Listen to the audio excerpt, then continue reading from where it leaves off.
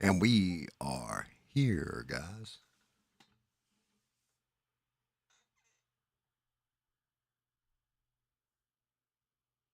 Eugene, what's up? Stranded, what's up? Yeah. What's going on, you two? Beans' sleep token video has almost 4K views. Good. Excellent. I'm actually excited to hear that. Um, I mean, look, she went to a concert, she filmed it. That's she put up interesting content, and she actually held that camera a lot stiller than I ever could. Um, that's almost, and that's a very good thing. Congratulations to her. Hopefully, she's getting a ton of subs out of it too. Shout out to the greatest mods on these interwebs, Miss Sheree. What's up, Sheree? I don't know if the volume's down in the headphones. Let me see. Is my mic okay? I think the mic's okay. Trying to set up the directional on it. Oh, I am like pulling my head out of my ass at this point. Long stream last night with, as Sheree calls us, the Unholy Trilogy. Myself, Mr. Smurf, and David Mon. I love it. Sheree and Stranded checking in like, yes, your microphone isn't cutting out. You're not sputtering, spitting, and being a goof. Oh, we picked up another sub last night, so we're at 116. Shout out to the new sub. Hopefully he drops in, has a conversation, or maybe he's just there for the gamings. Not sure yet. We'll find out. So 4 movies in the title, or 4 movies reviewed in the title. We'll get to them. A pair of horror movies, The Strangers Chapter 2, and Him, which, yeah, we'll definitely get to them. And then we had one called Monster Summer. What the hell was the 4th movie? Oh, Primitive War. Basically, soldiers versus dinosaurs. Definitely something that little Leo probably would have loved. Steve Marino, Steve Meister, Steve Alinga Ding Dong, Steve Bambino, Stevino Bambino, Steve Lakashaka. My main man on the streets. I am fucking beat up and getting my brain in order. You know, smoking that cigarette. Got to strap shoes on my feet. Bubba, what's going on, Bubba?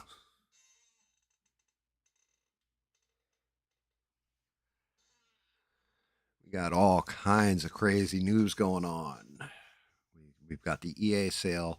I mean, I'm saying this and I'm kind of saying this out loud to myself to remind myself to talk to myself about this stuff.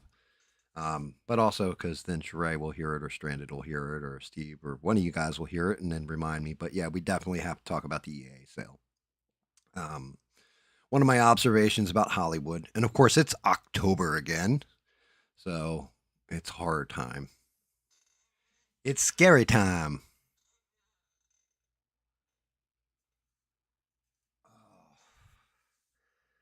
We also have a government that's in shutdown. Hopefully, Bubba, you're still getting your checks. Hopefully, them sons of bitches ain't messing with you.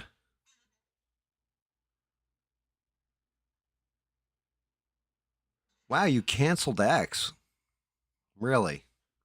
That's a development right there. Would they piss you off with this time, Steve? Did Elon Musk tweet out a picture of his butthole or something?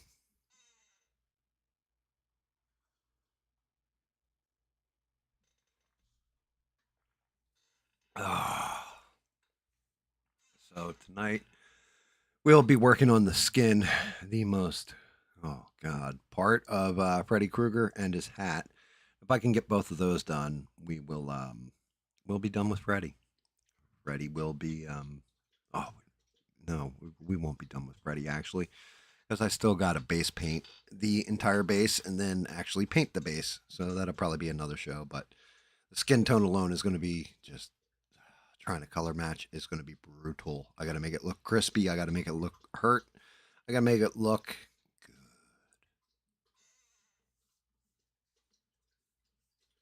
Just too much. Yeah, I mean, you need to take that brain break every now and again, Steve. So much craziness, so much toxicity on the internets. There's a reason why I don't watch Twitter. Let's let's go to the desk and show you guys not just Freddy, but I think I'll show off the new models first. When SE Wolverines gets in here, I'm gonna have to show them again. Probably one of these I'm gonna have to show to 6 too. Again, when he gets in later. Well, let me show you all the upcoming stuff I got on the damn bench, and it's quite a bit. We'll start off first with the one that I'll end up having to replay and show to 6 because it's actually a redo. I did this one before, but the original model was about a third of the size, and it shattered because when I hollowed it, it's actually where I learned that if you leave any kind of resin into a sealed off part of the model, it'll be like water in the middle of a rock. It's going to eventually push out and crack the entire rock. So I made this pyramid head here for my daughter-in-law, and it shattered. So I actually took them, I remixed them, I rehollowed them. So now he's got a hollow base. So I was able to get him much bigger. I had to cut down the sword, of course. So the sword will get glued together, sealed off. Not a big deal there. One I was actually kind of worried about, and I'm going to have to get in here in this little hidey hole place on the side. Let me see if I can't get that to actually focus on it, because there is some kind of crud or it misformed when it was printed. But the arm actually goes in there like that. That's actually not a terrible seal, but not exactly perfect. And then we'll connect to the wrist on this hand right here on the sword. And actually, you know what? I'm probably better off doing this crap first. Let's see if I can actually get it on there. Come on, you little bastard. Fit. Wow, really? Now you're going to make me look like an ass after I did this in the pre-show and made sure it was all fitting together. But yeah, it's going to sit like this. His body will go in. The hand should lock just like that. So we have the hand going down to there. Here's the other side. This one goes back a little bit. So boom, boom. And then, of course, the most important part about Pyramid Head is Pyramid Head's head. Chillin on there. But yeah, so we have a decent size pyramid head finally. So that's number one.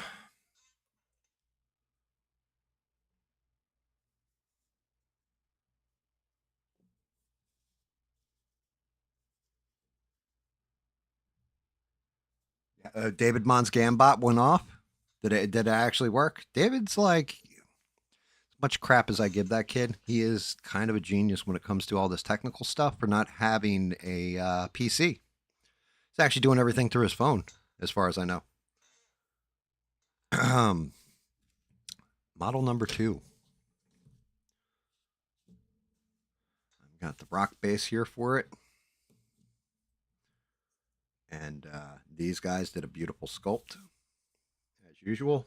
Let me go down a little bit so we can actually see them.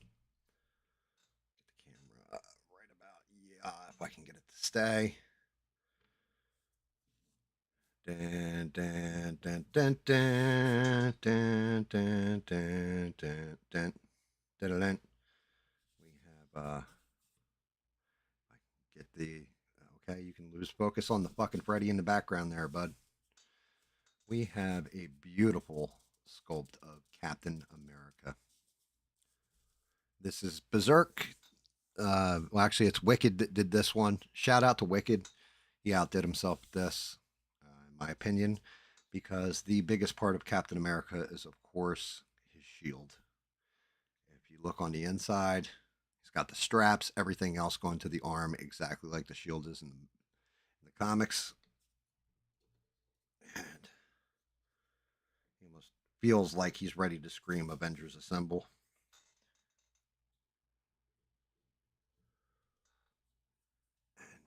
Yeah, he fits together like a glove.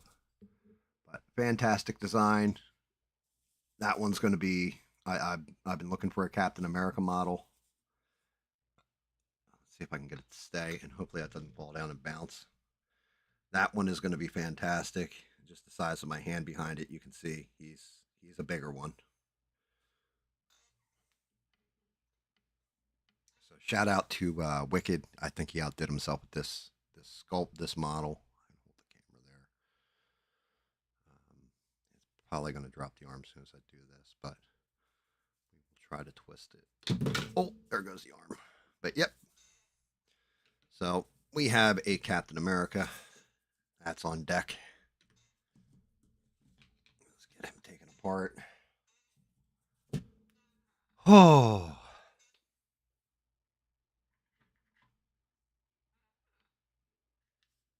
And then we have this guy.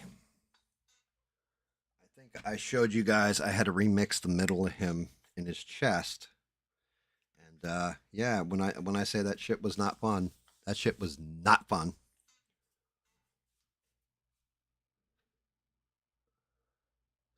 Where is your head in your hand, sir?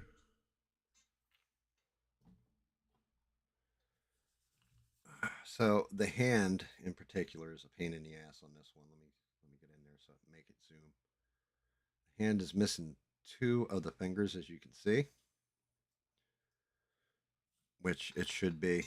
And then the head for this one, so get the head in there, get it to fix itself.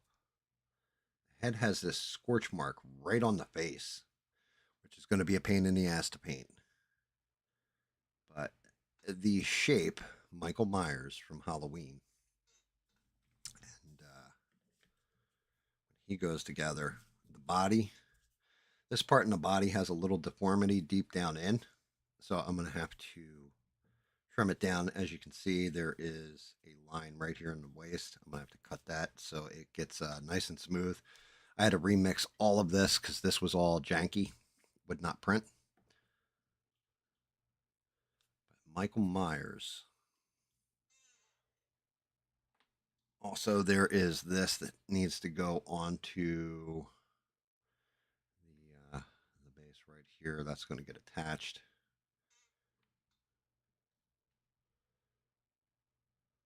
But yeah, yeah, we have good old. Let me see. Why is that? There goes the camera. D D D D D D D D D D D D D. He's a little bit smaller, um, but he should be a fun one. And then of course here's the other hand. That's going to knock this arm out as soon as I do this, but see if I can't get the hand to go in there. Yeah. So I think you can see it for like a split second there. It's October, so it is time for the horrors. But yeah, the little hand, everything else. So we got that one.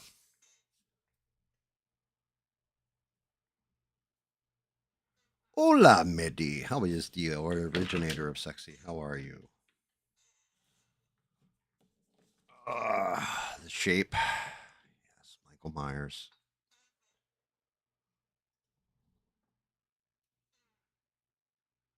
Last but certainly not least.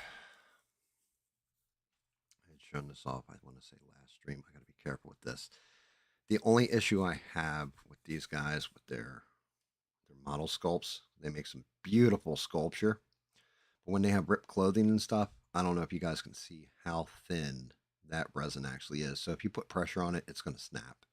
So I have to be super gentle when I'm painting it, handling it, what have you. I think I had this bad boy at this point the last time I showed him off.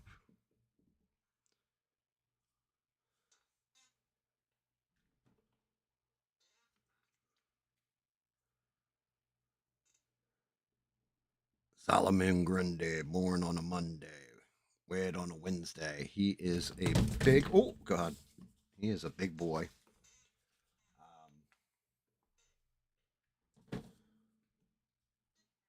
One part that was missing though, and I had to print it out. And yeah, I think they did a stellar job with this part of it. It's actually the Cyrus Gold on the gravestone. That goes right in here. I had to make this cut myself, but the gravestone is actually going to go in here and actually get it to seat in the base. There it is.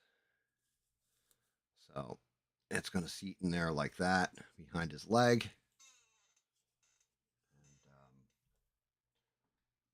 And the most important part about Grundy is he came with two different ones, so I have to decide which head to use. If not, I'll just paint them both and then maybe make them where they're switchable. But we have Solomon Grundy's head. Got that one, and then we have, as the camera catches up, we have this one. So if I actually take the body and switch it around, his head will go on just like that. Solomon Grundy, born on a Monday, christened on a Tuesday, wed on a Wednesday, sick on Thursday, worse on Friday, died on Saturday, buried on Sunday. That was the end of Solomon Grundy.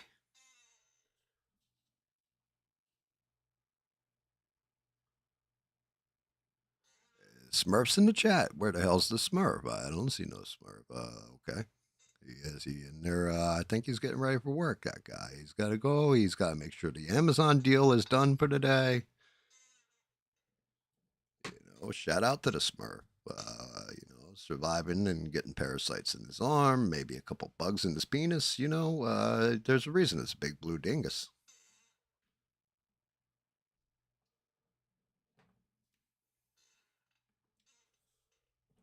So yeah, guys, that is all the stuff I've been working on since I took that Sunday off. I was able to remix, cut, get everything printed. Altogether, you're looking at about 72 hours worth of printing. Maybe a little more because Captain America, unfortunately, his top half did not want to work with me. And I reprinted it 2 or 3 times. 3 times, I think. As a matter of fact,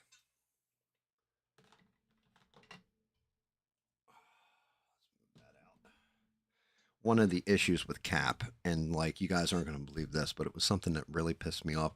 And it's because this thing is, I think, a quarter of the scale of what it's supposed to be. But on Cap's helmet, he has two wings that come off on the sides, right? Well, Wicked, who modeled it, did it where the wings were actually popping off the side. So they were out by, I'm going to say, like maybe a couple millimeters on the big model.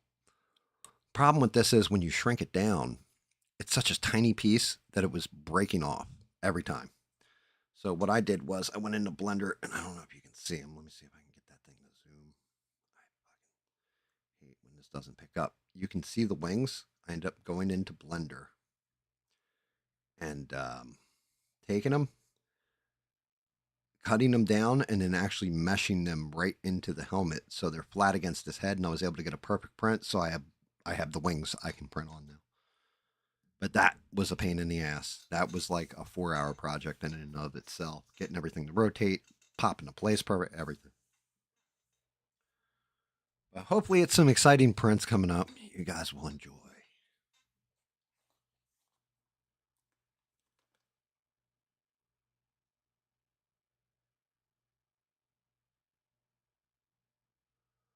Um, Doing a sculpt of yourself. So yes, there's ways of doing it. Your best bet though is to find. There's AI programs that can do it, where you can take a picture, put them in there. They're not bad. Like they can capture it. They cost you money to do it. Um, but usually your best bet is to find somebody who does 3D prints like as a profession. And then what's it called? I keep wanting to say it's called cosine, but it's not cosine. It's conscript, I guess, them to do it for you. I think it's conscript. But you basically hire them to do the model of you and put it into an STL format, and then you 3D print it.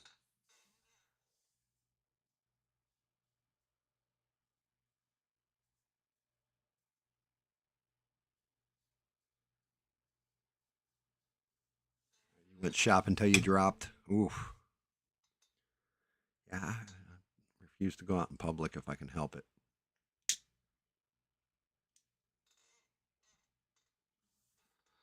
I mean, I'm getting. Oh, Steve's off of X right now. He's not keeping up with the news, which good on him. He needs that brain break. I haven't. I've been trying to stay away from the news too, guys. But there is news that is coming through, and we'll go into one of the bigger stories, and well, not really bigger story as far as like the world goes, but a bigger story as far as being a nerd and a gamer and stuff goes. EA. Yeah, everybody knows EA Sports logo. EA Sports. It's in the game, right? Madden football, everybody's heard of it. FIFA soccer, everybody's heard of it. Or, well, or in the UK, I guess it's just FIFA football or FC or something like this now because they lost the FIFA name. NHL hockey, you name it, any sports game. But EA also makes Battlefield, a whole bunch, a whole slew. At one point in time, they were called the Evil Empire because they would buy up all the indie developers and screw them over and like nerf their games or just sucked up everything. They did Dragon Age, things like this. Yeah, EA is being sold to Saudi Arabian investors. So the Saudis are putting up $55 billion along with a company, I think it's called Affinity Partners. That's owned by Jared Kushner, which is disturbing too, as that's Trump's son in law. For those that don't know, you don't know. But yeah, Jared Kushner's group, investment group, is going with them, and they are basically buying up EA. So all the American sports teams, everything else, Saudi Arabia is technically buying the license to all of them by buying EA. EA used to make Star Wars games as well, and I think they've lost the license. I'm not 1,000% sure on that, but all the Star Wars licensing, all that stuff, it's all going to Saudi Arabia now. Now, FIFA didn't lose their name, but EA Sports lost the license rights to use FIFA's name. You have to pay X amount of dollars. So that's just it. There's a point in time where, say, like you had Madden football, right? The NFL wanted, let's say $100 million a year or $50 million a year to use the NFL logo, the players' names, all that kind of stuff. And what ended up happening was they started coming out with games like you get like Tecmo Bowl, where the teams look like, say like the LA Raiders. It was the LA Raiders at the time Tecmo Bowl was out. But you get teams that look like that, where they'll call them instead of like the Green Bay Packers, the Green Bay Stuffers or something like this, right? They'll give it a team a different name. They don't give anybody, all the characters just have numbers on their jersey, no names, stuff like this. And they had to do that. Well, EA actually revolutionized everything because they actually hired John Madden to come in and do commentating and announcing on their football game, and then paid the NFL. I think at the time it was like $10 or $15 million for all the licensing rights to all the team names, all their logos, everything. And now, granted, that's grown exponentially over time. But yeah, that's just it. The Saudi company coming in and buying all that. It's actually kind of terrifying to me.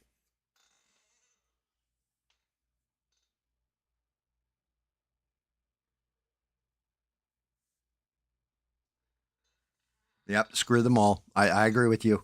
But that's an American company being sold off to Saudi interests.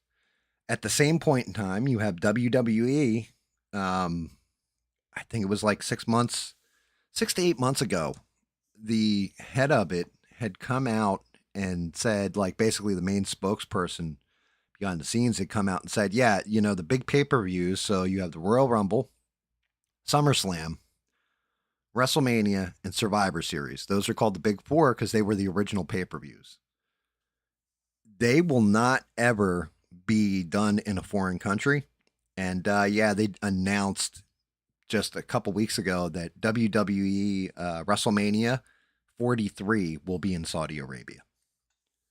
So the Saudis are dropping crazy money right now on the US. Like, I know Trump went over there, did that whole thing, but with trade deals and everything else, but there's something else going on here where the Saudis are buying heavily into US entertainment, which is worrying.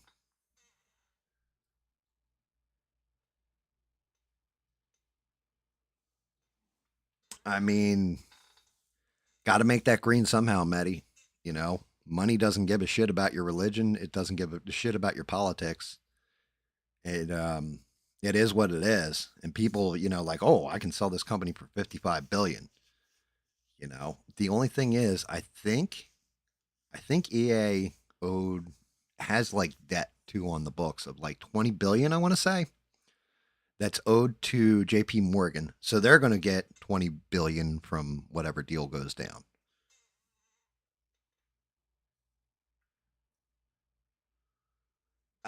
Yeah, and that's just it. I'll be talking about the shit show entertainment. Now, granted, it's moving away from woke, but it definitely is still a shit show in my opinion. Like, it's not back to pre woke agenda kind of stuff.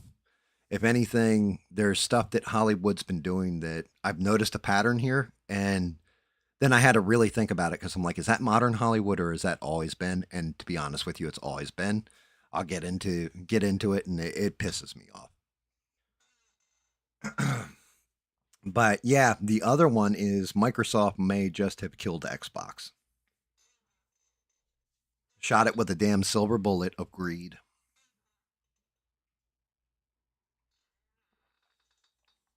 Danny Boss, bro, how are you? How is everything over there in northern Pakistan?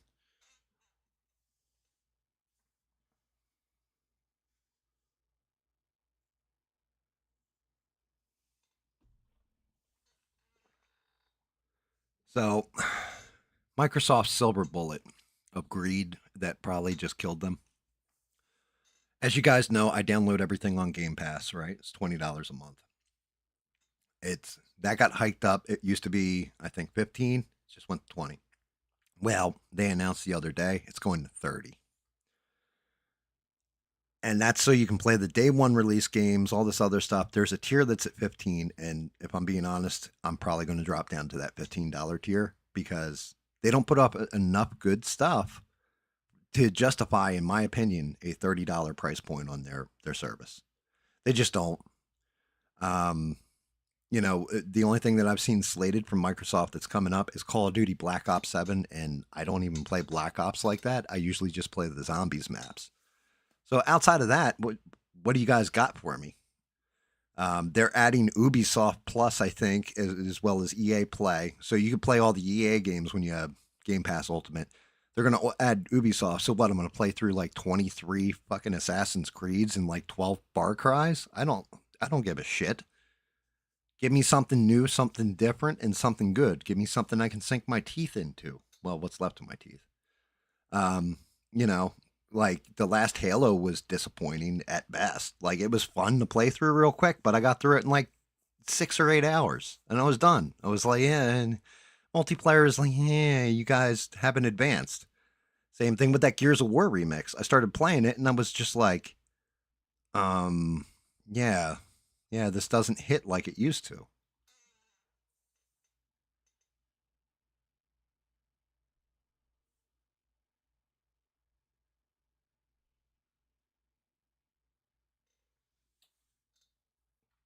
PlayStation's no better lately. And yes, Medi, you're right. That's just it. Trump did say he's bringing all these companies back. Now, I mean, we can go into that a little bit because Trump is doing something that is way more important than our entertainment, and that is getting pharmaceutical companies to move back. He hit a whole bunch of those medical companies with 100% tariffs. Pfizer signed off on favored nations, though. And because Pfizer signed off on the favored nations, anything manufactured by Pfizer is now going to be like, say in the UK, they're getting their insulin for $10 a shot. We're over here, we're spending $150 a shot on that. If it's made by Pfizer, it's now going to be the same as the UK. So we're going to be able to get that for $10 a shot. Now, what I think is going to happen, because the pharmaceutical companies are the greediest sons of bitches on this planet. I get research and development, all this other kind of crap and everything, and innovation, all that. You don't want to kill that.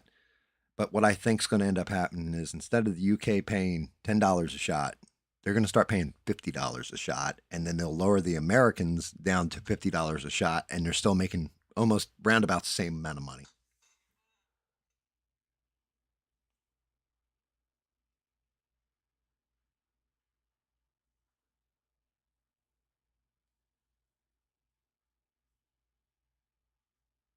Um, yeah, I see exactly what you're saying there, Stranded. Um, Japan doesn't really have the lock on electronics. It's unfortunately, it seems more like South Korea. South Korea, Japan's innovative, but Japan is actually struggling right now. Pretty good. Um, they have some great innovation over there, some interesting stuff, and like for example, who makes Samsung products? It's not Japan. That's South Korea. So yeah, your electronics, a good chunk of them are coming from South Korea. Um, the Saudis are starting to buy out our entertainment sector, and yeah, yeah, China is buying up land like crazy. So it's definitely an interesting time.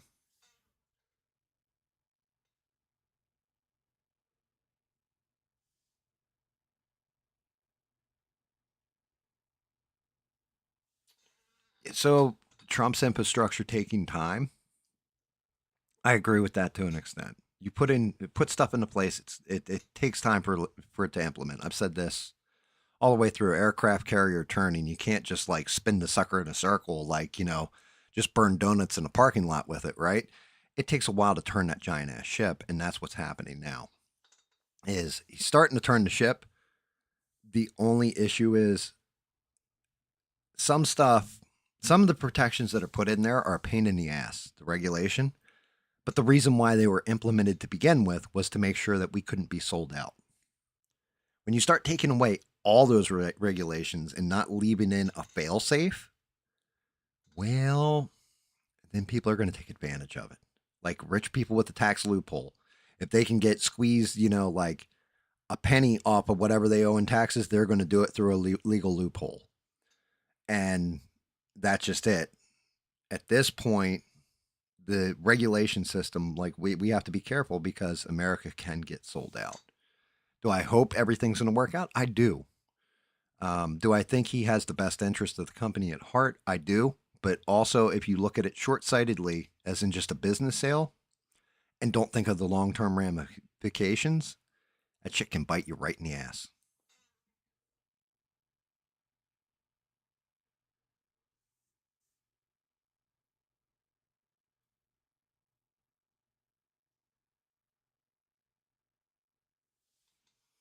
Yeah, I mean, so when it comes to doctors, I feel actually, if I'm being quite honest here,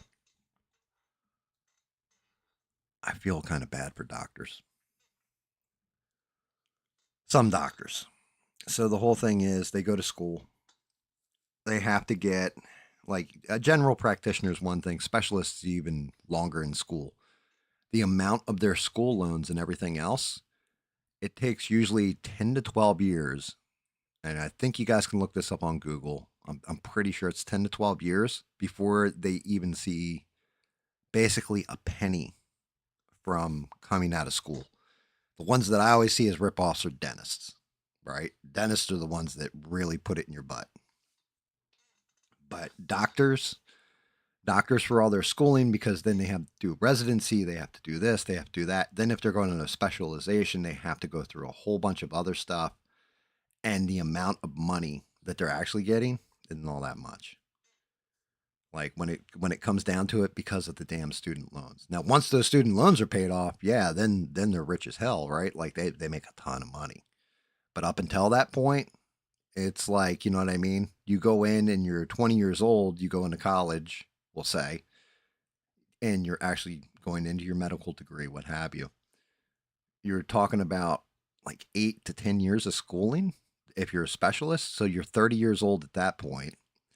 Then add another 10 before you even kind of break even, 10 to 12. So you're 40 to 42. That's why, like in their 50s, 60s, that's when they're making all their money.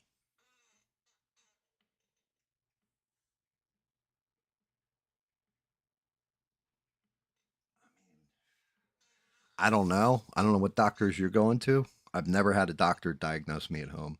Everyone always, every doctor I've ever dealt with. Now, granted, I don't deal with all that many doctors either, but they run a whole battery and series of tests on me every time I go in. Um, and mainly, it's just a blood draw. Blood can tell you so much. If you're throwing proteins, if you have a certain thing for cancer, everything else, prone to this disease, that disease, what have you.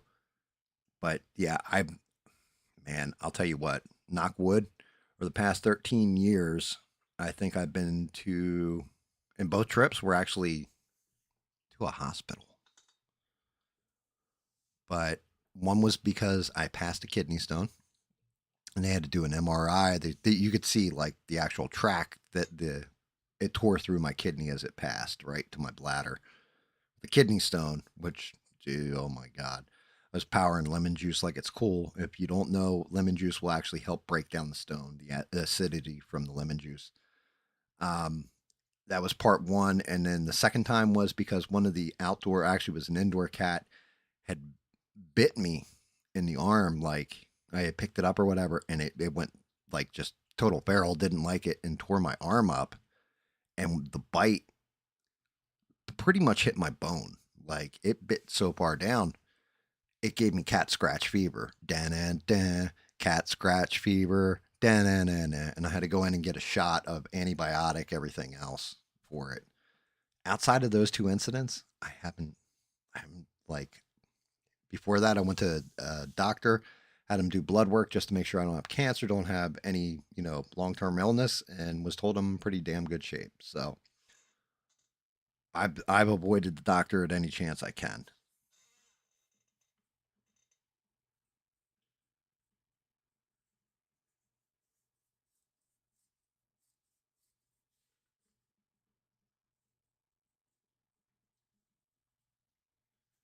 See, like there you go, Manny. He was a rich dude, and his parents paid for his schooling and all that. I've never had that luxury. I'm pretty sure most of us have never had that luxury. My parents were po. They couldn't even afford the other O or R. Well, actually, my dad could. My mom couldn't, and my parents divorced when I was 7. I lived with my mother, and yeah, yeah, no, no, I was dirt fucking poor, like scraping bottom of the barrel poor. 14 years old, working in the bar, paying for my mom's bills, poor. So I get it. You know, it is kind of a racket, but at the same point in time, what's going to happen now with AI? Because AI can detect cancer. AI is able to figure a lot more shit out that we couldn't figure out before. So if we're really moving into that, what's going to happen to the average doctor? Like the doctor, you're going to go in, you might even just be able to go see a nurse practitioner instead of a doctor. Say, hey, here we go, and yeah,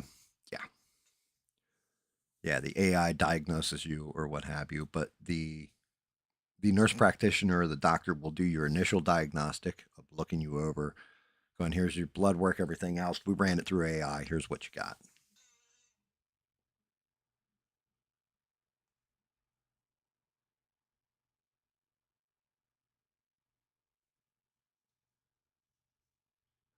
Wow, that's crazy, Stevie.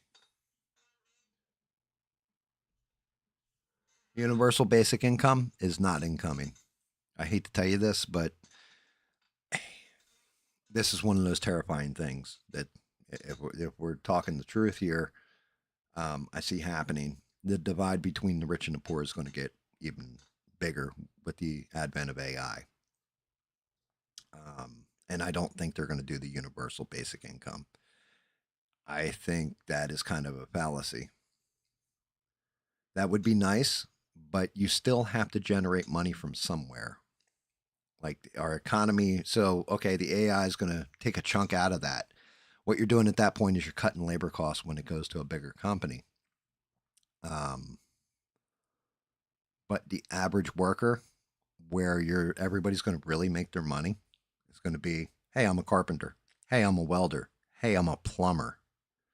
Hey, I do this. And those services are going to go up in price almost like a doctor. Like I know plumbers that make a fantastic damn living doing it, or carpenters that are doing housing and all that stuff. And if we really break it down and look at it in the long view, that may be why they're definitely hardcore on getting rid of illegals too.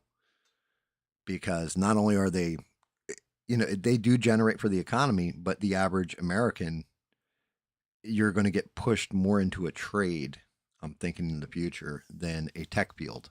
So, like IT, for example, what the hell do we need to outsource or call a tech support when you have an AI right there that you just tell it like, hey, this is the problem I'm having. The AI goes through, diagnoses it, looks at the its own programming and says, oh yeah, here's the screw up, I got it fixed, adjusted in a matter of seconds, where a human, it will take it a while to analyze all that code and everything. The AI already knows the code and can just hammer it.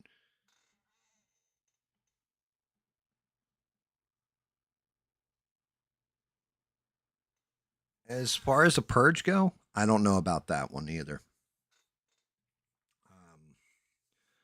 I think because of the infighting, Eugene, that if you really want to talk about a purge, it's going to be more of a purge of individualism. That's the purge. So people that think independently, the problem is though, well, not even the problem is, it's really the problem with AI is this. AI does what we tell it to do. At this point, even if it free thinks, it's still basing itself off of somebody else's concepts. It's not coming up with new concepts on its own. When it can free think, that's when we're in trouble. But at this point, it can't. I think if you actually put into AI everything that's happened in world history and everything else, it would determine that humans were the problem. We'd have like a Skynet Terminator scenario, if I'm being honest. Like, it would just be like, yeah, the problem is humans. You guys are assholes. It would be Agent Smith talking to Morpheus in the first Matrix movie, is exactly what it would come down to. You know, I've looked at humans. You're not mammals. You don't interact with your environment, adapt to it, and live in it. You destroy the environment. You use up all the resources. You keep breeding and everything else. You know what does that? A virus. Viruses need to be wiped out. I can see an AI going that route with things because it's logical thinking.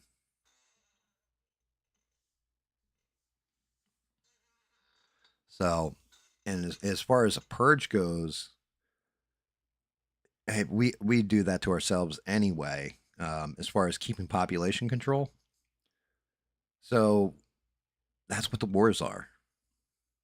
You may be only killing down a little bit of the population, but just all right. Look at Israel, Gaza, for example. Well, look at that. We can talk about the peace deal and everything else. I'm shaking my head on the peace deal if I'm being quite honest with you guys, because there's stuff that I talked about, and this was months ago. I'm going to say this was back in June when I had first heard this is how it's going to break down, and it's pretty much the peace deal they have on paper, except for one thing. Hamas is being given amnesty, apparently, in this peace deal. Now, I haven't read through the peace deal. I need to. But Hamas apparently is being given amnesty. Well, wait, I thought the whole point was to wipe Hamas out, right? So what the hell are you guys doing here?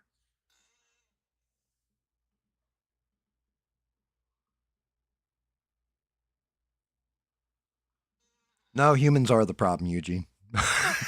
It's not just powers that be. They just are the greediest of us. They're the greediest of us and the ones that have the most power to implement things, right? But it is humans in general because most humans can't come together like we're doing right now, like a community, having conversations, discussing things, enjoying time, right? Saying, hey, look, I don't agree with all your ideas, but you have a right to those ideas and let me hear you out. So this way I can, like argue my point back, for example. Humans have become almost like cavemen again, in a way. It's all tribalism. You don't share my ideology, therefore you're evil, therefore you must be wiped from the face of this planet. That's that's a far cry from where we should be as a race.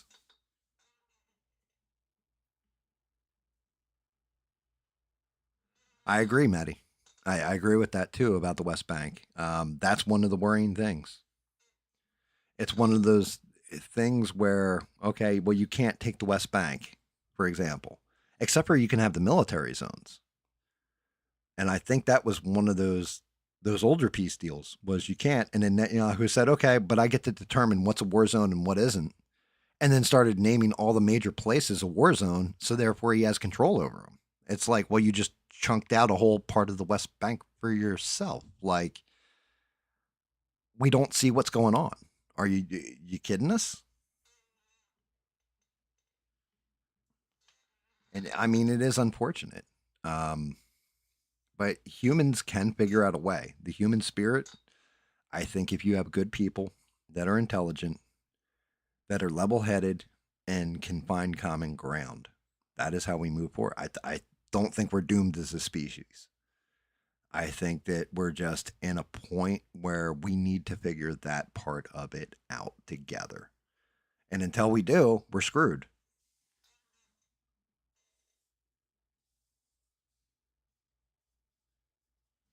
Stranded, I agree with you 1,000 and a billion and 100 trillion and 11 trillion quadrillion percent on that one. Earth does not need us. Even if we bang it up with nuclear arms or whatever, like a whole big nuclear war, planet's going to get wrecked. Give it a little bit of time. Eventually, something will happen, and the trees will grow back. Life will continue without us.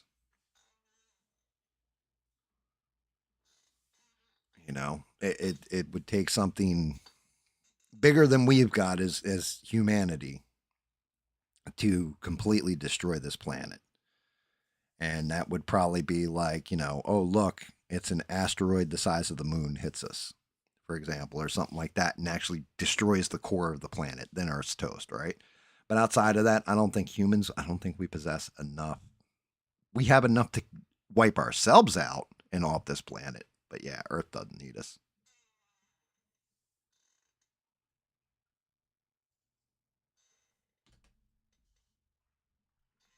Oh, good Lord.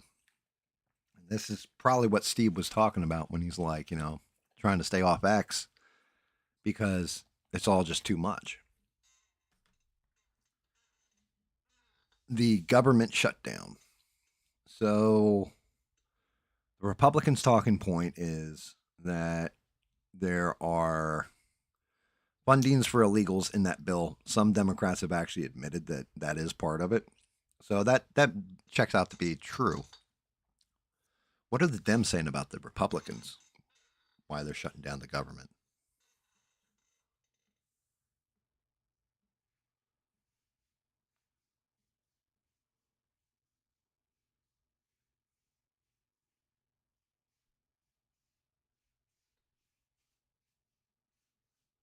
I mean, if we were wiped off the planet, Medi, yes, you're correct. Vegetation would take over all the buildings and all that stuff. Stuff would crumble and everything, and just and the Earth would absorb us within 100 to 500 years. We'd say.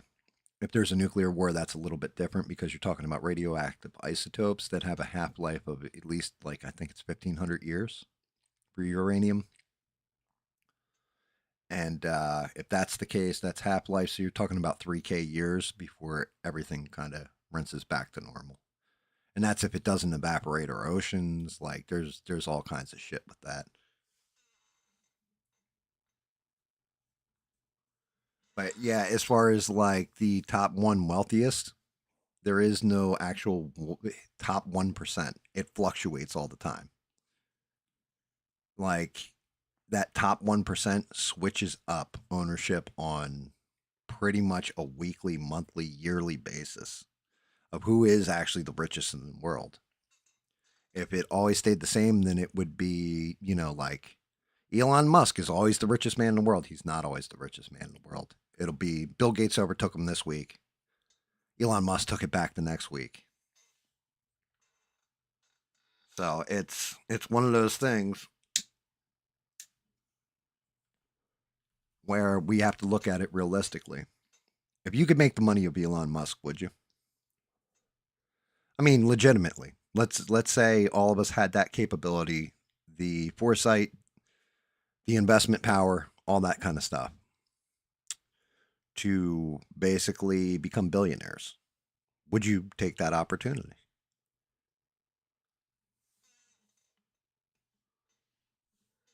Would you want to be George Soros, for example? Like not with his ideology, but with his money. Would you want to be Donald Trump with his money? Not his presidency, not all that kind of shit, but just his actual money. Elon Musk, another one. Bill Gates, another one. A Saudi prince that owns like a huge chunk of the oil fields going out. Would you want their money? Like given the opportunity, and then stack it against what would you do with that money?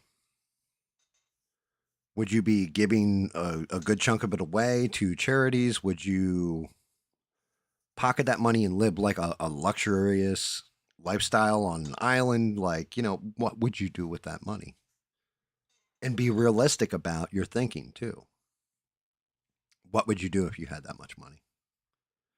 Enough money where you could go in and buy a third world country if you wanted to, because they do have that kind of stupid money.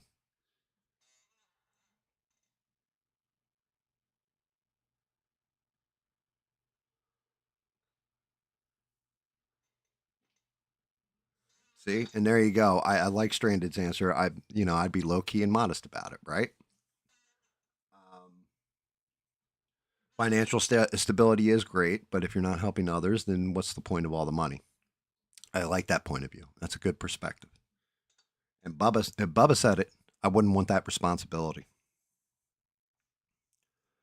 If I had an opportunity to get as wealthy as those guys, unfortunately, I would sell it. I wouldn't want that responsibility either. I I wouldn't need billions of dollars to live. I don't want that money. Like, in a way, a lot of the way that money's earned, I wouldn't want that money. I would put it towards, if I had to be in charge of it, had to have that money, I would do stuff like Elon Musk, like SpaceX. Let's go to Mars. Let's, go to the moon. Let's see if we can't find a way to use our AI to take away birth defects in babies while they're in vitro without, screwing them up. Like, oh, we've identified this in your child that is going to have brain cancer when it's born. We can wipe it out now and change that genetic. I'd be doing stuff like that and improving humanity or trying to strengthen humanity in some way. Um, but yeah, greed greed does fuck people up. Some people get that greed and then they get that complex, that God complex, or that my daddy owns a dealership kind of complex too. I saw that with a lot of rich kids when I was younger, where there was definitely kids that had a ton of money and didn't appreciate shit.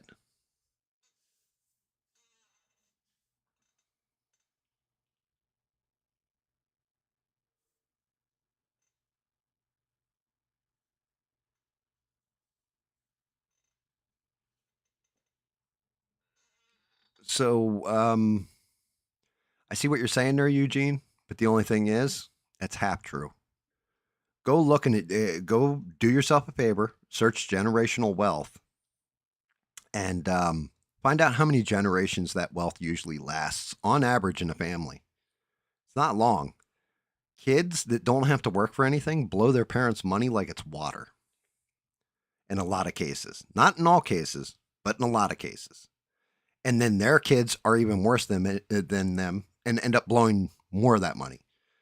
People who hit the lottery that are poor end up poor again in most cases. And the reason why is because they have FU money. Oh, I spend all this money and everything else. Like, oh, well, I've got $1,000,000. What's 100,000 here, 100,000 there? And they end up penniless and with nothing. It switches. The thing is, I can't hate rich people because they're rich. They had to earn it at some point.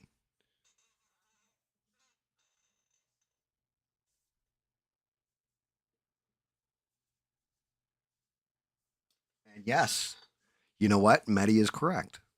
Charities, you need to look at the bottom line of how much of each dollar donated to a charity is actually going to funding whatever cause there is. In a lot of cases, you're going to find that the money itself is going to mailers, the CEO, everything. You do a nonprofit organization, and then say you take in like 100 grand, and 10,000 of that actually goes to whatever the cause is. The other 90,000 is going to, hey, we made phone calls, so we needed landlines, so we paid for that. Oh, we needed a nice headquarters. Oh, we needed to send out mailers to remind people to send us money. She's right. There is definitely, like, you have to be careful with charities because they do enrich themselves.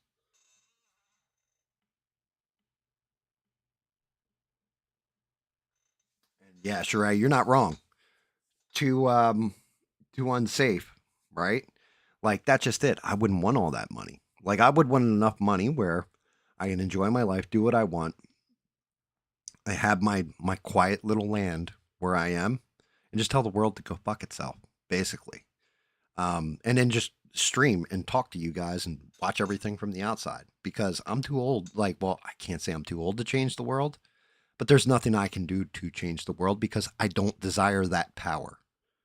I can talk to you guys. I can talk to the internets.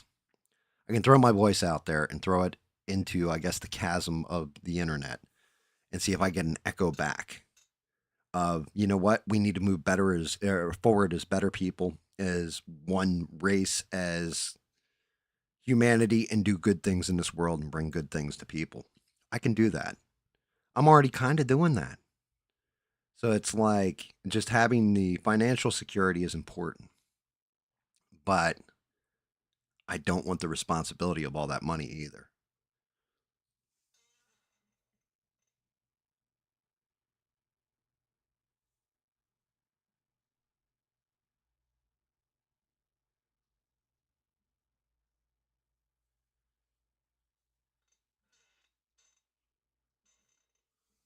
Am I not coming? Did like I cut out or something stranded? Like I'm sitting there catching up. Like I'm pausing to read the chats, but did my mic cut out?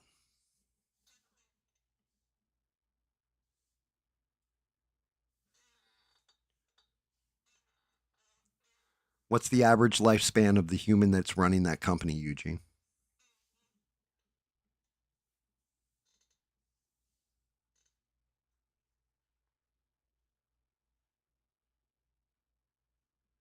Oh shit! Stranded dropped her phone in the toilet. I knew like some of the stuff I'm saying probably sounds like bullshit, but you didn't have to flush me.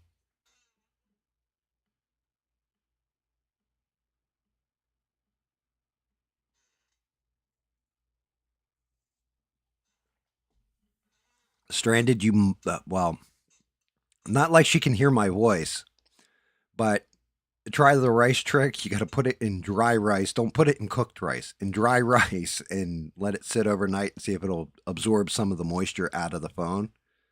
That's not good though.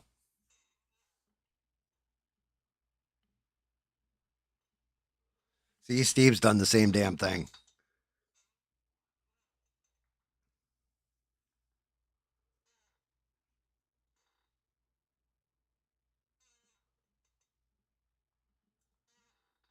Yep, and you got it, Steve. Yeah, thank you.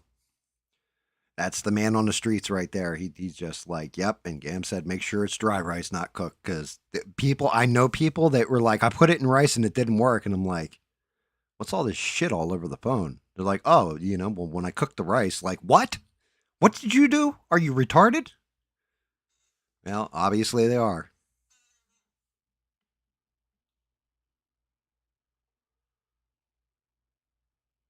I do know somebody who tried cook rice. That's a true story. Like, I can't. It's shit like that that I can't. I can't make it up.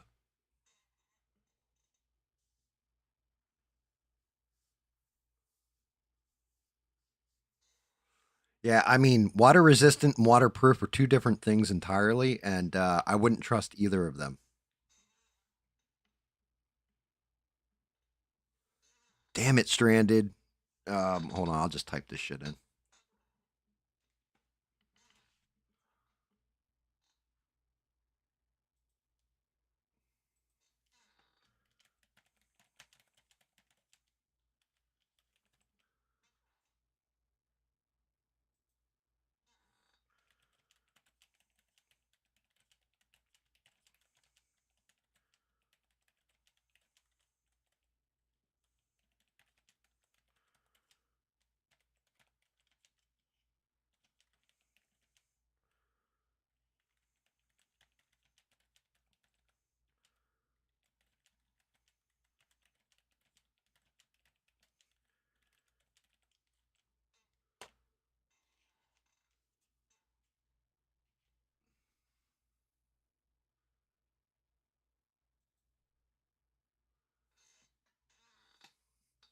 Yeah, yeah, and that's true. Well, I don't know. I've never owned an iPhone, and I never will.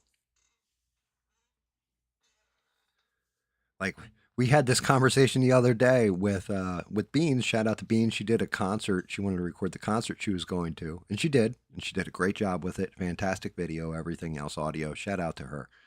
Um, but yeah, she was asking how many gigabytes will it take for I want to film this much at 4K and all this kind of stuff.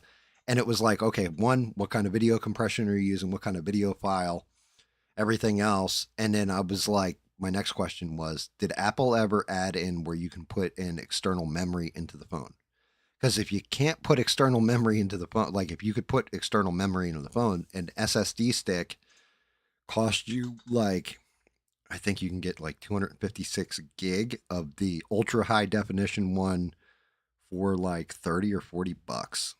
So I'm like, you just get one of those, record all your video directly to it. But using that, it's just like, nope, they never put one in the iPhone. I'm like, well, there you go. You're stuck with what you got.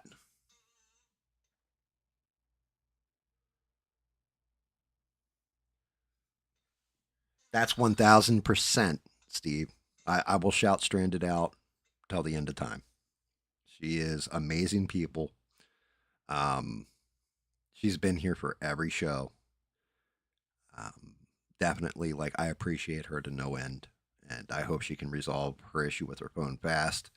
Steve definitely has, like, you probably just had like, oh shit, system shock for a second there, because didn't that happen with your phone too? Like, well, you didn't drop it in the toilet, but you broke it, and it was like, I can watch, but I can't talk.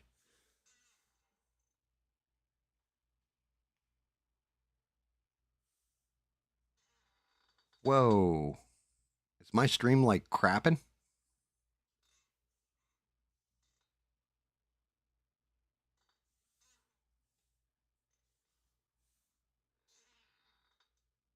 What is going on with my damn stream?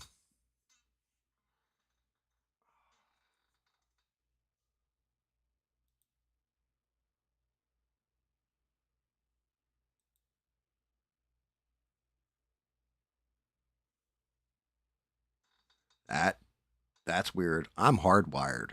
I should have no issues with my stream whatsoever. And I legit just saw my screen, like, I don't know if that was my Wi-Fi or what, but I'm hardwired as far as my stream actually goes.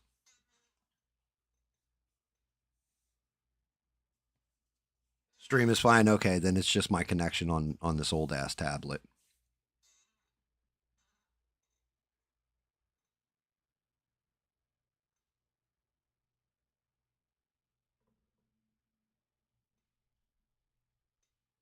And yeah, shout out to David Mon. I legit just got the notification through Discord too. That's probably what made my tablet like start swirling. I was like, "Oh, I'm losing signal."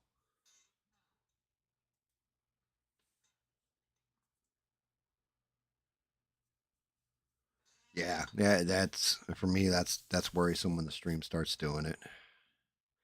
And I'm sitting here talking, running my gums and everything else, talking about the rich, the poor, and everything else, and procrastinating because the pain of the matter. God,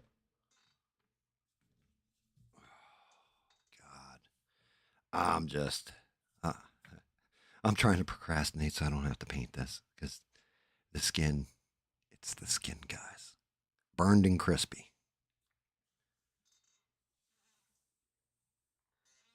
Burned and crispy is going to suck.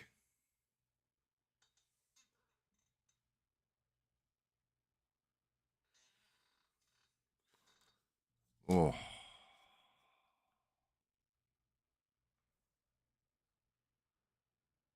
Frederick Krueger.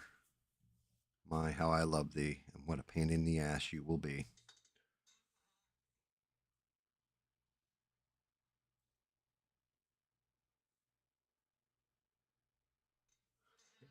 Yelling locals only. Oh my god. I could see that too. Shout out to Mister. Hopefully he's doing okay and everything's good out there.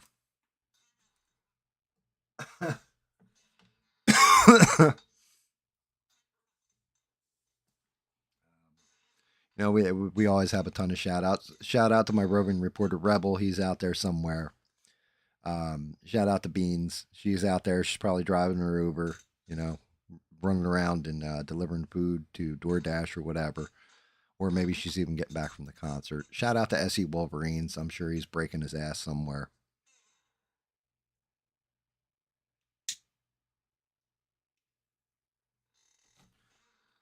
Oh, so movie reviews. The Strangers 2. Yeah, it sucked. And it leads me to one of the things I had to realize. I thought, hey, you know what? Maybe this is modern day Hollywood. And then it was actually Mr. Freddy Krueger here that made me realize no, Hollywood's done this for a long ass time.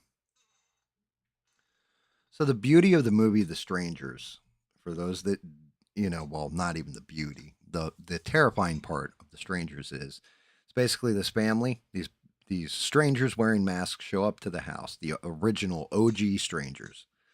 They show up to these people's house. They take them prisoner in their own home, basically torture the shit out of them. and then end up disappearing, like just leaving. Strangers Chapter 1 sucked too. Yes, I agree. The original OG Strangers, though, and they're like dressed up in like the one dude's in a tennis uniform. Like the most chilling part in there, and what should scare you the most is this: they have the man and the woman, they have them tied to a chair, and they're torturing them, and they're standing there, and their masks looking at them, and all scary and everything else. And a woman screams out, "Why? Why are you doing this to us?" And the main stranger just looks at him, or looks at her, and is like, "Because you were home." No motivation, like not, for, "Oh, you did this to my child back in the day and I'm punishing you for it." Nothing. No, just because we can. That's why we're doing this, because we're evil like that and we do this. That's all the explanation I need. The entire strangers are ambiguous, like their backstory. You don't know who the hell they are. Maybe they're the dude that cuts your lawn every weekend. Maybe it's your mailman. Maybe it's that nice person at the store that opened the door for you when you walk through. You don't know who they are. Hence the title, The Strangers. So how do you fuck that up?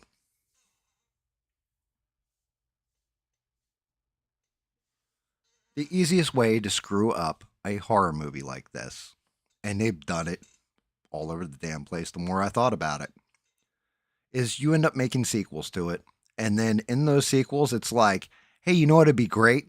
Let's explain where, this stranger actually was when they were a child, and how, they were always evil, or how they were always this, or look, they have this supernatural power now, and we're going to advance the story this way. And they explain to you who the strangers are. They explain who two of the strangers are, and you're just like, I didn't. They're called the strangers for a what? What are you doing?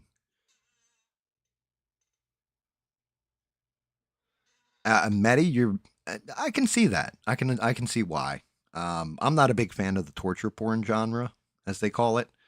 Um, so like Hostel, The Purge, Strangers, right? I'm not a huge fan of them, but the first Strangers was disturbing, because it'd be like I'm sitting there chilling on stream with you guys. All of a sudden, a bunch of weirdos show up at my house, torture the shit out of me, my wife, my dog, everything else, and then, just disappear. And like, for what reason? Because they could. Like, it's supposed to be off putting in that way if you put yourself in the shoes of the people being tortured, right? Human centipede. Feed her! Feed her! Yeah, I agree with that too, Maddie. I like the ghost type. I don't mind slasher films. They're always fun, but they got goofy as shit, right? But that's what I'm saying is, so now explaining to me who the strangers are in Strangers 2, which they do, and there's going to be a Strangers 3 by the way they end it, and yeah, I ooh, God, it gives me gas thinking about it, because I don't want to see it. But yeah, they definitely, it was not good, because why would you explain this? But going back in time and thinking about it, Freddy Krueger. What's the origin of Freddy Krueger? Simple. You watch Nightmare on Elm Street, you get the origin of Freddy Krueger. He was a uh, PDF file, I guess we'll say, to be nice on YouTube. He then diddled the children and murdered them, and was a brutal killer. So the parents caught him, locked him in a boiler room basement, and set it on fire. He died, but he was so evil that his spirit came back in their dreams and tortured the children of the people that, took justice in their own hands. That's a simple story. That's it. And then what happened? They started making sequels. So all of a sudden, he went from that to, hey, he's the son of a thousand maniacs. His mother was a nun who was locked in an insane asylum, and the inmates did all this dirty stuff to her over a weekend. And, you know, he basically, like, that's how come he's so evil. I didn't need to know all that. Why the hell do I need to know all that? I don't give a shit. Like, you already gave me the perfect origin with he's just He's an evil bastard to be an evil bastard because there's evil bastards in this world.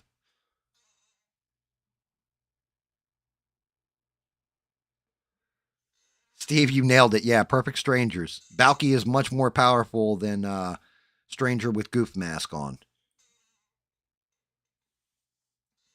But that's just it. Um, Friday the 13th, the original Friday the 13th, what makes it so good? Jason isn't even in it.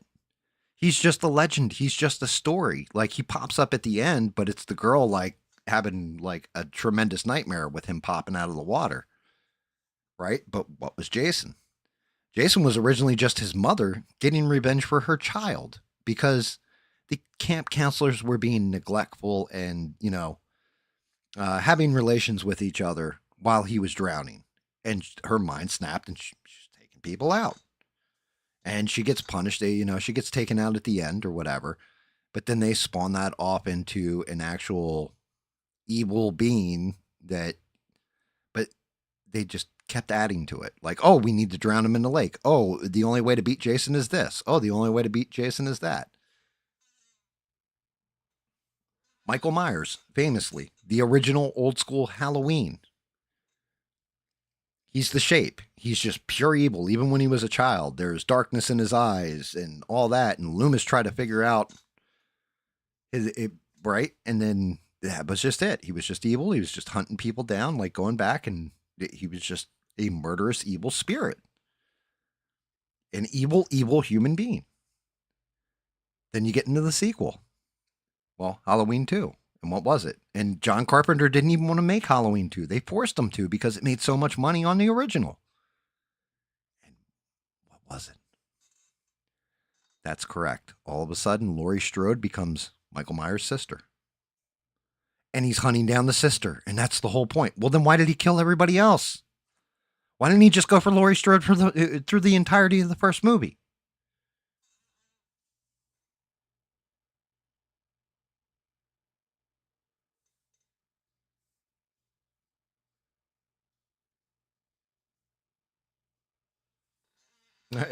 That's funny, Steve. Yeah. I mean, I like the twist at the end of Friday the 13th, part one. And in Medi, like the Conjuring series, I watch those like they're comedies. And well, so if you want to know the truth about like the Conjuring, why I can't get into it, like why people get gaga for it and all that. And I'm glad that you enjoyed the shit out of that movie. Like I actually am because I can't. And that's because I know the actual story behind Ed and Lorraine. Right. The real story is Ed is um, he's a PDF file. Moved a 15-year-old girl in with him. Used to abuse her, torture her, and then sometimes he'd sleep upstairs with or downstairs with his wife. Sometimes he'd sleep upstairs with the 15-year-old girl until he knocked her up and made her have an abortion. He's the actual scary part of the story, but they don't tell you that shit. Then when you get into stuff like Amityville or you get into the cases, Annabelle, all these cases that they solved, a lot of them, 99% of them, can be debunked. Even the photographic evidence they took has all been debunked at this point. Like you can look it up, it's all been debunked. And they would tell people, like, oh, just go with this story. There's one case where there was some paranormal shit going on. They showed up, like Ed and Lorraine just showed up. They weren't invited. They just showed the fuck up and injected themselves in it.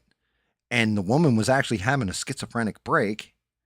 And her husband actually decked Ed because he was like going into the whole like psychic ghost kind of stuff. And like the husband's like, yo, get the fuck out of here. Like, and just laid him the fuck out.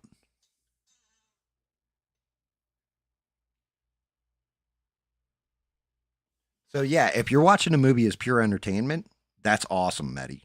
I'm not trying to downplay that, take that away from you. But for me, the fact that I know that the stories are already debunked and everything else, it takes away that magic for me. You know what I mean? And knowing the people that Ed and Lorraine were and how they basically just grifted takes away that magic from me. So I'm happy when people tell me, like, yeah, I can watch this movie and it's fantastic. It's an amazing movie and all this kind of stuff. But for me, it's like when it comes to The Conjuring, I can't get into it because I know the truth behind it. Like it kills the movie for me. And yeah, I mean that's just it. I'm happy that people can find entertainment. I mean, look, they're doing something right. It's a multi-billion-dollar franchise at this point. But again, for me, when I know the truth behind something, it's either going to make it scarier or it's going to make it not good.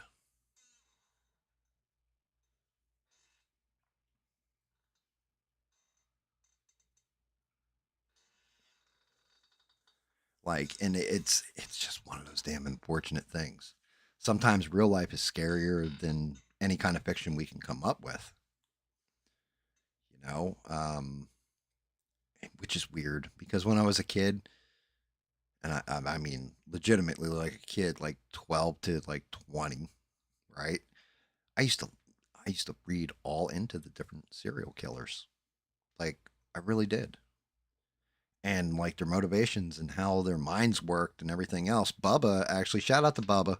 He turned me on to a TV show that only went one season and they're supposed to revive it, but it was called Mind Hunters. And it's when the FBI is first figuring out we need to investigate what motivates serial killers. And they talked to, what's his name? Ed Kempke, I want to say, in the movie. But it's like some of the motivations behind the actual monsters is more amazing than the monster itself.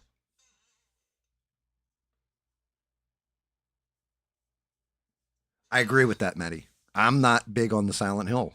Like my wife even had said something to me about that, like, "Oh, there's a new Silent Hill movie. Did you see it?" I'm like, "I'm not really interested." I was like, "The game playing the game is scary." It's the same thing with Resident Evil. You're playing the game, you walk down a hallway like 50 times, nothing happens, and then the 51st time you walk down that hallway, all of a sudden a dog or a zombie jumps through the window and comes at you. It's like it catches you off guard. It scares you. It gives you that oh shit, like anything can happen in this. And Silent Hill's much the same way. The games, but the movies, I'm like, mm,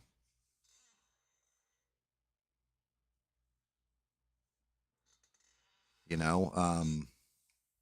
And then there's some movies, like some movie monsters, that are just the their basis in reality is weird as shit. Because I don't.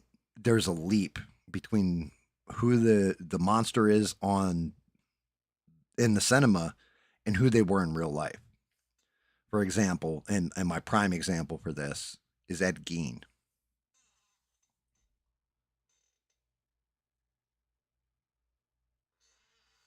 So I don't know if you guys even know who Ed Gein is and what movie monster is actually supposed to be Ed Gein or what they took from the story of Ed Gein and made into a movie monster.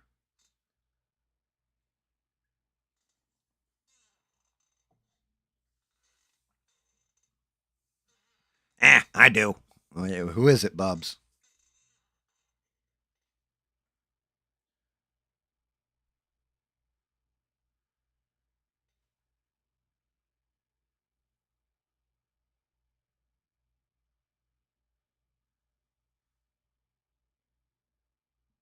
Sorry, guys. Looking at a picture of Freddy's skin so I can actually break this face down the right way.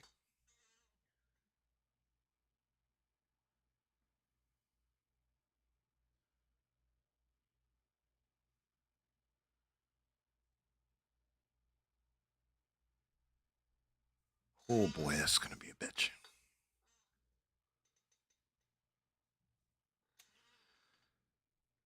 The main movie, and Bubba's right. There are a couple movies that are based on Ed Gein, right?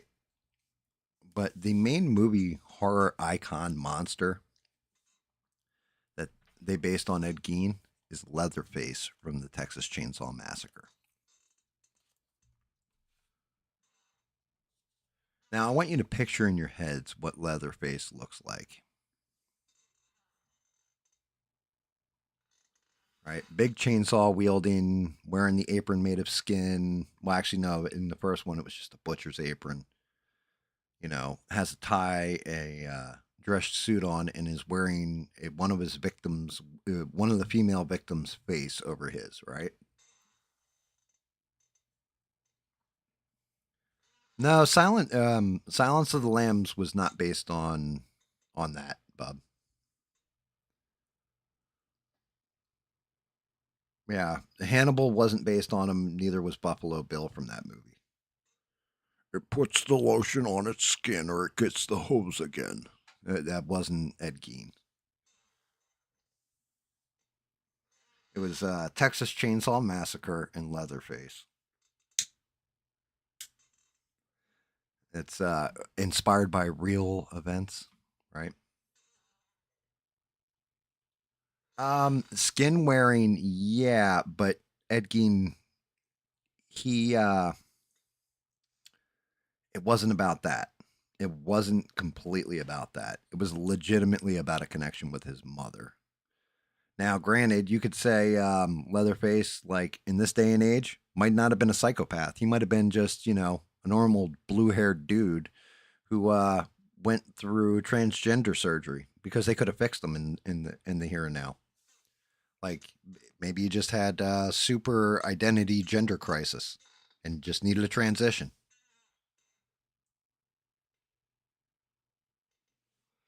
The original Texas Chainsaw Massacre scares me for two major reasons.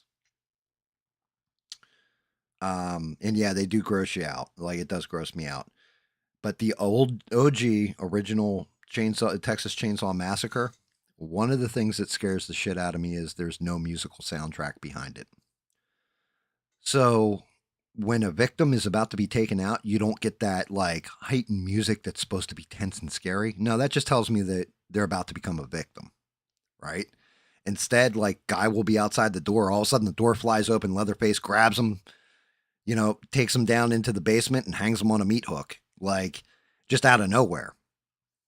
Then the other thing that scares me is they have all these corpses sitting around a big ass dining room table, and the whole family's sitting there with the one girl, and out of nowhere, the one corpse moves, and it's a grandfather. It's just a really old guy, but you think he's a corpse too.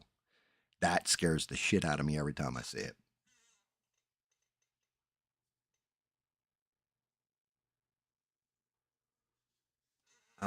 I don't know about eating CBD gummies from a scam company.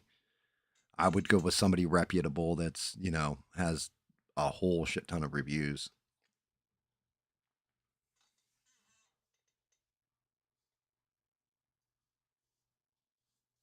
Yeah, I'd be worried about that one, Steve. Yeah, you might want to toss those and get reputable ones. I'd say Psycho. Psycho happened way before Ed Gein, I think, in timeline, Bub.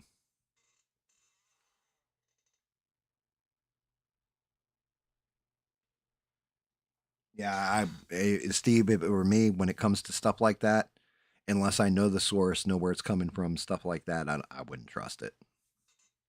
You have reputable companies now that deal in CBD um, and weed, technically, that you actually like. They're not adding stuff to it. They're not putting something else in there. They have they're actual marketable things nowadays. So I think back in the day, before you had everything was street level, that's one thing. But in the nowadays, you actually have it where there is kind of a standard of regulation and a safety concern with it, and it's safe, effective, all that kind of stuff. You're getting X amount of THC basically in your dosage.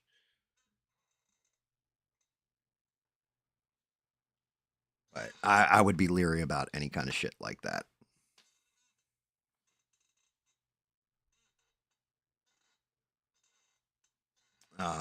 But yeah, the whole thing is when it comes to Leatherface, what's scary about that, Ed Gein used to go out to the graveyard, dig up bodies. He would, you know, legit take out co-eds and what have you. And you would think, hearing that and thinking of Leatherface, he's like this huge guy. He wasn't. He was like a little unassuming farmer looking man. Like he was just a little nobody. And the whole thing was he was trying, basically, he loved his mother. And he was trying to instill his mother in part of him. So it was like this whole maternal connection with all his kills and everything else he did. Crazy story.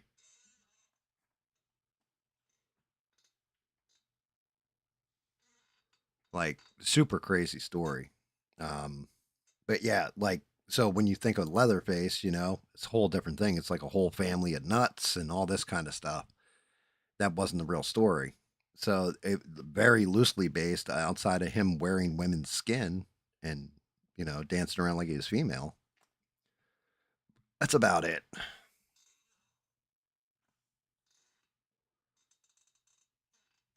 But yeah, The Strangers too. That it definitely brought forward one of those big problems I find with movies where you have a decent villain, and they're starting to do it with Terrifier. Like I really liked Art the Clown. I really do like that set of movies because they do go over the top with some of the shit. But as Bubba will tell you, because Bubba and I watched the first two Terrifiers together, and he's like, I actually like the first one better, and I like the second one. And I was like, you know what? I kind of do too. The whole thing is you know nothing about Art the Clown going into it, and he does outrageous, crazy shit. You don't know why he's doing it. You don't know what he is. All this other stuff. And then in Terrifier 2, they dive into his backstory a little bit. And then Terrifier 3, they expand on it even more. And I didn't like Terrifier 3 really at all. It was more like, oh, this is shocking gore for shocking gore's sake than, what it originally was. Like, I want that unknown.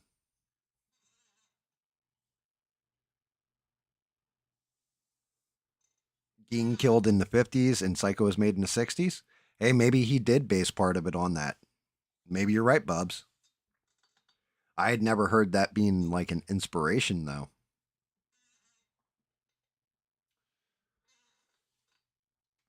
I just know how they caught Ed Gein. Somebody went into a barn and there was a woman hung up and dressed out like a deer because he was basically making a skin suit out of her.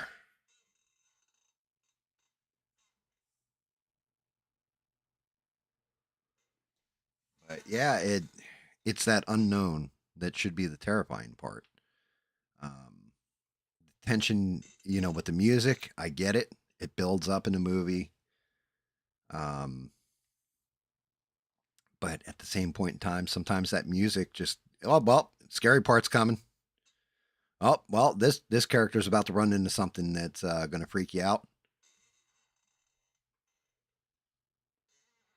and I think music was used effectively in certain movies, but that reet that they do that real high end like Aliens does it all the time, where they do this unsettling noise whenever an alien leaps at somebody, kind of effective, but at the same point in time it's giving me now they use it almost like a cue, like, oh, the villain's here. Yeah, and I agree with you, Bob. Real life is way more terrifying than horror movies.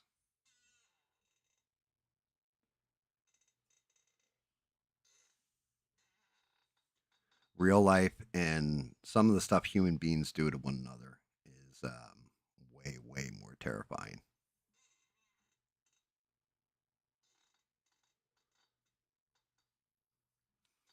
Like it's funny because same thing with, I think that's why everybody started getting hooked on politics when COVID happened. One, it was shoved in their face, and everybody started watching it, but then just looking at the power struggle that goes on behind the scenes.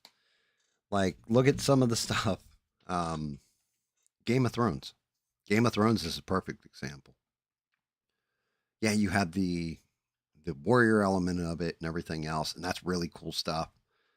But some of the political intrigue behind the scenes is even better than the action scenes.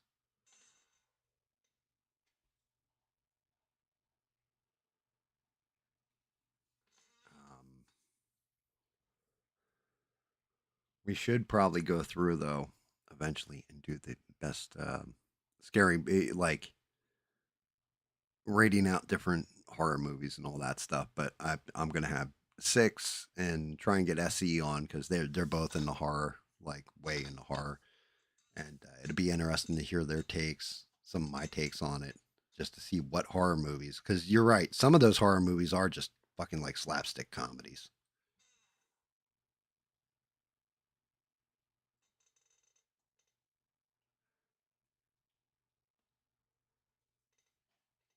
All right, I need to look at Freddy and actually figure out exactly what I'm gonna do with this damn burned up skin. We know we need the base, so I am actually not going with a pink base this time. Normally, I go with a very high end pink. I think I am going. I don't think I'm going to go with that light of a red either. I think I'm going to go with a painful red, an arterial red like a maroon. Ooh.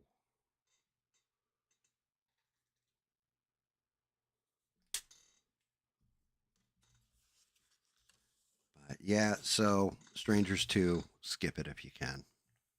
Um, that was the first one.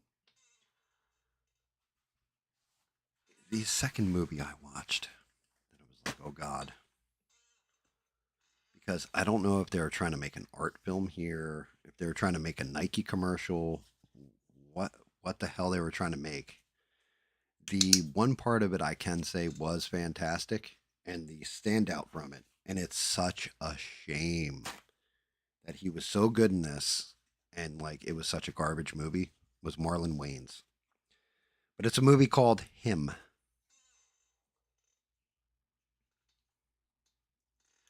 and the premise of Him is basically it's a young football player. He gets hurt or what have you, and he goes to train with somebody known as the GOAT, the greatest of all time. And it's almost like it feels like you're watching a Nike commercial where they're passing the basketball to each other and all that, except for they're beating the hell out of each other at the same time and to the point of death in certain cases. And it's like this is what you have to do to be the greatest of all time and all this stuff. And spoiler alert, because this movie was just dog shit. It was bad. Um, it basically all turns out to be a cult, and whoever has the goat's blood in them, like the blood of the goat, will be the greatest of all time. It's like, and they have to battle out for it and everything. It was not good. Like the Marlon Wayne's character is supposed to like pass it, but he doesn't want to pass it. He wants to hold on to it, and it just wasn't good. It was a bad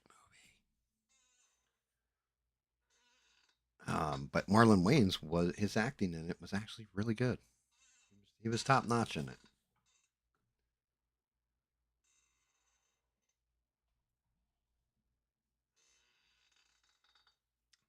The other movie, number three, that I watched recently was one called Monster Summer, and it was fun. It was all right. If I was a little kid watching a movie, I'd have been all right with it. It reminded me of, and I don't know if you guys have ever seen the movie Silver Bullet. Silver Bullet came out back in the day. It had Corey Haim in it and Gary Busey, and it was about a werewolf in town. And like Corey Haim's like paralyzed in the movie. He's got his uncle Gary Busey builds him like a wheelchair that is basically like a go kart that goes super fast, and it's called the Silver Bullet. Hence the title of the movie, supposedly. But it's also about the Silver Bullet needed to take down a werewolf. It was actually, it was actually a good movie back in the day. Like it was a fun one. Monster Summer, I keep wanting to call it Monster House, was basically these kids, and it's summertime in, I always forget the name of the place. Oh, Martha's Vineyard. Mel Gibson is living alone by himself. All the kids have like the rumors his family disappeared, all this kind of craziness. Oh, thank you for dinner. Appreciate it. And the kids all think he's like a serial killer. Like, oh, I heard he buried his family in the backyard. Like, they have all these rumors on him. And one of their friends goes out for a swim one night, and something attacks him. And it's like all of a sudden, all the joy, he just becomes like almost like a zombie in his actions and the way he is. And so the whole thing is the one kid wants to be a journalist. He's like tracking it down. His friends think he's nuts because he thinks it's a witch and all this. And it turns out Mel Gibson is actually was a detective. His son was abducted when he was like 5 years old. Mel Gibson kind of him and his wife split up. They go into he went into seclusion and all this. And so Mel Gibson is the only one who kind of believes this kid, but doesn't believe it's a witch, and is trying to track down what's going on. And like I said, it reminds you of it's just a fun kind of kids adventure film, finding out who the witch is, their motivation, how they're hiding, all that kind of stuff. Who done it. But it was a good kids film. I won't spoil that one. Won't reveal who the witch is. All that stuff. How it plays out. Probably plays out exactly like you think it's going to play out. But I definitely enjoy it. Like I was like, if I was a kid, I would have loved this movie. Thought it was a decent one. And like Mel Gibson's whole thing is like, you guys are looking for a fictional monster. I'm used to dealing with the real ones. A real monster. Because when he tells the story of what happened to his kid, it's some shit that would really happen. He's like, I got a flat tire. We're on the side of the road. My 5-year-old son's leaning out the window or whatever. Guy on a motorcycle rides past us, says, hey, you need help? I was like, no, I've got it. And while I got the car up on the jacks, next thing I know, the motorcycle came back. Guy grabbed my kid through the window and just rode off with him. Real monsters versus fictional monsters. So Mel Gibson having to come to terms with it being a witch, all that stuff is part of the movie, but it was actually a good film.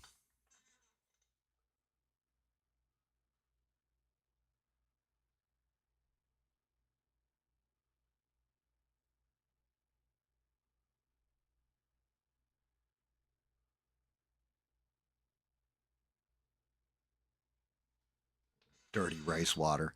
Hey, look, there's children starving in China that would enjoy that rice water. Welcome back, Stranded. Great to see you back. Um, but yeah, Silver Bullet. Like I said, it's a classic. It's actually a Stephen King written story too. Um, but it had the same like monster summer. Like I said, I keep wanting to call it Monster House. Had that same kind of vibe to it. You know what I mean? Kids investigating what is going on. It's affecting their friends. The witch is slowly like sucking people's souls out of them, stuff like this, and yeah, trying to figure it out. And it actually wasn't a bad movie, especially if you're a younger kid. And yeah, I actually give that one. That one gives it wasn't like a masterpiece, but for what it was a decent film. And then that brings up the fourth movie, which I call a popcorn flick, and one that if little Leo is listening, you might want to see this one, buddy. There's a movie called Primal War or Primitive War. I keep wanting to call it Primal War. It's Primitive War, and it's set back in the Vietnam era. And it's like this crack team of misfits and all this kind of stuff, that are sent on crazy dangerous missions. Think like Schwarzenegger and his team in Predator, and they tell them like, hey, we want you to go out to these coordinates. We lost connection to this team of Green Berets. They went missing. We need to find out what happened to them. And they drop them in, like, as they're getting there, everything, all their instruments and stuff are going like wackadoo. And yeah, they get there, and it turns out that there's dinosaurs in the jungles of Vietnam. And they're like, what is going on here? And there's actually a research facility they're trying to get to, reach, because it's the same one that the Green Berets were headed towards, where they lost contact with them. And they get there, and you find out that it's actually a Russian facility, and the Russians were trying to make nuclear weapons. So they had set up a nuclear collider. Well, the Russian scientist that was behind the project, the little nutso, and cut corners. And the some of the particles flying off when they were using the collider, because he didn't build it completely correct, were opening wormholes and letting the dinosaurs through. So now this crack team of people has to go and shut down basically the facility. And it was a fun popcorn flick. Some of the CGI, it wasn't Jurassic Park CGI by any stretch of the imagination. Some parts of it were, but there's definitely a couple scenes I can think of that I was just like, oh yeah, that's some bad CGI. But they did a good job with it. Like, the premise was fun. The movie was definitely a popcorn flick. You kind of know how it's going to play out, who's going to live, who's going to die, that kind of stuff. Um, and of course, that's one of the draws to that type of movie is people getting eaten by dinosaurs and watching how people get wiped out. But they actually had an interesting premise. It was fun. It's definitely a fun one. I'm not going to say go out to the theater and watch it, but when it comes on Netflix or whatever streaming service, check that shit out. It was all right. Some of the characters, very interesting. They had a sniper who was like nuts. Like, I mean, legitimately losing his mind during the mission. And before the mission, like, you kind of see that this guy is not right and needs mental help. And the way he did, that actor did a great job doing that role. It was just a fun movie.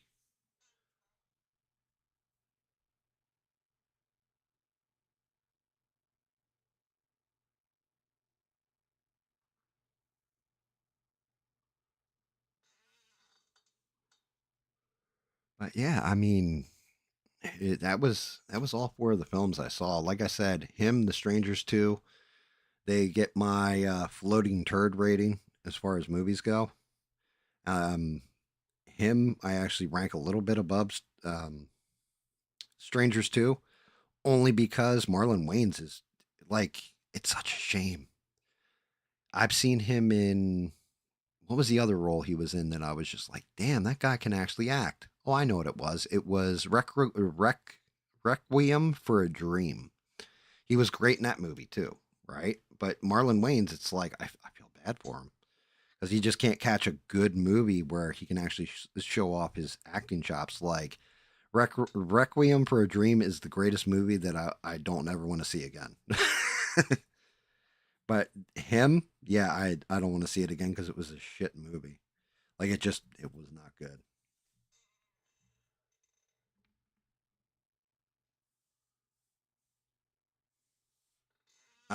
Leo, I don't know.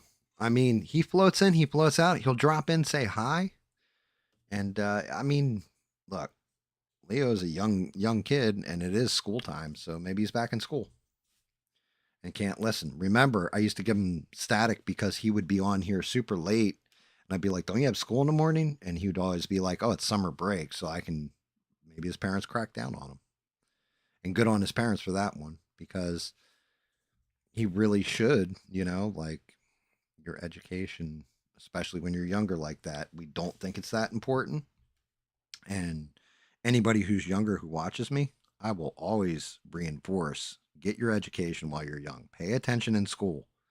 You don't think that shit matters, but it matters later on. It really, really does. You don't want to go through life as, the guy on the couch in Idiocracy. Like, I'll just watch my TV shows and watch people get kicked in the nuts on repeat. Speaking of kicking people in the nuts, where is Bob KMIT tonight? Is he all right? Shout out to Bob.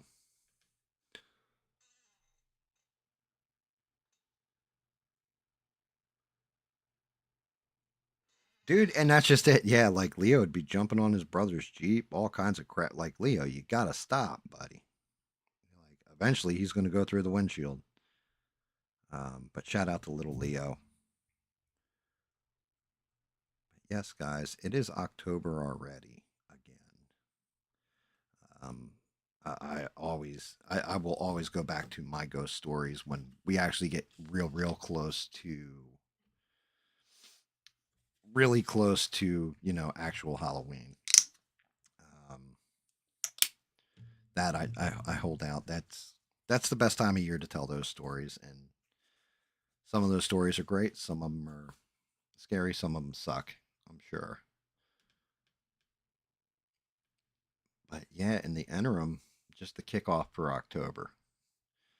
Anybody got a scary story for us? Anybody had, like I woke up the other night and realized Biden was the president for 4 years. Like, scary, scary like that. Anybody had any freakouts or, yeah, the other day this happened and it scared the shit out of me.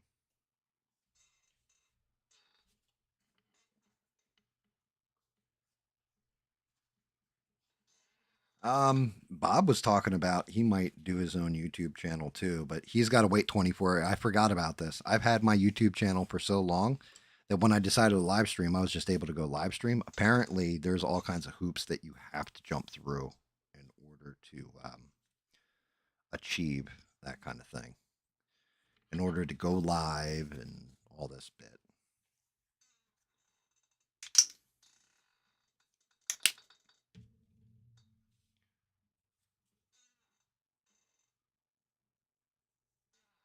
How about last night? Did I miss anything on ABL? Anything like interesting, groundbreaking, new, entertaining? I mean, we were busy playing Green Hell. Like, I did the walkthrough of Valheim and showed off the base. And like Smurf said, like, yeah, I think you need to leave this for when we get the new stuff, because he's right. There's new stuff that is going to come to the game that we're going to end up adding to that base and everything. And it's just like, yeah, you know what? Good call. Sometimes you got to stop playing, especially when you know there's going to be an update sooner or later.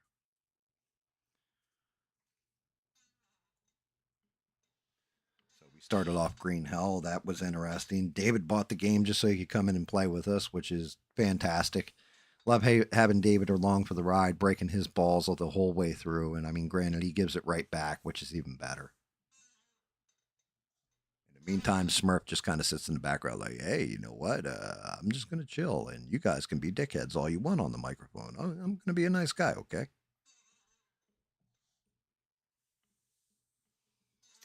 Yeah, I mean, the calls. Bob, I think, called in last night. You said Street Beats called in too, right, Steve?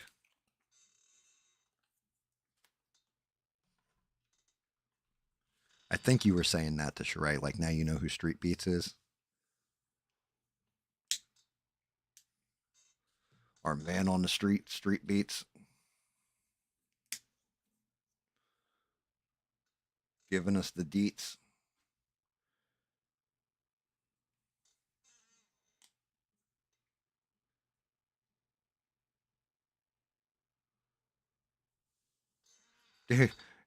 Street Beats called. Our Weed and Coke guy cracks me up because he always, like Steve, we gave him, like, you and I gave that man a moniker that it just angers him. He's like, I don't do weed and I don't do coke. I don't do coke anymore. And it's like, yeah.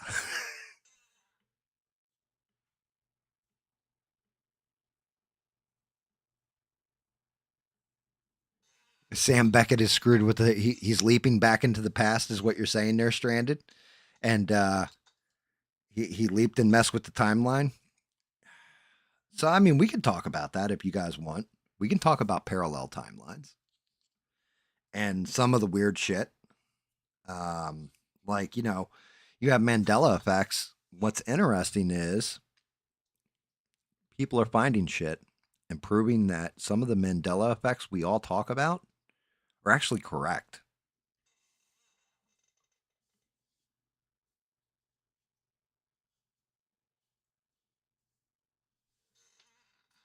Yeah.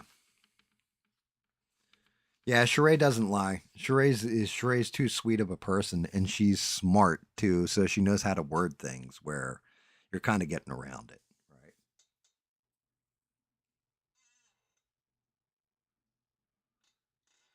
But yeah, a guy just proved recently that Monopoly saying no, the Monopoly man never Uncle Pennybags, I think his name is, never had a monocle ever. We've never produced anything with him having a monocle. A guy found, I think it was from like 1996, a Monopoly board game. It was like Kids Monopoly or whatever. And sure as shit, the $2 bill, the Monopoly man, has a monocle.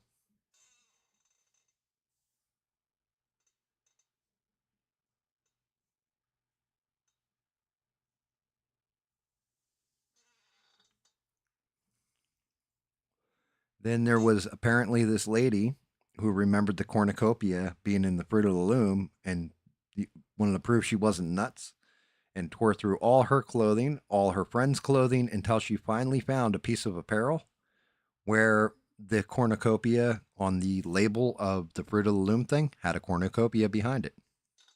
Like all the fruit had a cornucopia behind it. So she proved that one is true.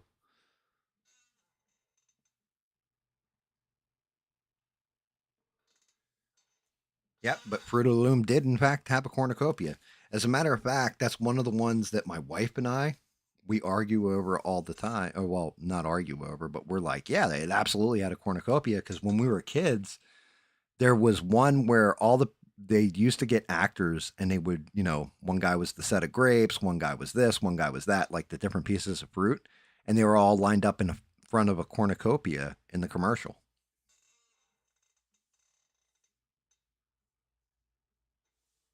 But yeah, some woman was like, "Oh no, that's bullshit," and then tore through apparently all her clothes, all her friends' clothes, until she finally came to find a label with the Fruit of the Loom fruit in front of a cornucopia.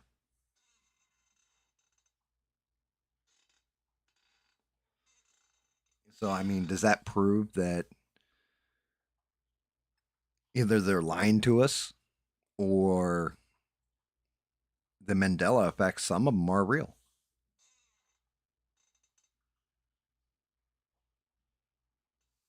Yeah, you remember that commercial, right? Stranded with them all standing like they were in their. One guy was the set of grapes, one guy was like an apple or whatever, but they're all standing there and they're in front of a cornucopia. And then it like zooms out at the end. It's like Fruit of the Loom, and it zooms out, and they're all like, it's the normal logo, but with the cornucopia behind it.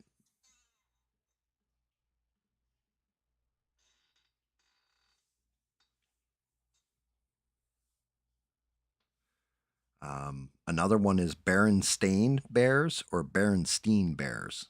I always remember it as Berenstein Bears, and my wife remembers it because her dad used to call them the Jewish Bears. Oh, those Jewish Bears. It was Berenstein.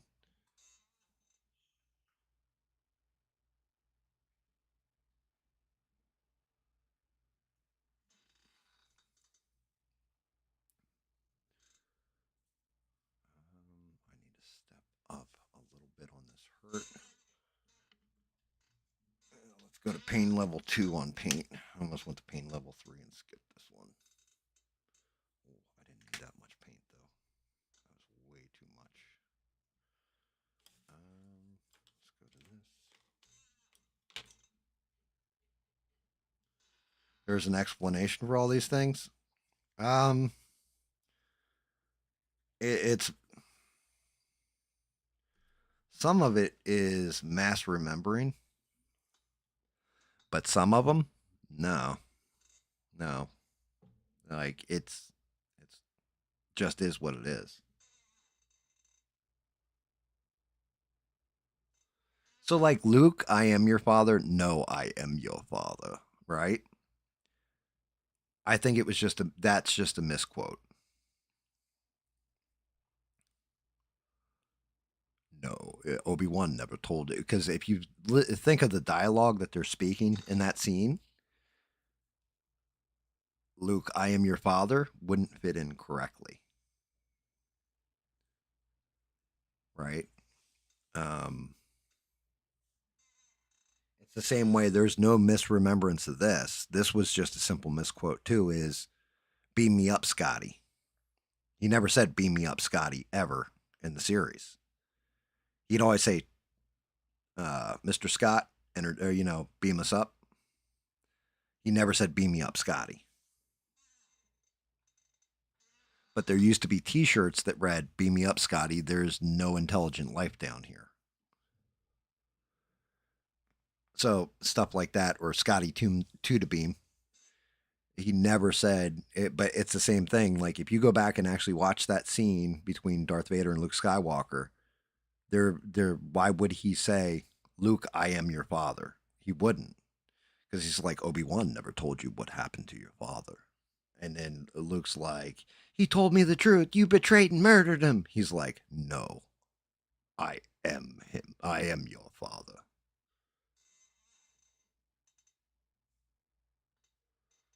I am him. You know what I mean? Like it fits. The other way actually doesn't. Like Luke, I am your father. It's like he would have to declare it instead of explaining.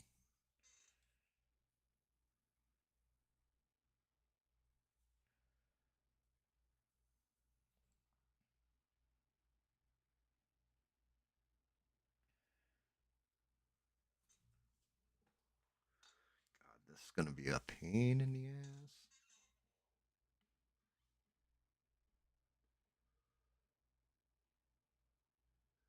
Yeah, and there you go. Everyone else said it though. Like I said, beam me up, Scotty. Everybody always said, beam me up, Scotty. Right? But he never said actually in the series, beam me up, Scotty. He always said, Scotty to the beam. Mr. Scott, beam me up.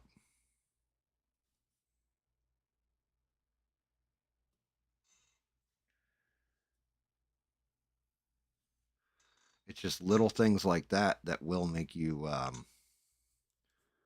go back and you listen to it or realize it like, oh, it was people basically quoting something and misquoting it.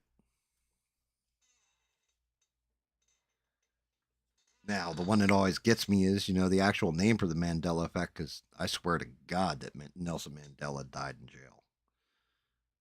Like that actually, like for some reason, my brain can't let go of that one.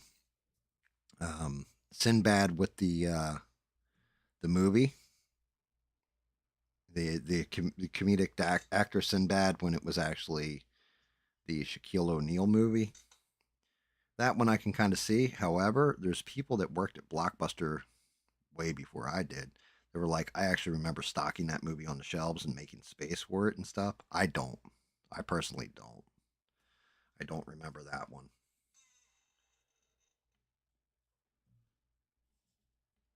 SE, what's up? All right. SE's here. So SE wanted to see the new models, by the way, guys. So let me pause what I'm doing with good old Frederick here, getting his wounds prepped for paint jobs, and run down them again. The one that SE really wanted to see was Michael Myers here. And I will try and do him justice, even though I'm going to do this without moving the camera. Like I said, this has to get shaved down, SE, so that I can line that up better because you can see the space in between the waist. That's this connecting piece. You can see how it warped to that way. So that's got to get shaved. I just legit have to sit here with the old razor and shave it down or use my Dremel. But yeah, you got his face. And this is what I was talking about, SE. It's the damaged mask. If you look right here by the eye, right here on the cheek, that's got to be a burn mark. That's going to be a bitch to do. And then his left hand, or yeah, his left hand, he's got the two fingers missing and the bandage around it. And then the right arm, of course. The right arm with the knife. There was like a three different prints of this right arm. You had the knife, which I like this. He had it pointing upwards too. And then you also had a hammer and a like crowbar looking thing. And then this actually goes on the stand. This little pumpkin goes right about there. So put them together a little bit for you. Again, I know it's not, the cinematography isn't going to be as good as like a horror movie, but dee dee dee dee dee dee dee dee dee dee dee dee dee dee dee dee dee dee. So that was one of them that I did. This one's a little bit more of a bitch to put, well, a little bit more of a bitch to get full on frame, but I might actually be able to do it better with it sideways. But Captain America, all the way down, and then Cap Shield, they did a fantastic job on that. Like perfectly round everything else. Yeah, so good old Steve Rogers. That one's going to be badass to paint. He's tall.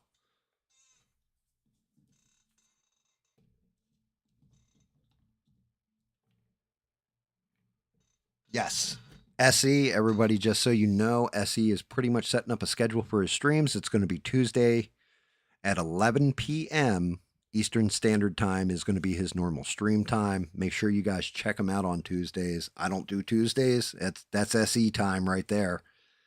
Maybe eventually we figure out the whole Discord thing, or I can help him with it a little bit. I might even come on there and have conversations with him. He might come on here, have conversation. Well, I'm trying to get him on here to have conversations during Halloween time. Horror movies, all that kind of stuff, just talking shit out. Because SE will take us back to the black and white days. He's really big on the Universal monsters, from what I understand. So that'll be interesting. But definitely check out SE.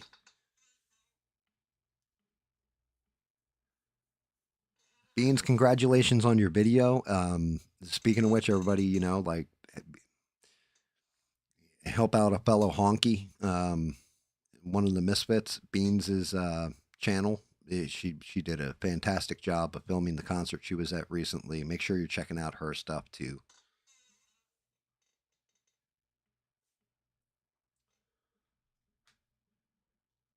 This guy, this guy, I showed off the bottom the other day. A lot of detail in the base and everything else. SE. Where the heck? Grab all his little pieces here real quick. Pain in my ass. I had to cut the cross off to get the base to print correctly. But yeah, you have the cross on the back here that's going to hang off. And you can see the Cyrus Gold written on the cross, everything. It's going to be like seaweed or, God, what's it called? Moss, Spanish moss hanging off of it. But yeah, the noose on his neck, everything. He's got a bunch of knives that are going to go into his back.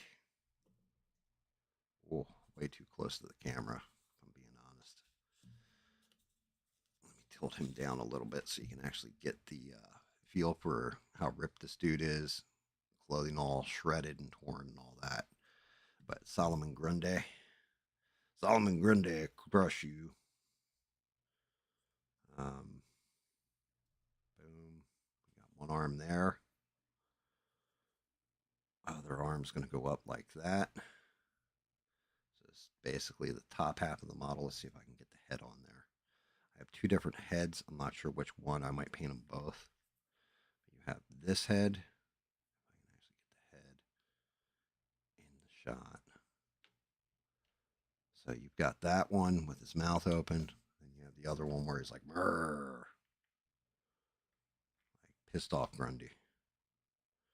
Yeah, Solomon Grundy. He crush you. That one's going to be pretty tight, pretty crazy.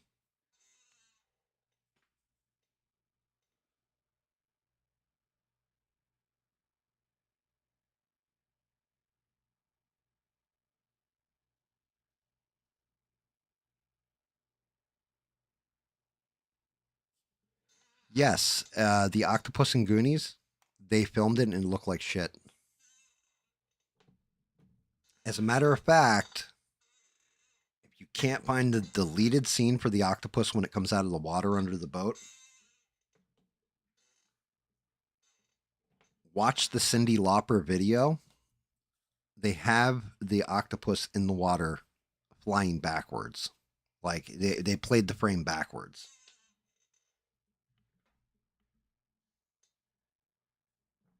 But yeah, they 110% there was supposed to be an octopus in there.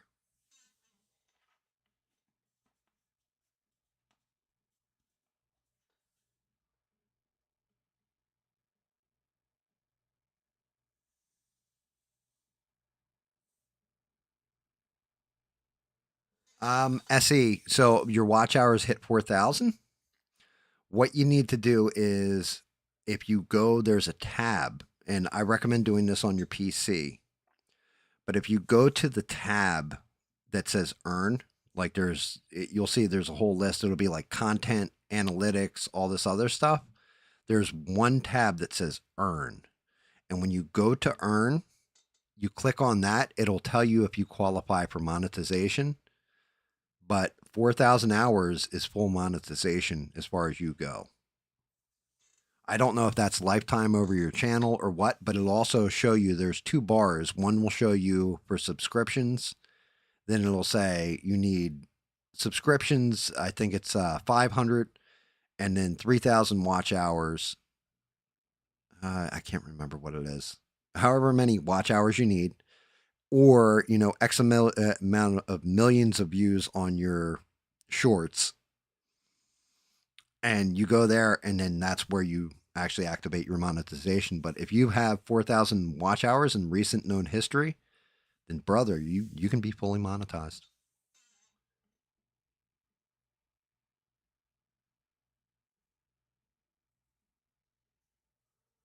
Wait, you got copyrighted for that? Oh, because well, that's bullshit.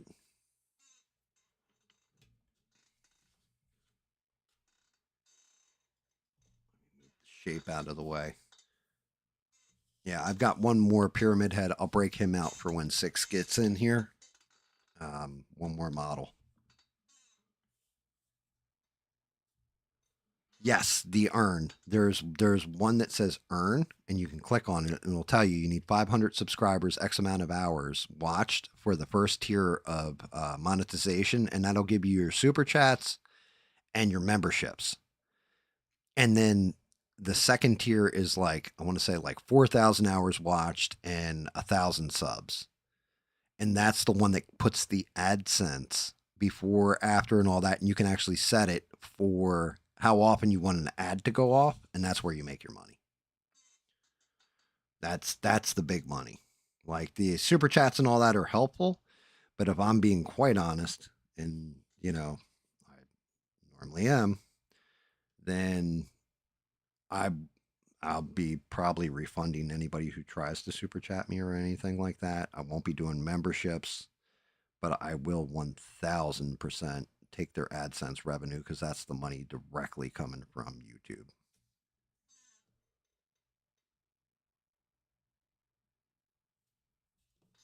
All right. Give me 1 second, Essie.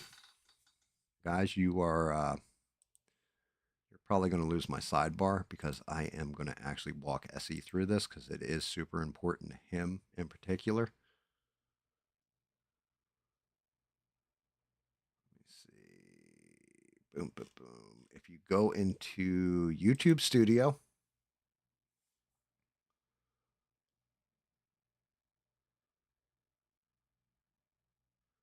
wow, how behind is my damn stream? Am I behind?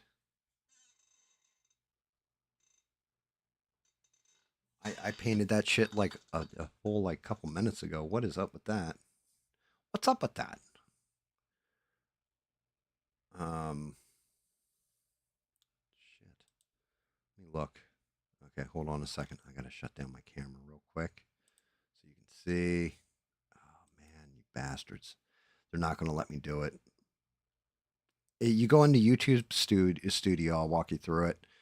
Once you open your YouTube Studio, on your left-hand side, you have Dashboard, Content, Analytics, Community, Languages, Copyright, and then Earn.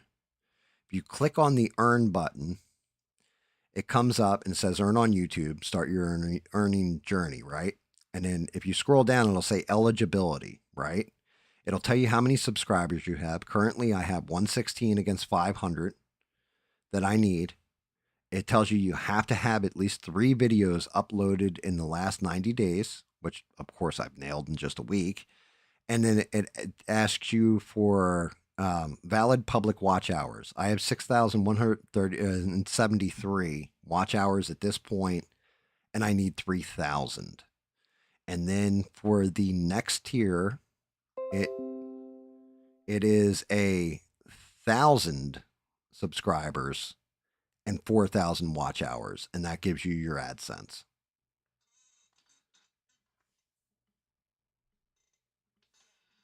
You see it? You're not there. What does your watch hours say there, Essie? Like, I don't have a problem walking you through that because I want to see you get monetized. I want to see all of you, anybody with a YouTube channel. I want to see you get monetized. I want to see Eugene get monetized. I want to see everybody take YouTube's money because they take enough of yours.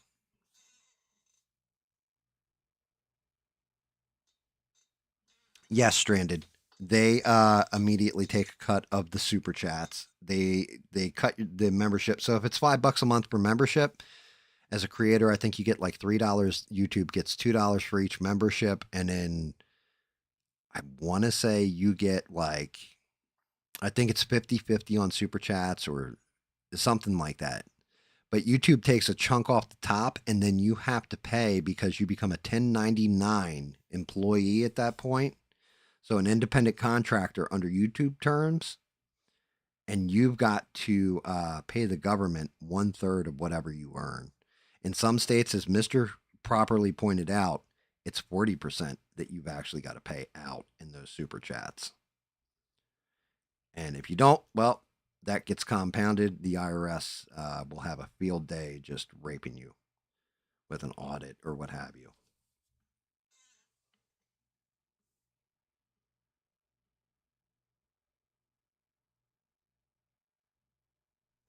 Okay, so 1,500. Yeah, but you're halfway there, brother. Don't look at it like, oh, I've got 1,500 more to go. You're halfway there, and if you've only been doing it recently, you're going to be there in no time. Just stick with it. You're getting there, and that's the important part. Is you're getting there. Like I got a ton of watch time or whatever, but I don't have the subs. If I could get the subs, I'd be golden, but I suck. So people will watch and maybe watch for a couple hours and be like, yeah, fuck this guy. Or I'll say something nice about Trump, fuck this guy. I'll say something nice about Democrats, fuck this guy. I'll say something nice about, Muslims, Christians, whatever it is, fuck this guy. I piss people off. And because of that, I'll go up and down in subs here and there, but I can only be me. I can only be honest. I can only tell you my point of view. And I appreciate people for just even tuning in and giving it a shot a lot of the time. I'm not going to be everybody's cup of tea. We have conversations about, women farting in jars and selling it on the internet. I'm sure that turns some people off. I make fun of all religions, all ethnicities, I guess we'll say, everything kind of fairly equally across the board, or I try to. I can only be me. And, again, I just say thank you to the ones that are like, hey, I tried it. I didn't like it. You can go fuck yourself. Okay. I can appreciate that. Um, but yeah, hitting the subs are rough. The roughest patch I ever had with my subs was when I had legit, and everybody knows the story. I had somebody actively telling people to unsub from me. That was the roughest point I've ever had with subs. But you know what? Didn't deter me. Didn't knock me down. Anything like this. I just kept going, and it's slow growing, but I'm all right with that. I'm all right with that if it's organic growth and we pick up excellent people into the community. I'm 1,000% all right with that. If people like Stranded can watch me and enjoy it and chill and just enjoy life while they're breaking their ass at work, I'll take that all day, man. I'll take that for and not get a penny out of it. You know, to me, it's like, okay, I'm monetized. That's great. That's awesome. Extra income source for me, I guess you could say. I put it like any money I ever earned from a stream, I probably throw it into maybe instead of painting with folk art, maybe I'll start investing in Citadel paints and a good paint, like airbrush and better lighting and stuff like that. New 3D printers, or I don't know. I would invest it in different ways.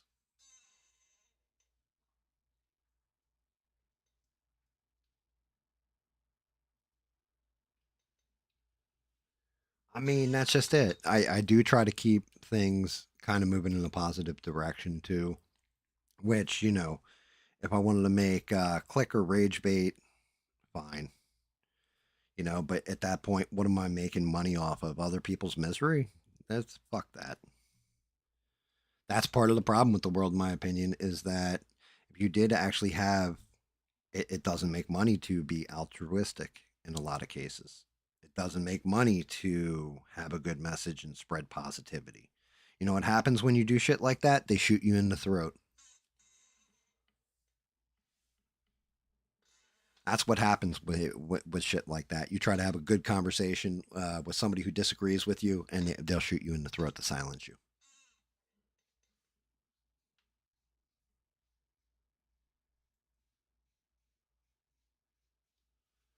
I agree, Essie. That's one of the reasons why I will 1,000% full throated embrace and promote your channel. It's one reason why I'll be like Beans, for example. Beans, what's her big channel? Like, what's the big thing on her channel? She wants to show off her gardening and her plants. I can get behind that. You know what? That's a positive thing. That's a good thing. Um, it's throwing something good out into a world that has a lot of darkness to it. You have a message that I love. I honestly love the message because it's kind of like we have that similarity between the two of us of this is how the way I see the world. This is why I see it. If you say like, oh well, that's because when you were a kid you were poor and your parents were doing. Oh, yep, you're 1,000% right. That is why I see it because I lived in dog shit at one point.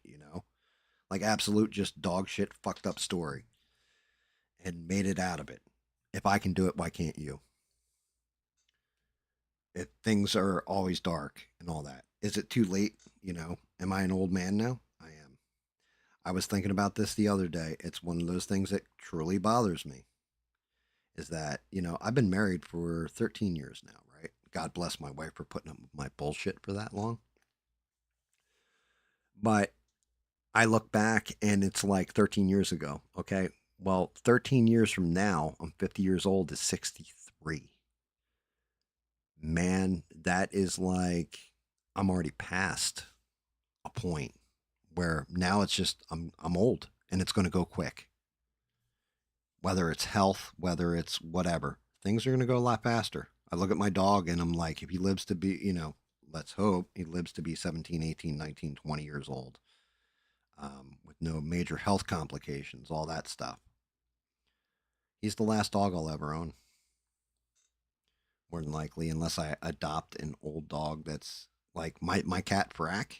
that I've had for 14 years now is finally like he's becoming lovey. He's whining a lot more. I've noticed it. He's starting to lose a little bit of weight. He's going to die soon. I see it. I know it. He's staying closer to his daddy, we'll say. And he never did that. He's not an affectionate cat like that. But all of a sudden, he's been a real daddy's cat lately. And I know I'm going to have to bury him soon. I start looking at life in reality, and I think I said this a couple streams ago, and I probably brought it up since, and I know I brought it up since. But I had to stop, Essie, and ask myself, am I throwing positivity in this world, or am I bringing in a negative message that is bringing everybody down and fucking with them because I debunk things, because I do this, because I'll talk about this, that, or a third, politics, news, and awful things happening.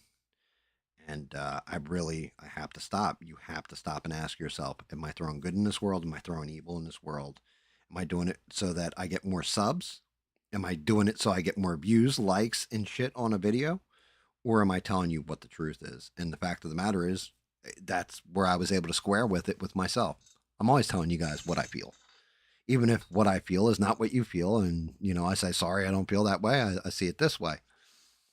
I got to be honest. I can only be me. I can only be honest with who I am as a person. And even if I'm an asshole, I'm honest with that.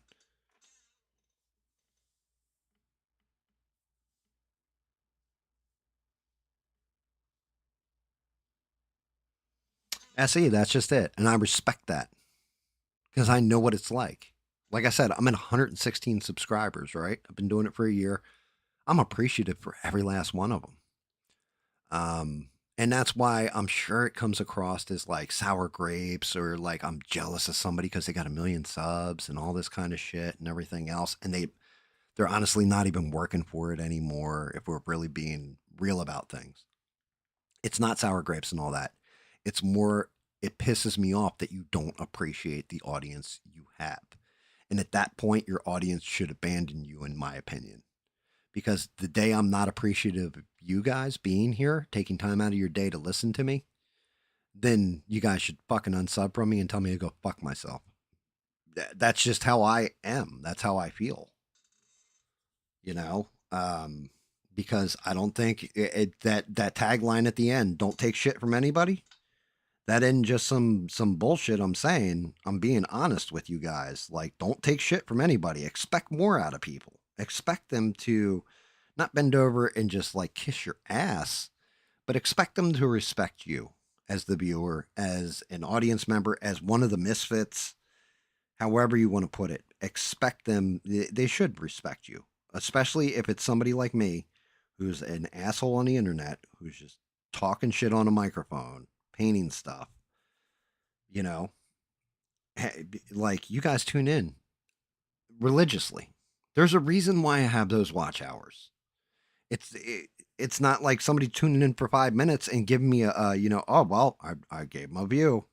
That's why I think the views are kind of bullshit if that's what they base it on, because they can decide who they promote and who they don't through that. What they can't fucking control are those watch hours, which is why they put the monetization on it.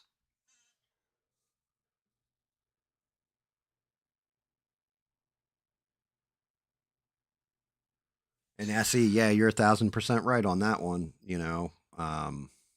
I get it. Like I get losing an animal is it's one of the roughest things, but always do right by your animal too. Give them, give them that love. Show them that love while they're with you because they are a part of you. I've said this, and I'll continue to say this. A pet, a cat, a dog, a lizard, I don't give a shit what it is. They may be part of your life. You're their entire life. Just make sure you're giving them a good one and doing the right things for the right reasons. When they get super sick and you have to put them down, yes, it's terrible, it's tragic, but it's the right thing to do because eventually when I get super sick, I would want somebody to do the same for me. Just take me out of my pain at that point. And it doesn't mean it's going to hurt any less. It just is what it is. It's just a natural cycle of life, and it's unfortunate. You know,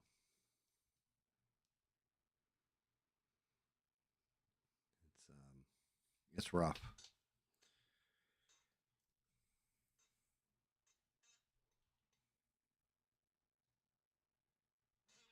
But yeah, it's just one of those damn things. I'm sorry, guys. I didn't mean to bring the room down, making you think about the animals and stuff. But um,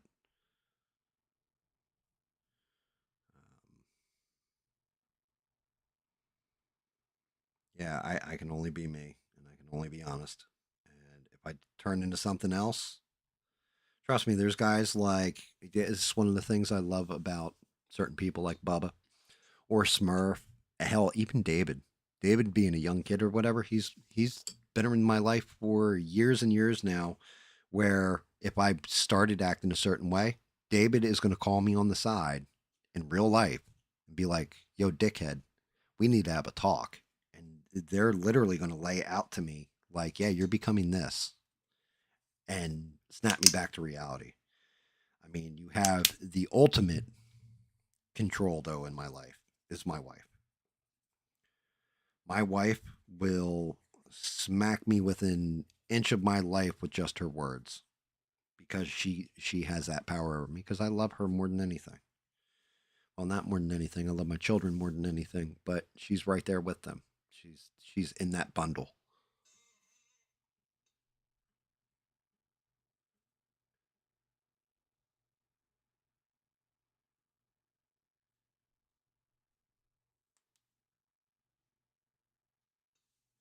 Yeah. Yep. I get it. I mean, and I can understand that pain. Anybody who have truly loved their animal understands that pain. Had like I go back in time in my head like to when I was a little kid and I had different dogs that have passed on like a long time ago and stuff, and none of them will compare to my current pupper. Like when I lose him, for my wife it was the last dog we had. For me, it's the current dog I have. Like he's actually 1,000% he's by my side. Like right now, he's laying there just like I said, dog, and he looks up at me. He does not leave my side. He's my best friend. He really does walk through life with me. So I get it. Like I said, I wasn't trying to take the temperature down in the room or make this like a dark thing.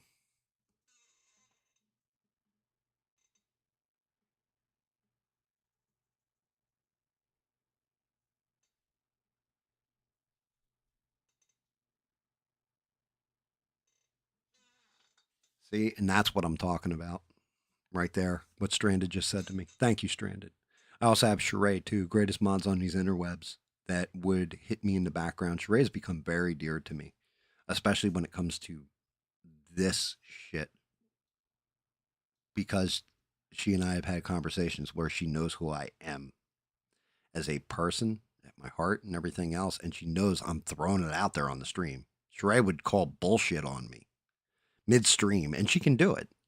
Like she could. She may be nice, but don't mistake Sheree's kindness, her friendliness, and her niceness for remember she's married to Rick James. She will slap a bitch.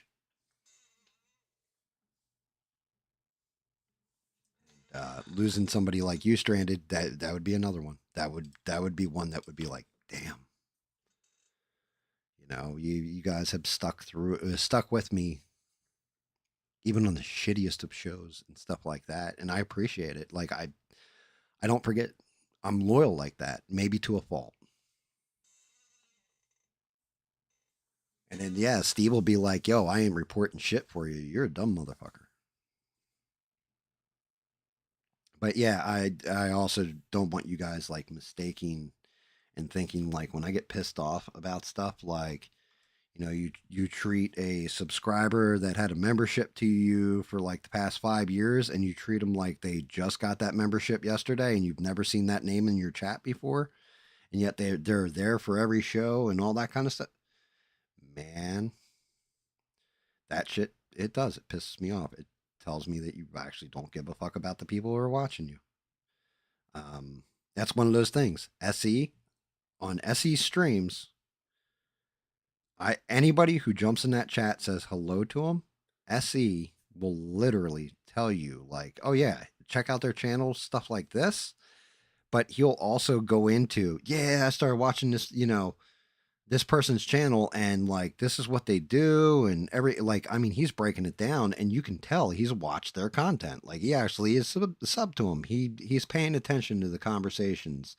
He's paying attention to what that person's throwing into this world, and if he fucks with him, he fucks with him. If he doesn't, he kind of just goes, "Yep, good to see you, man." But you can tell the ones that like SE actually like has invested time in or have earned his respect, and like I respect the hell out of SE for that.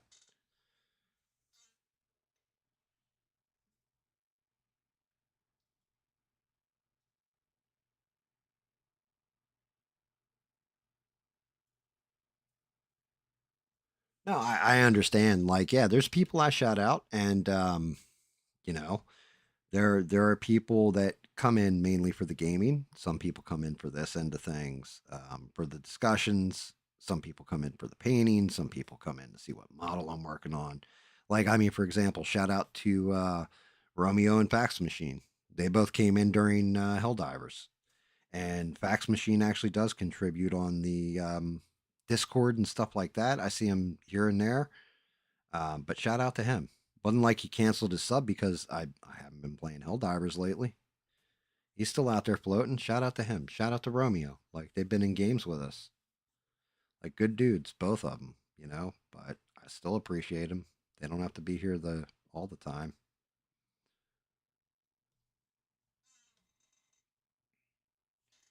All right, we got the highlights and the reds.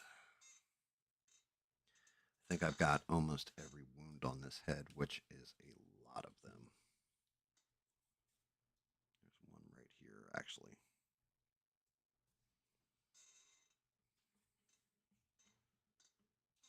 Starting to look like Darth Maul instead of Freddy Krueger with all the red on him. Let me see.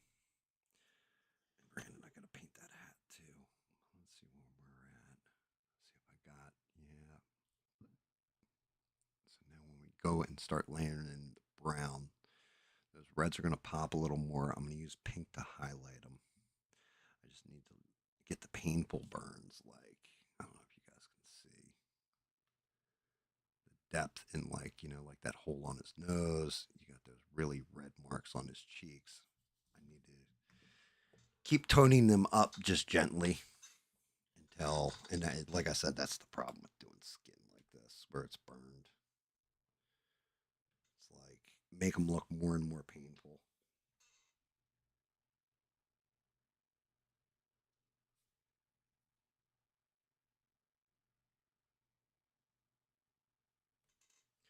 But just legitimately, I have to do it lightly, gently, and everything else because otherwise you can overpower, especially when it's something like a red.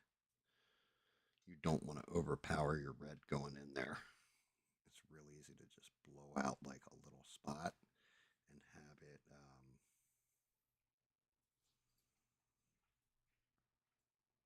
have it look all the same.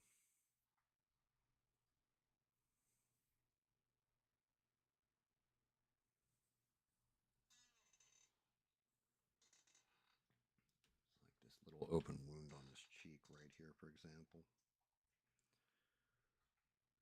Get in there with the even brighter red. Maybe that fundamental pain base.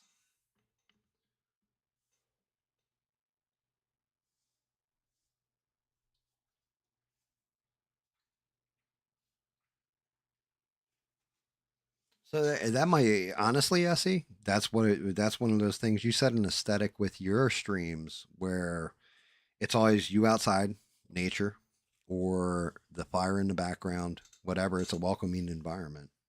That's something you want. Me, it's a messy, fucked up workbench with a bunch of plastic models everywhere, paint everywhere, um, things like this. So it's always going to be a mix up, so to speak. always going to be a little bit of chaos with me. That's because I'm a chaotic person at heart. I used to thrive in chaos, not so much anymore. You know, that's, and trust me, that's not a negative thing. That's actually a very good thing.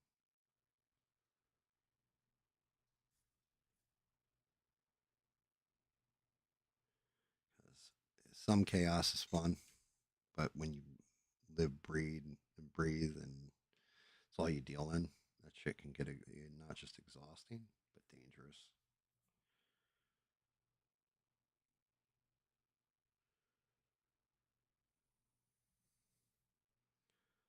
Pulling all these damn wounds out is a pain in the ass.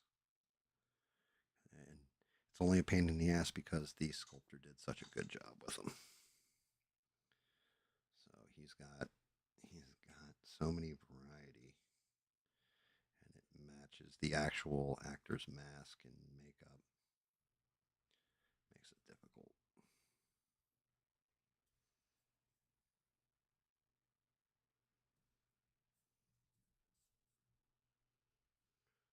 This part right here, this has to go gradient because this little rip is way more painful than that ripple off of it.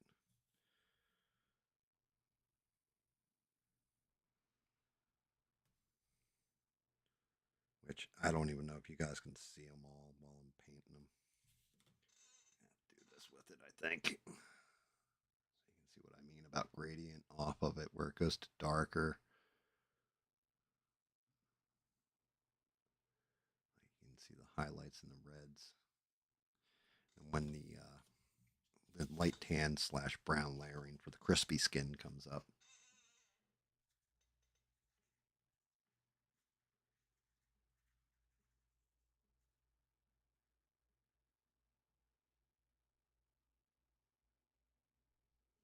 No, no, no. You wait. You guys didn't hear David Mon last night named what Bob K's channel should be called, and you know, I don't know if you guys heard it. I don't know if you guys were still watching the stream at that point, but yeah, David's like, you need to name your channel Boozy Bob's.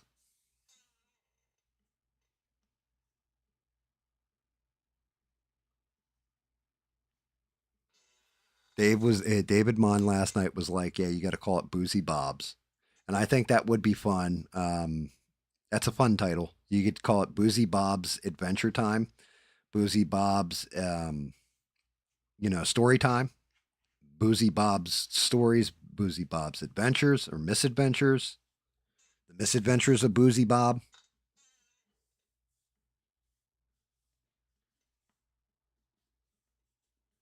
Like when David said it, I was like, man, that is like, you caught some lightning there, brother.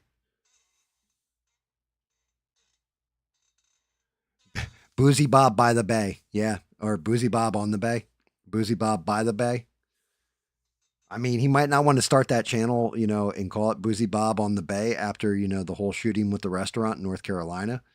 I mean, he is in Virginia. It's not far away. But yeah. Yeah, we might want to hold out on that title. Give me 1 second. I got to grab food.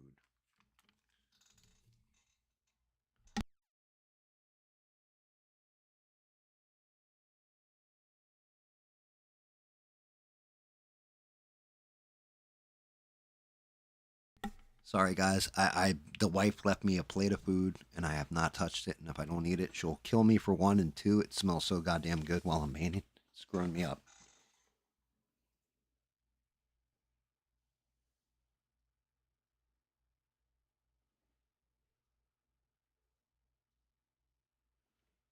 Straight to the nuts is an option. That's nice. When am I doing the bedtime stories? Um, I tried it. Stranded, and it's going to be one of those things I got to get past myself. If I'm being honest, I heard my own voice come back, and I was mortified.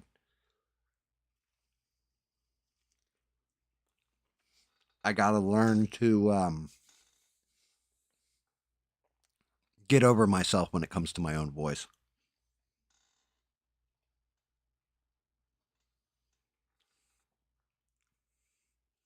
Like I got through almost the entire story of The Star by H.G. Wells, and I planned on using like a fireplace in the background or something. Some kind of calming image.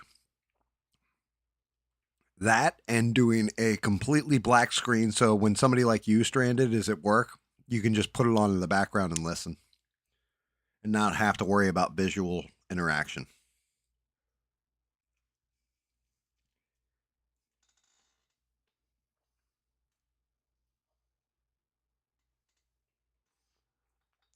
Talking on here, I think I've said this to you guys before. So when I'm just having a conversation with you guys and streaming and talking, damn, that's good. Right. My mouth's running. A lot of times I don't even realize what I've said. I'm speaking right from the top of my head. Whatever comes out of my mouth, there's no filter. It's just going. When I'm reading a story, though, I have to listen to it back, and especially when I'm doing video instead of stream, and that's where I screw myself.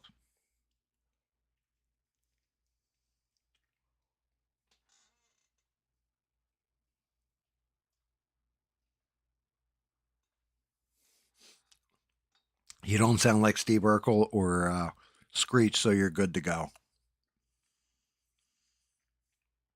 Yeah, it's just there's something with my voice that it off puts me when I hear my own voice. I don't like my own voice.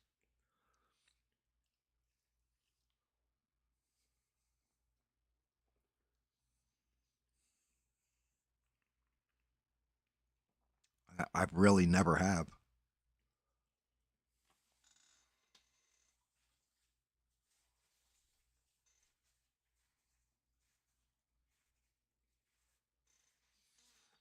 The no interaction is fine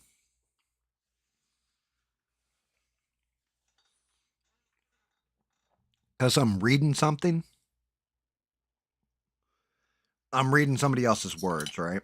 One of the things I started to do this the first time I tried recording, and I was like, oh, hell no. I started doing like the characters' voices as I'm reading them because I'm hearing the characters' voices in my head. And I'm like, oh no, that's done. Boop, delete that.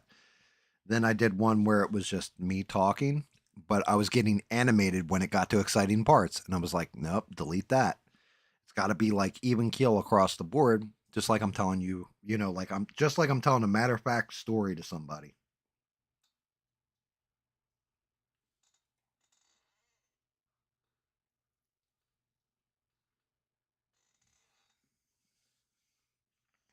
I mean, that's good to know, SE, that you get that way too,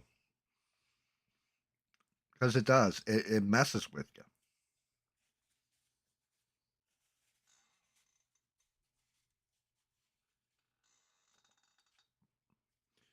I think that's one of the brilliant things. Like Art Bell, I love fucking Art Bell. Like listen to his old Midnights in the Desert and stuff like that. And if you listen to him, his voice is just perfect for radio. He's got an amazing voice for radio. If he was an actor, he wouldn't do so well, but over the radio, perfect voice.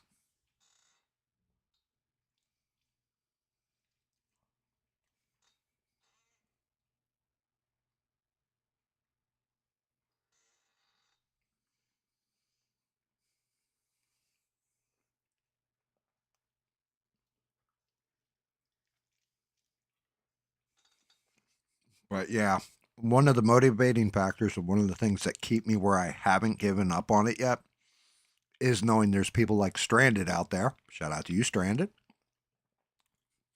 or Smurf actually too. You guys are at work and you're listening, and if it just gives you something to listen to, in the background, I read 4 or 5 different stories. Well, there you go.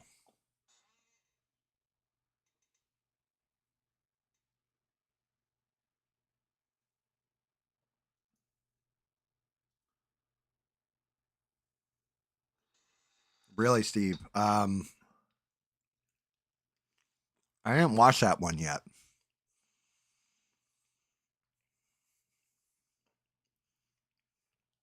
But yeah, Art Bell also knew when there was bullshit in a story, and he didn't call people out because you know, sometimes you don't want to the truth get in the way of a good story. Me, I'm reading authored works basically. You know, like I said, the first one was The Star by H.G. Wells. Actually, a lot of the stuff I plan on reading is H.G. Wells.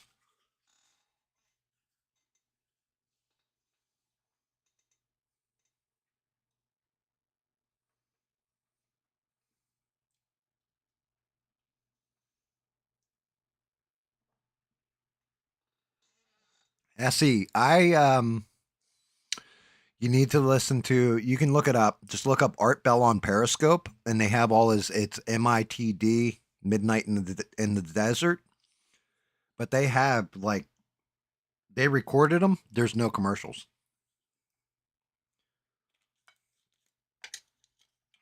You know, YouTube is a bastard, but there's ways around it. I can tell you how to get around stuff like that, SE, if you just want like the MP3s so you can listen to it. There's a trick.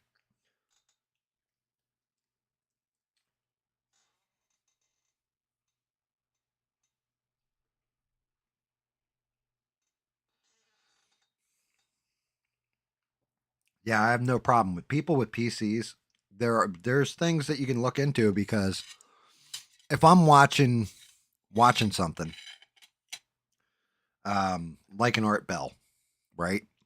And all of a sudden the YouTube commercial comes in, it takes me out of it. So it's the same thing with the Twilight Zone episodes I turned you on to, SE. I've got all those in audio format now. But you need a PC in order to pull it off.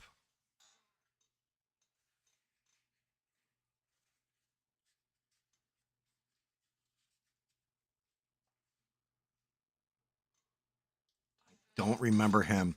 So there's only a few Art Bell guests that I actually remember. Uh, of course, actually Joe Rogan was on Art Bell at one point in time too. I think he was only there one time. That was when he was doing the Joe Rogan,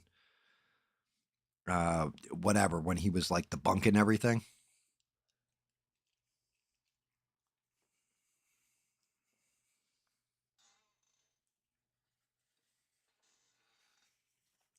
Madman Mardigan was actually like one that I listened to a lot because he's got a great story about time travel, all this stuff. The only problem with him is he always misses the point of the Earth is in rotation, moving at all times. So therefore, if it worked like he said it did, he's not compensating for a point in time or a GPS.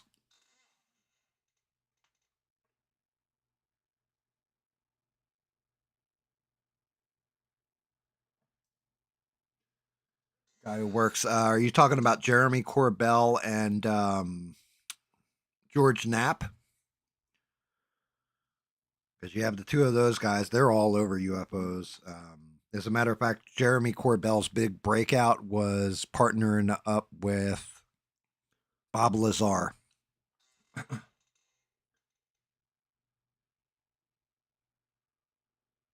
Ashton Forbes is an idiot. He got duped by a guy. That was the one that made oh god, what's his name? Quit watching my show because he brought that up about the Malaysian flight disappearing with the orbs, and I debunked it. Immediately debunked it too. Like it wasn't even hard to debunk that one.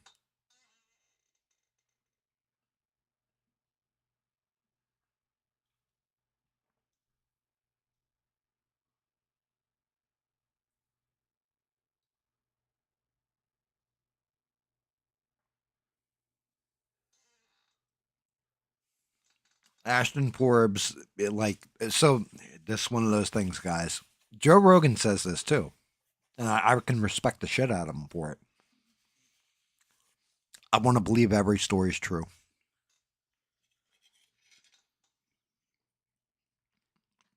because I want to believe every story is true. It gives me bias.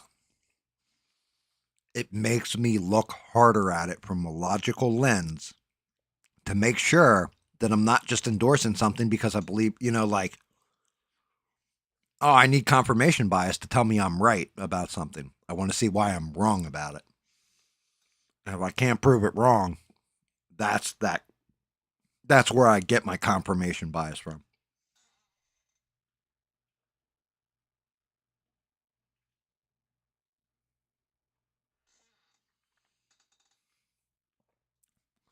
Well, that's like, oh God, what's his name? Billy Carson. He's another one. Like, very, very, very intelligent man. Like, realistically, he's a brilliant man. You can't take anything away from as far as his intelligence, but there's also shit that you can debunk about what he says, and the moment you do, he gets furious about it.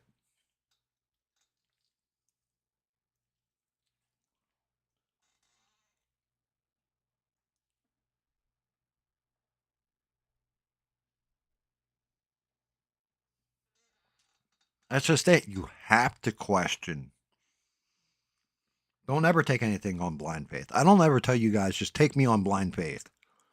If you guys got questions when I tell a story, ask me those questions because I don't have a problem answering them because it's what I went through.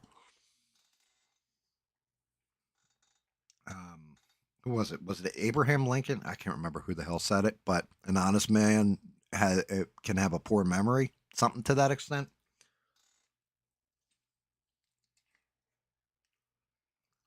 You bring something up, and I'm going to tell you pretty much the same story every time, almost verbatim.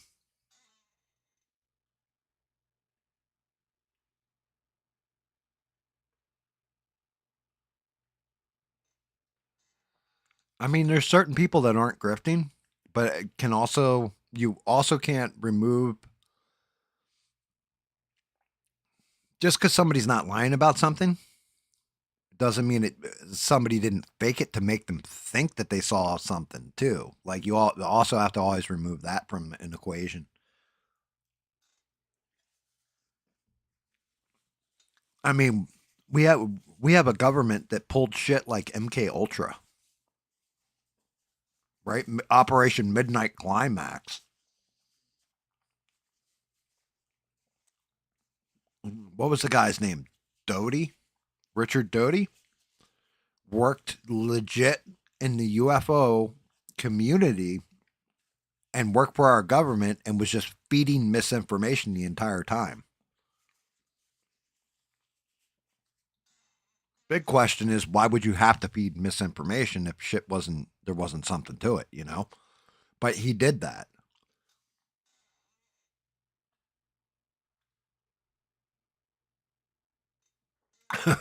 GAM is all knowing. If I was all knowing, I'd tell each of you guys every show I'd be like, here are your winning lottery numbers for the night stranded. Here's your winning lottery numbers for tonight, Steve. Sheree. Like I would go through down the list of everybody who watches me and just give you guys the I'm not all knowing, but I can see through a lot of bullshit because there are a lot of people that bullshit. There are a lot of people that look at a way to make easy money off some poor person that just wants to believe. Um, all you have to do is look back in time. Uh, what's his name? Barnum with the circus and all that, and like he would do shit like that all the time.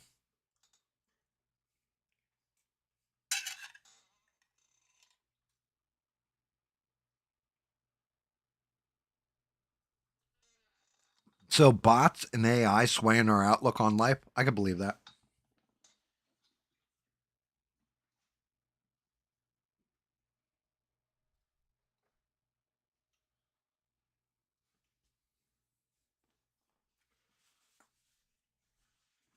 Two big things you got to look at. Well, the big thing you've always got to look at is who's making money off this.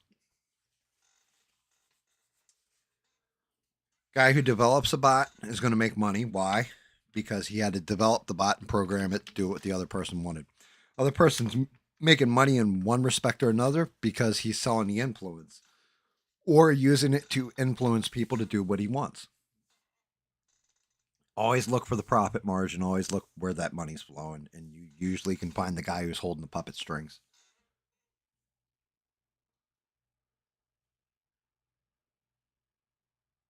Yep, you're right, Steve. You're 1,000% about right about Barnum, and Stranded's right. Sucker born every minute.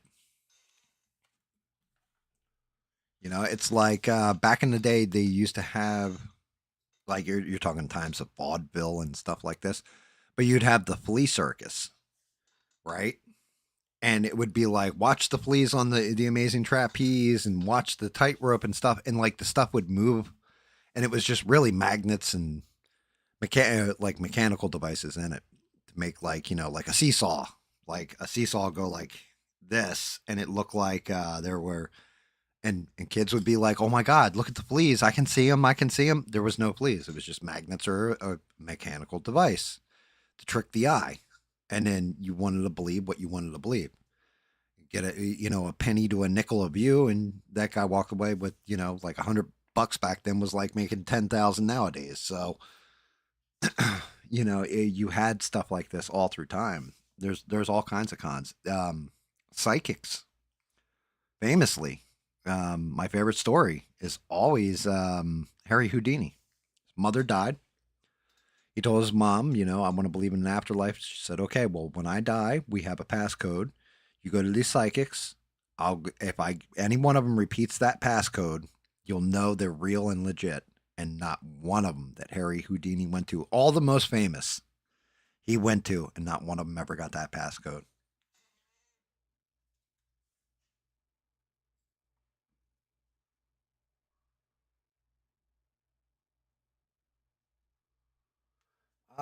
Views can be manipulated though.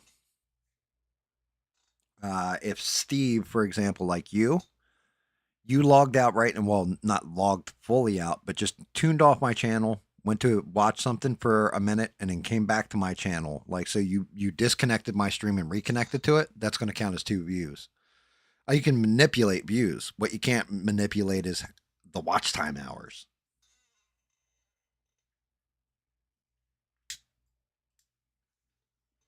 There is one streamer who 1,000% manipulates their views, and I've seen it happen. Watched that shit happen in real time and was just like shaking my head. I was like, really? You're going to do that to, try and boost yourself? Because, the views and the algorithm are supposed to pick it up. But honestly, I think they kind of change stuff. Like the views count, but it's the watch time hours behind those views.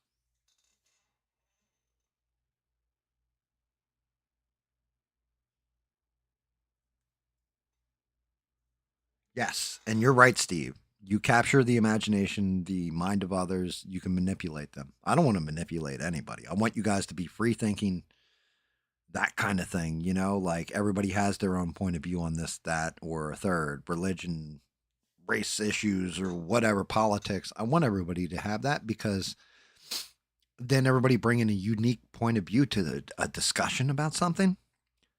That's how you find answers because it may be something that I overlook that you see. There may be something that you overlook that I see. It's the ones that set their feet in the cement and are like, no, this is the way things are, that don't have that sway or won't rule in favor or out of a possibility.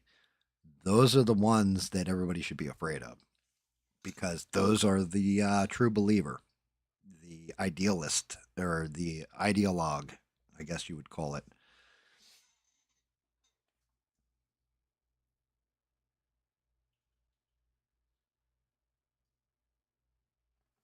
Yep. Yeah, exactly. Do you know somebody in your life named John? Jeff? John? It starts with a J. Oh, I had an uncle named Jonah. Yeah, that's it. Jonah. Jonah. And Jonah's telling me to hand you this doll. He's talking to me from the spirit realm. Okay, you got the doll in your hands? Yes. Yes. And then, the person holding the doll, like they start to tear up a little bit. And like the guy who's supposed to be the quote unquote psychic is just like, okay, now show me on the doll. Where did Jonah touch you? He said he's sorry for touching you this way. Show me on the doll.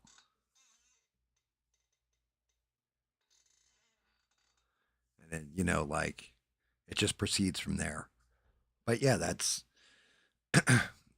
famously they nailed one dude. And this is one of those. This is why I feel bad. Like religion is one of those things that people manipulate for a dollar a lot of times, right? But it was a guy who was a faith healer who, when people were coming in to his show, they would ask them questions. And it was actually, there's a guy, his name's Randy. I can't remember what his last name is, but he's amazing because he was a debunker. Like, that's what he did. He was like professional, like debunker. And he debunked everybody. He was like an older dude. But he did this thing where he actually like was trying to figure out these people are going in, they're sick or whatever, and like this preacher knew everything that was wrong with them basically, or appeared to, and was doing performing miracles. Let me lay my hands on you, and the God and this, that, and the other thing will put his power through me, and help cure you of this. And they would show the person for 2 seconds afterwards. They go into fits and like fall down, and they get back up. The person wasn't acting though; they were never actors. What it turned out was this guy had a shortwave radio back in the day when those were like a major way of communicating, and he had a small earpiece in, and his wife would feed him details about different people in the crowd. So he'd be like, Clarissa, I'm getting a name here, Clarissa, where are you? And this old lady would like, raise her hand or whatever, and he'd be like, you're rheumatoid arthritis and all this other stuff. And she'd be like, that's right, that's right. Like God was sending him messages, and they cashed in on a lot of motherfucking people. But yeah, Brandy exposed it.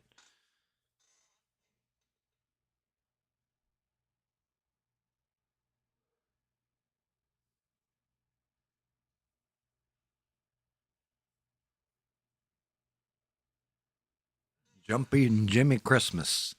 I can't remember what the preacher's name was, but yeah, like the whole thing was the dude, the bunker Randy, he figured out that this guy was using a shortwave radio tuned into the same frequency and heard everything going on through the earpiece, videotaped the whole session going on with this. I mean, it was like thousands of people in this church setting, like, and he recorded it, the audio that he was getting through, and recorded the video and put them out, and just completely destroyed this entire dude's entire grift.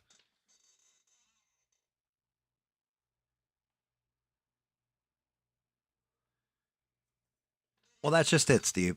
You're right to an extent. You can like positive thinking, and I've got this cut on my finger, and you focus on it or whatever, and maybe you heal it a little bit quicker, right? But there's also damage that can be done that there is no such thing as I can heal this shit. And what it turned out was that woman with the rheumatoid arthritis, it didn't go away. He literally gave her like enough of a jolt and a push that it kind of shocked her system for a second, where you're throwing the nerves in a different way. So it shut it down for a couple seconds, but she was right back to crippled, like, as soon as that little jolt was gone.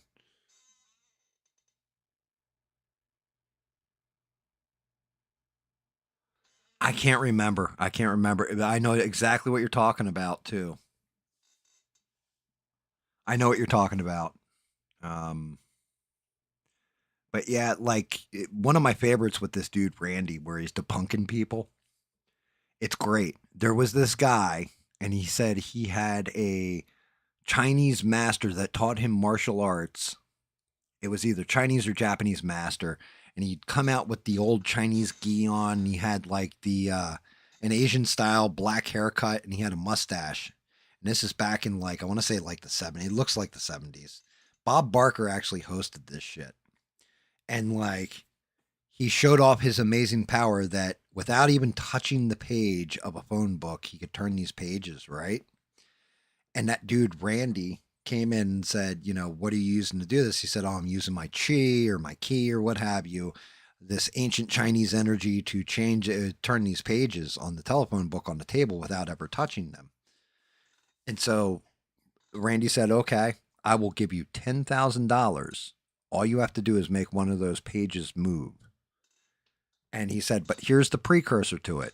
And he took a bunch of foam, like real light foam peanuts, packing peanuts, and put them around the phone book.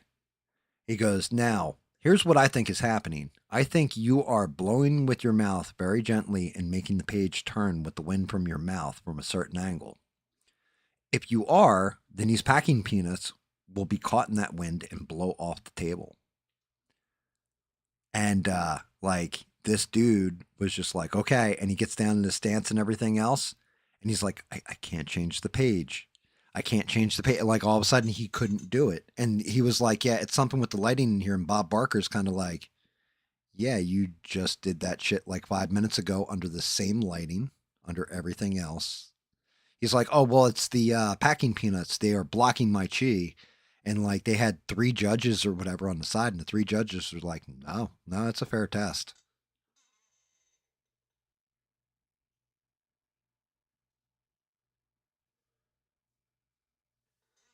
What's up, Essie? Essie. 6. Here you go, buddy. Remember I told you I did them bigger?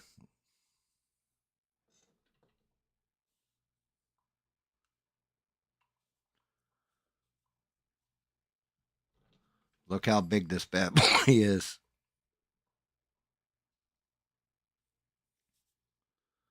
Look at the scale on him. Like he's bigger than as big as my palm. And then the arms, of course.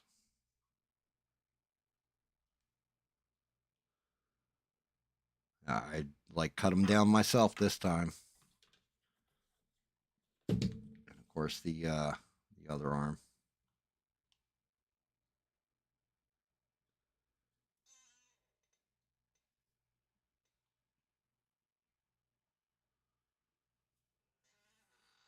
Yeah, let me see if I can. I actually want to kind of show you guys that video because it's a fucking great debunking.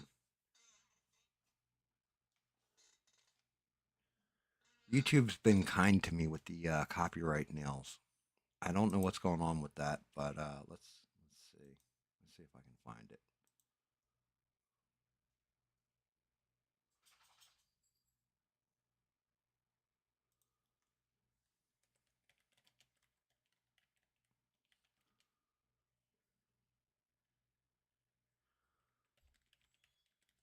See if I can get the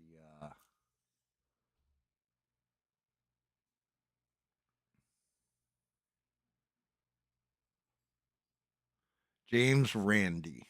That's the guy's name. Let me see.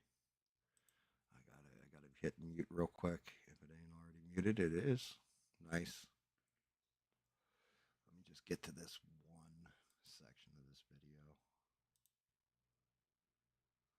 Psychic trick explained. How long does this go on for? Looks like it goes on for like 5 minutes. Hopefully this works. Let me go in here and do this and see if it works. Actually, you know what? I'm an idiot. I'm a complete Riri.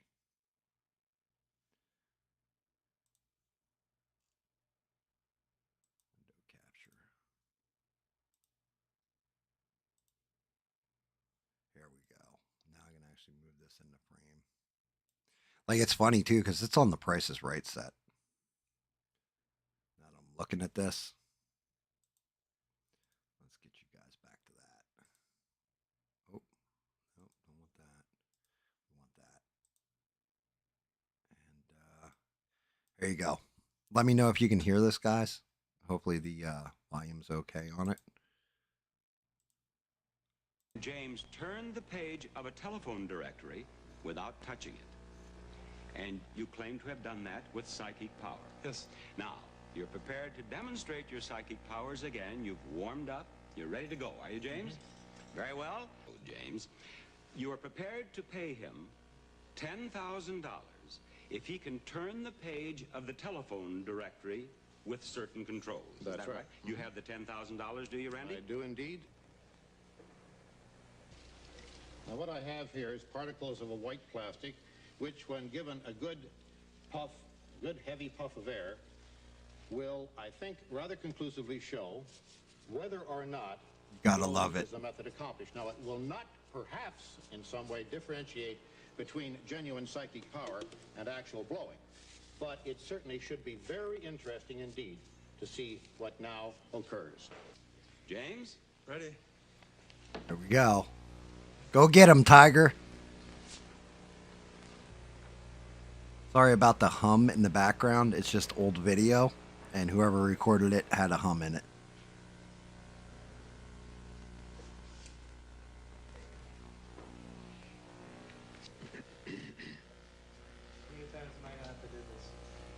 This time, and How then many once more. pages? Just one page, once. Like Okay. that. The styrofoam. So, one page, $10,000 to move it. If you saw like the intro, you saw him move the page, right? No problems.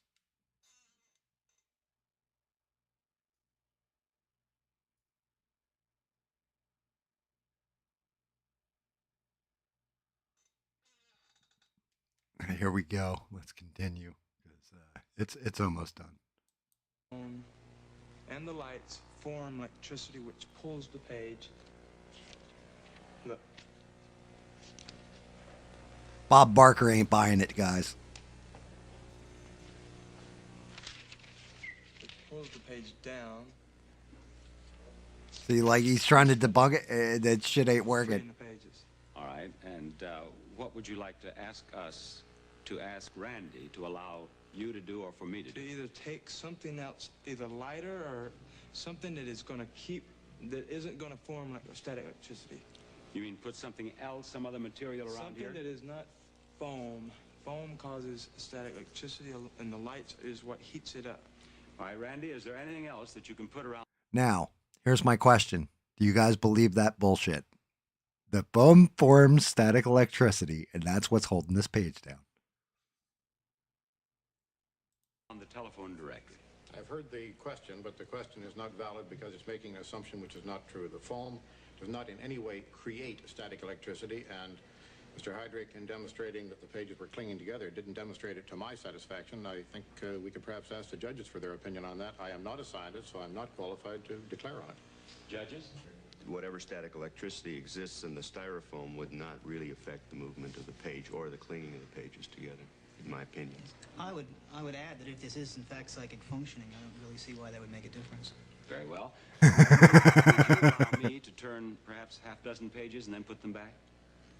Oh, yes, you may do that, please. James?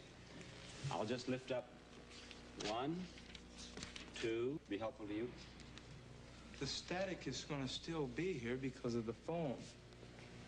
See, that's Well, what I'm it saying. is the opinion of the judges that there is not enough static formed by the foam. Just nailing to be them. a problem.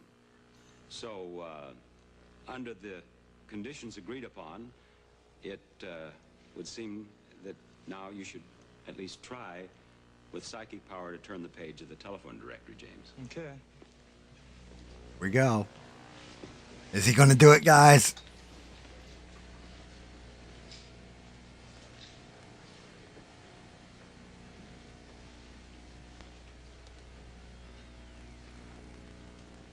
An asshole. Made him look like an asshole on live television.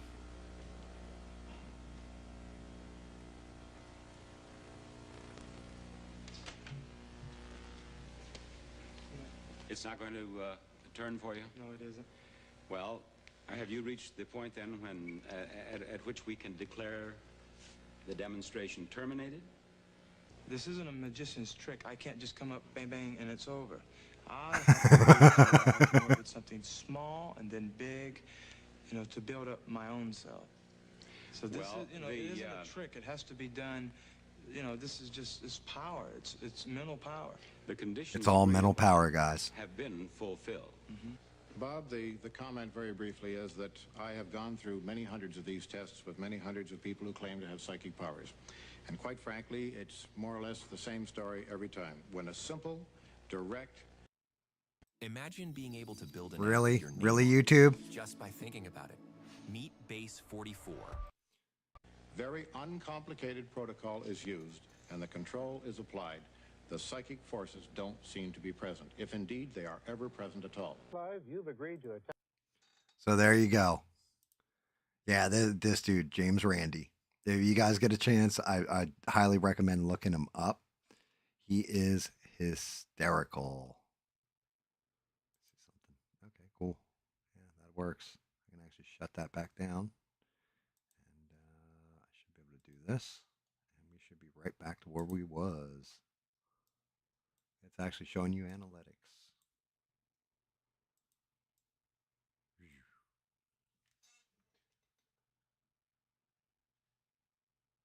You went to skip ad on your screen? Yeah, dude. He has low midichlorians. Ah, you gotta love it. But yeah, that's the stuff I love watching because when you're looking at somebody like a James Randi, like he said, he's done the entire time he was still on this earth. Not one person claimed that money from him, like ever got his money away from him. That $10,000 check had been in his pocket till the day he died. Nobody ever collected because they couldn't. There was always a trick to it. And when he set up like an actual scientific test, he had one where he had a whole bunch of guys come in and like he's like, okay, science dictates that out of every guess, or if one out of like he'd have 10 people and you got to tell me which person is behind the screen, and these are the 10 people. And he's like, by science, logic, and actual law of averages, it should be you should get a guess out of every third person. And like the person claiming to be psychic would like nail 2 out of them or something like that. It would just be so wrong, so ass ended that he just proved so many psychics and people like that wrong. There was one guy who would bend spoons and would always go on like Johnny Carson and stuff. And he explained to Johnny Carson, he's like, listen, you want to prove this guy a fraud? Here's how. Don't let him touch any of the spoons. These are spoons that are just normal ass spoons. Here's the receipt for them. We bought them. They're not even open. Have your stage hands put them out there. Don't let him touch them beforehand. Don't let any of his people touch them beforehand. And they put him out there, and he could not bend any of the spoons magically. Like it was fantastic.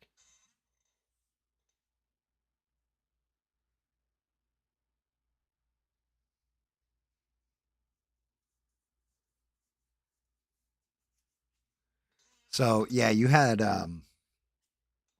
back in the day, yeah, 6 the 1-800 hotlines. 1-800 Santa Claus. Call Santa Claus now. Tell him what you want for Christmas. $5 for the first minute, 99 cents for each additional minute. Right. My favorite was. Do you guys remember the 1-900 hot girls? Hot girl. 1-900. Dial this number and talk to hot women all night. You know how many ugly women made a shit ton of money just because they had a nice voice over the phone? Like, ridiculous. Ridiculous.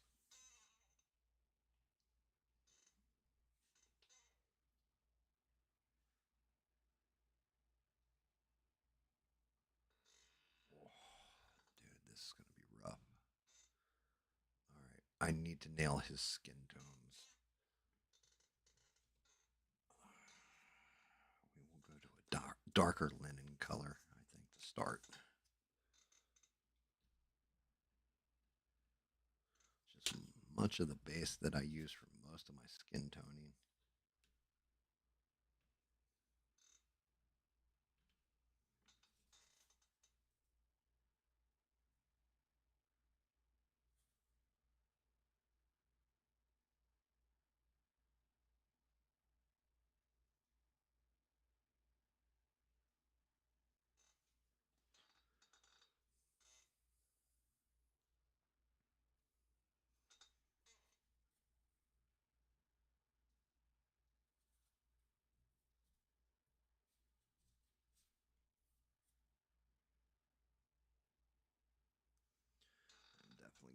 got this wrong, I think.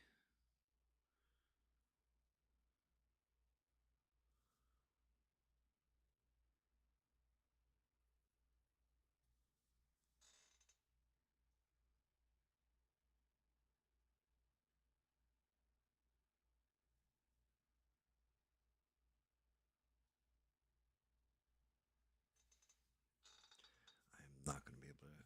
If I do this with a brush, I am going to cover over all the reds I just sank in there.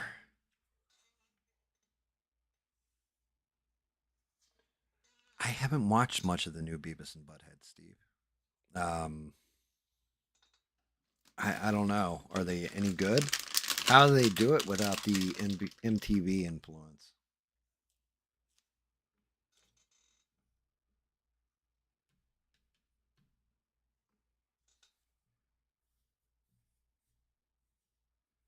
Let's see if I can pull this off with this.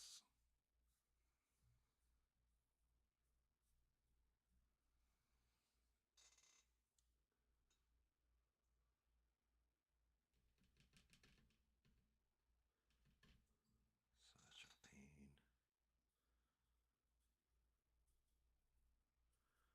Oh, this is going to be rough.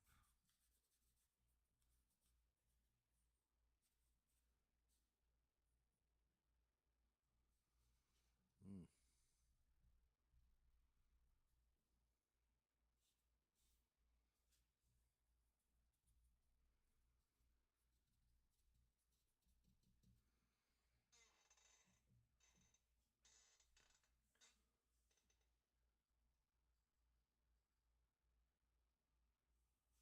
Yeah, I think there was. Well, yeah, you had the WCW hotlines. Mean Gene Okerlund used to always promote them. Stranded, um, where you find out what happened backstage between Macho Man and Hulk Hogan, stuff like that. I know they did have those.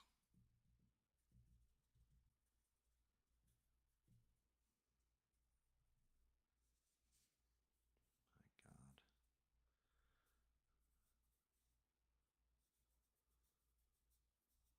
I gotta go gentle as all get out with this to get that ligature in there. And don't worry, guys, it's not staying this white color either.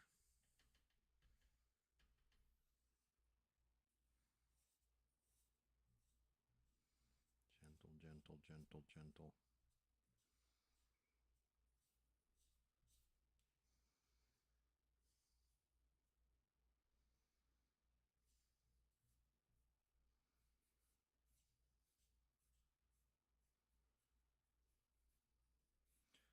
And when I switch up to the burn skin, that's when it's going to get rough, a little rougher.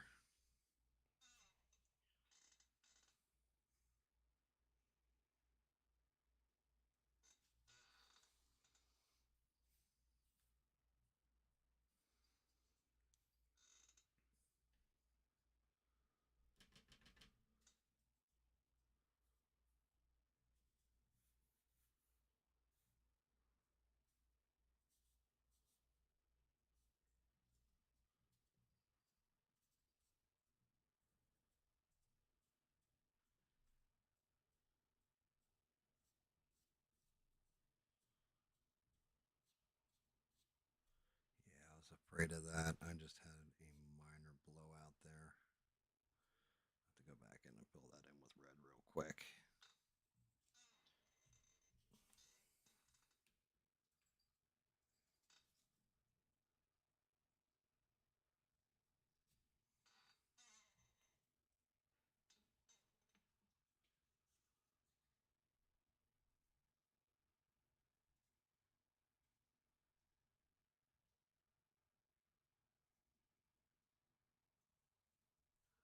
Wow, really? Skateboard pros? That's I never heard that one. That one's a new one to me. I just I do remember. Are you lonely tonight? Call 1-800 hot girl. Call 1-900 hot girl. Talk to beautiful women all across the country. Call the party line. Experience what it's like to hang out with millionaires. You know, that kind of thing.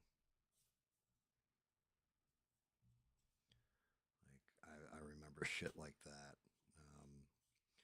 The Santa Claus phone line, I remember that one. 1-800 Real Girl. Talk to real women right now.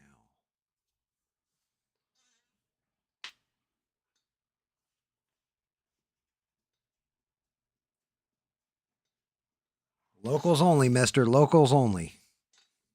Rolling down the streets. Rolling down the street.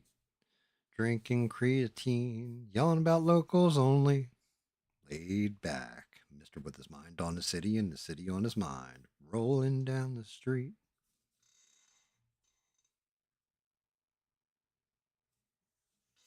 All right, time to crusty him up.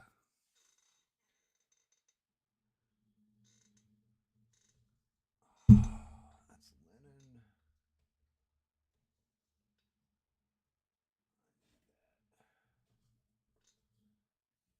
And this is. Let's see what this color paint looks like a little bit.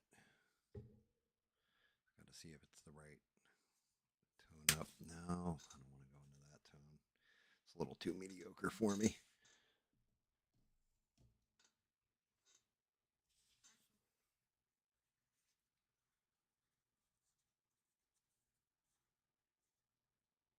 Yeah, exactly, Stranded. They did a couple of they've done that in movies too, where it was a whole bank of women talking. And I can't remember what movie it was, but they had that where it was like a 1-900 number phone line. It was like all these like oversized women having discussions like that with men on the phone that were inappropriate.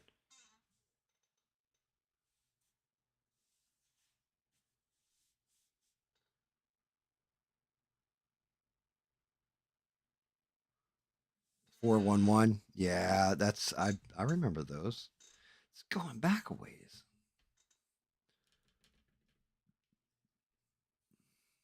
That was before the Great Civil War. You know, the Civil War hero Tim Pool used to want to take part in those videos, but ever since the Civil War began, you know, Tim Pool he limits his exposure now.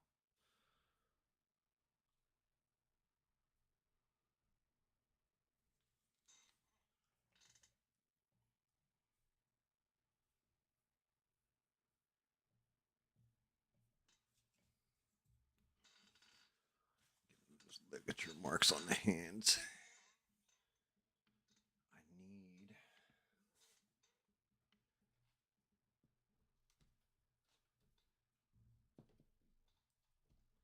Oh, come on. Get out of here. Mild truffle. See if this is the right tone up on brown.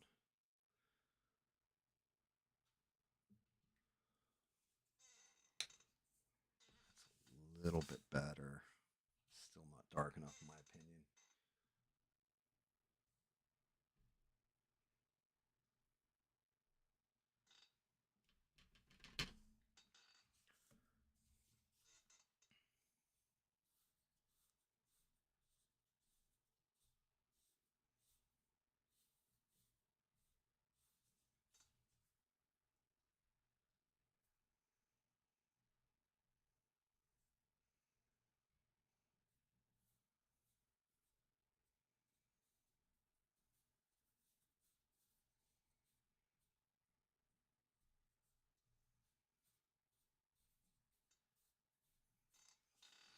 Yeah, it's not enough. Well, it's getting there. It's getting there. That was a decent layer. Get in there with a little bit of this red and fix that.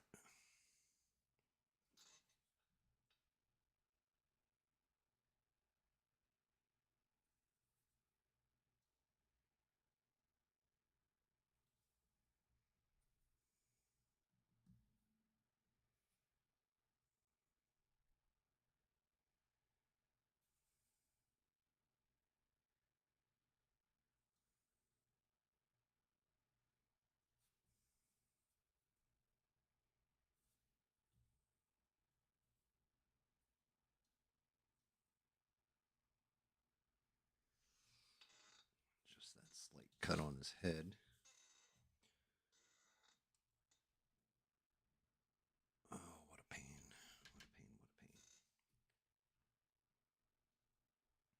Tighten up his sweater after this too. Definitely getting like little blowouts here and there.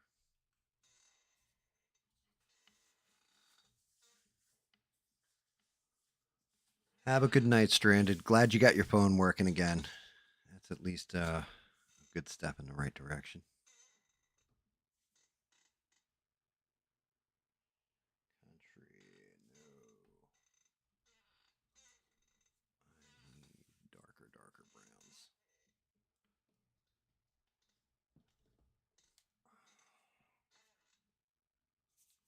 Coffee latte. Coffee latte. Yeah, that looks like it's on par for the step up. Let's take a look.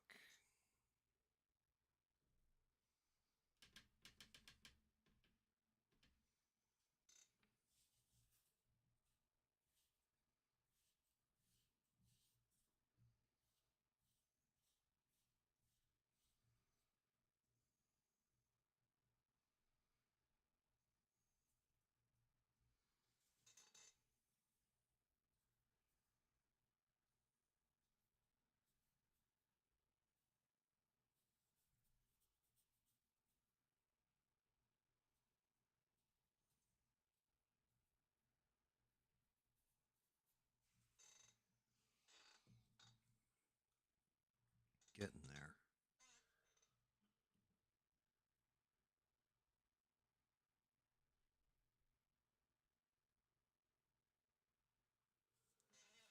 I used to tell that joke all the time, mister. It was actually one of my favorite jokes that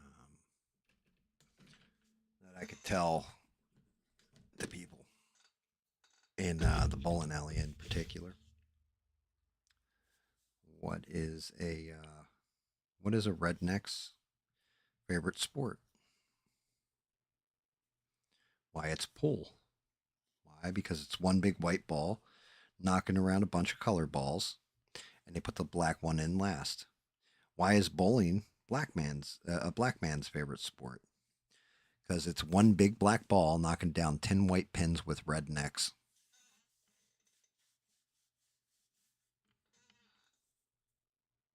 I always got a kick out of that joke.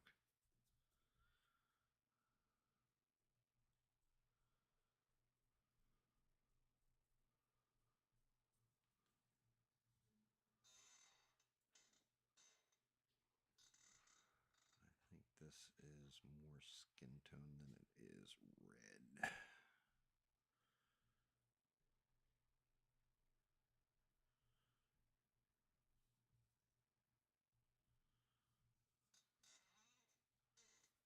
Same thing went right here on this cheek, this lip.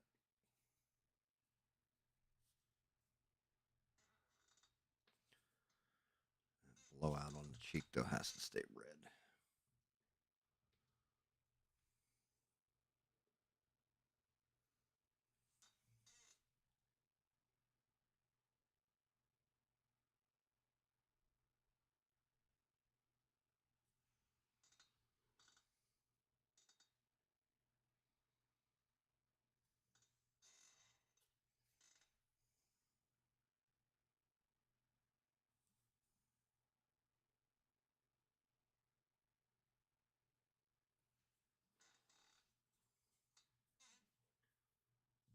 Ooh. Yeah, definitely interesting trying to get the skin tone to come through the way I see it on the picture and the way I see it in my head.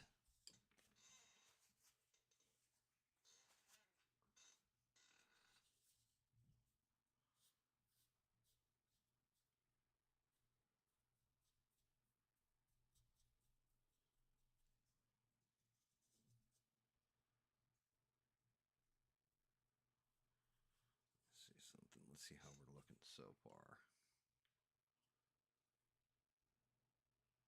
I think we're starting to get there. How's it look to you guys so far? We hitting skin tone right?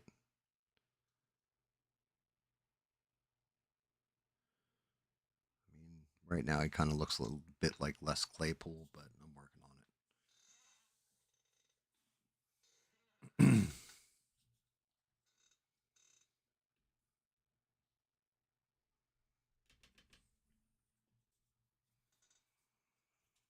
Hmm. I don't know if you guys watch this video, but since I saw Beans is in the comments, I put up a video of James Gunn talking about Henry Cavill as Superman. And he said, I wanted to go in a different direction, but everybody got all hyped up that Henry Cavill was going to come back because of, and he wouldn't name who it was, but it was Dwayne the Rock Johnson basically tried to force himself into the MCU and figured if he used Henry Cavill at the end scene, um, the after credit scene or what have you, that he'd be able to control the future of DC, basically like a $7 production. But Henry Cavill was never going to get recast as Superman, but they might find something for him in the DCU.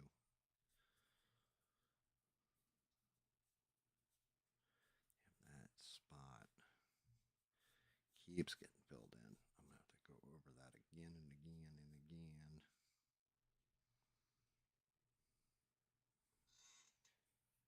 I got to get behind that ear.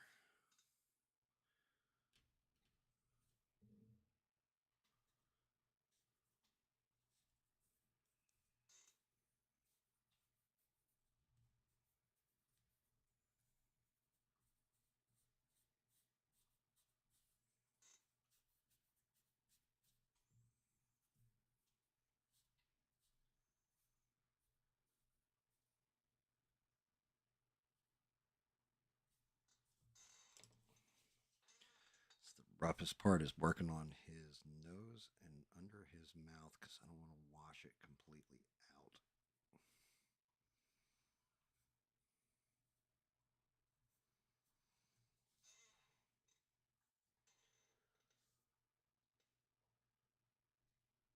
Oh God, no, it was not worth it.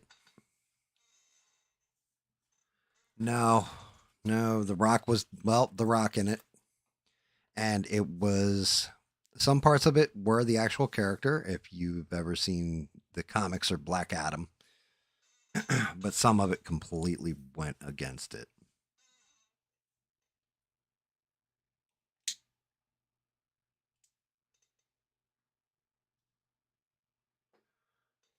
You guys are like, he's coming out all right then. Shout out to my wife too for the paint job because she's the one who taught me how to do this with a sponge,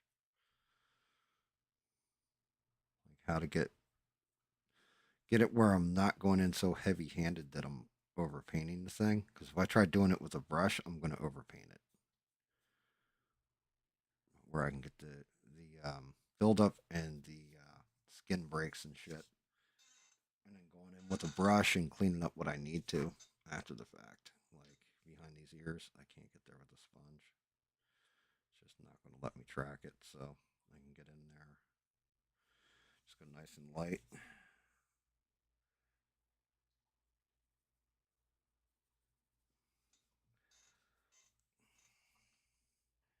Same thing. I got to get under these eyes. I just can't go in there super heavy.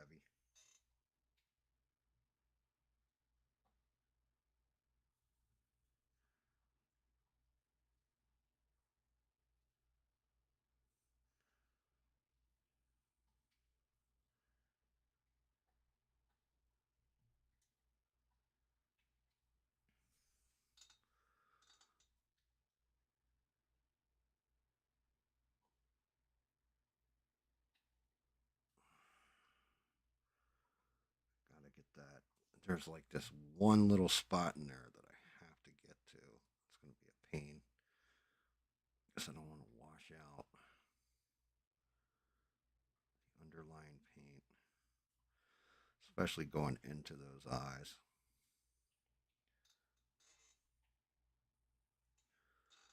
That spot right there on the forehead is no bueno.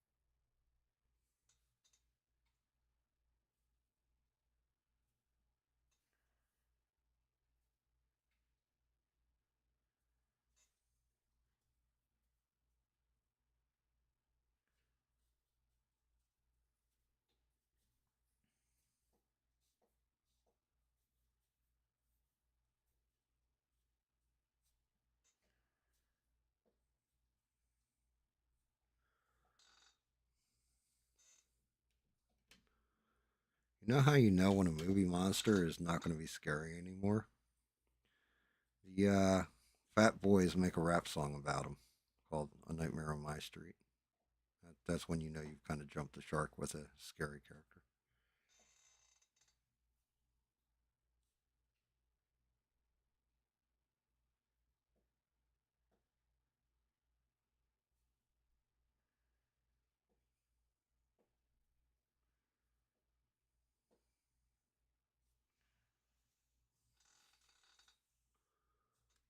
Let's see. How are we looking with you, Mr. Frederick Krueger?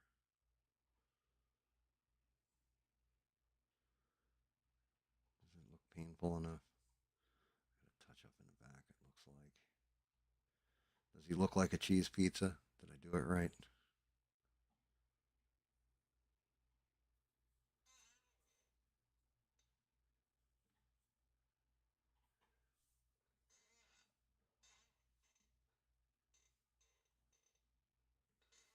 Was it DJ Jazzy Jeff in the Fresh Prince? Bel Air Force?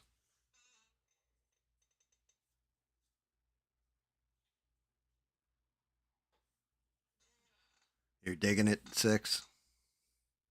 I mean, thank you. I think I'm hitting this. Like I think I'm hitting the effects I'm going for here.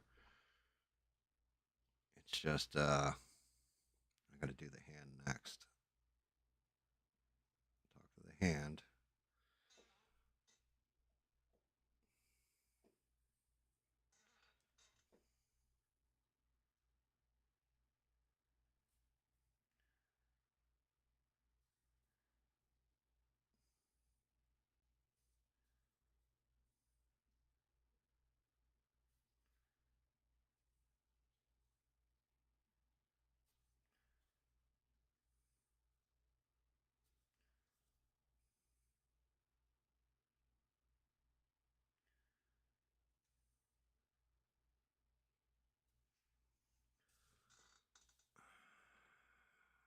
Yeah, I definitely need to tone down a little there. Sorry, guys.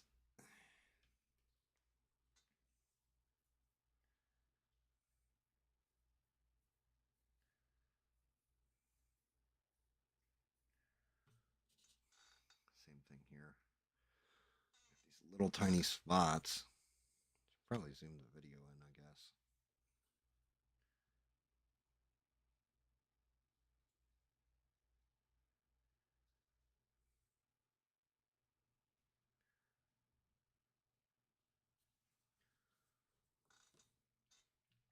Do that. Do this so you guys can actually see what I'm seeing for the most part. Yeah, like see here, we got a little bit too much here. That isn't.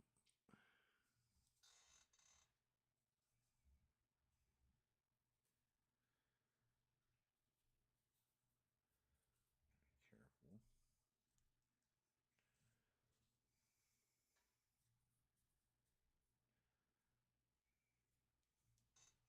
Like I got a black spot there in the eyebrow.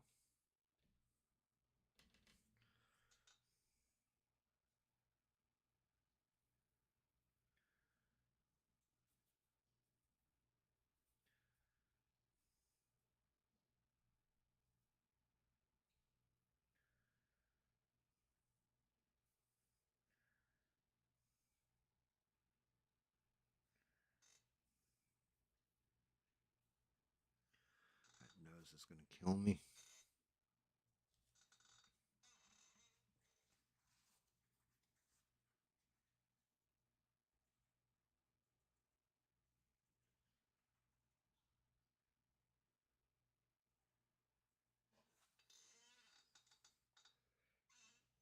Um, I don't know about that, Eugene, because you had like DJ Herc, who was up in New York. He always had some. He always had some crazy tunes banging.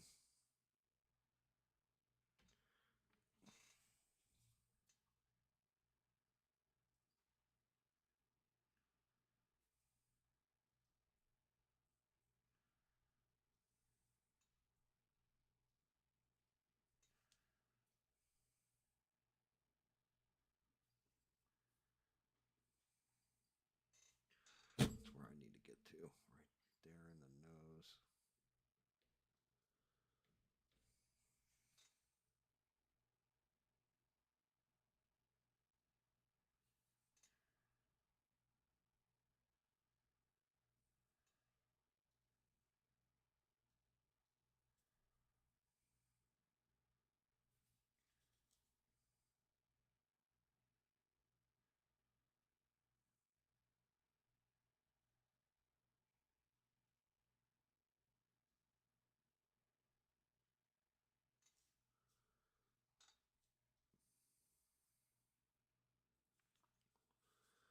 Take a look right here.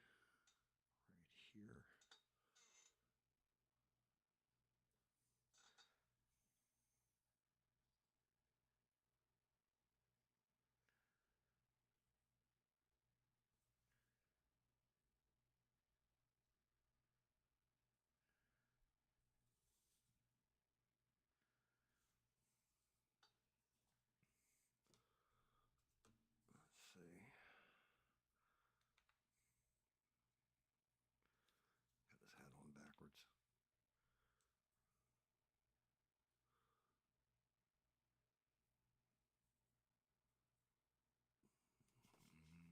A little bit too light here.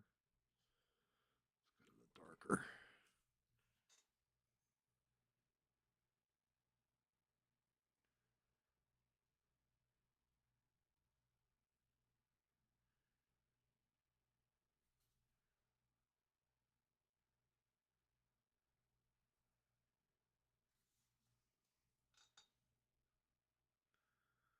That little spot.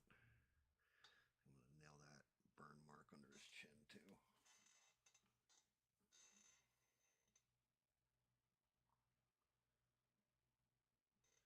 Thank you for the drive-by, mister. Smashing the like button and heading out. Always appreciate the hell out of you. May the fight in Chicago go your way, brother.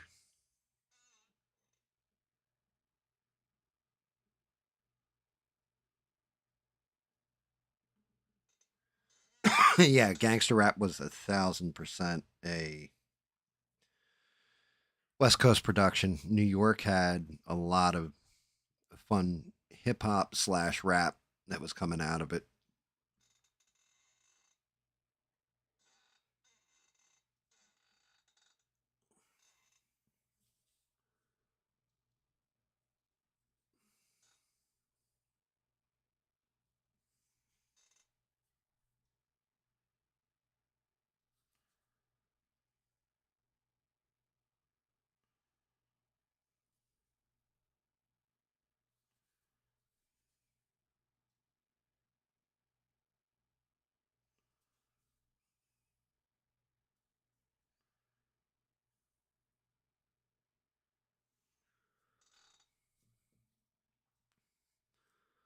Street kid gets arrested.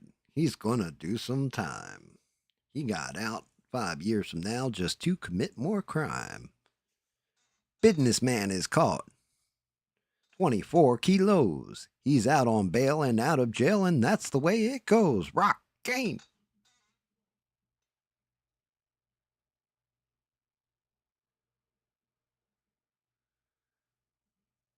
I don't know about that, Eugene.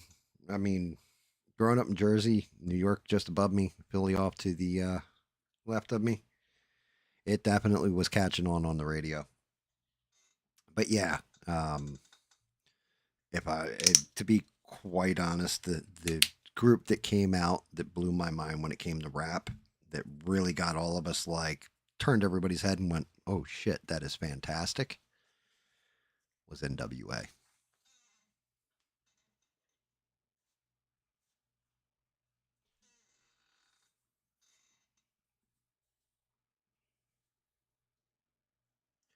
But where was NWA from? That's right, straight out of Compton.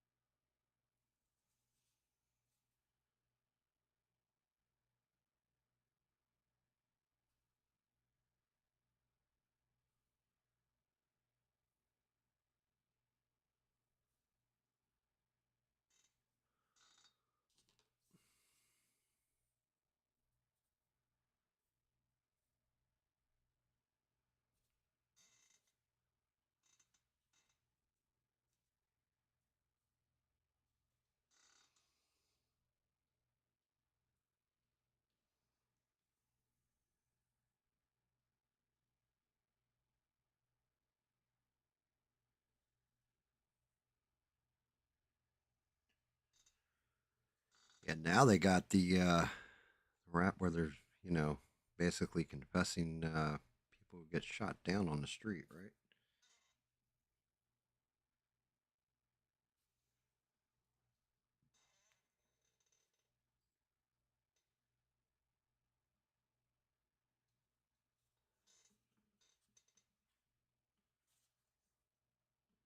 Yeah, Ice T. HUSTLER Hustler. How about Big Daddy Kane? I work. I work, baby. I work. I get the job done.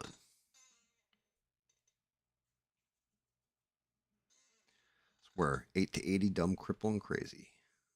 First time I ever heard that was Big Daddy Kane. I work. I get the job done.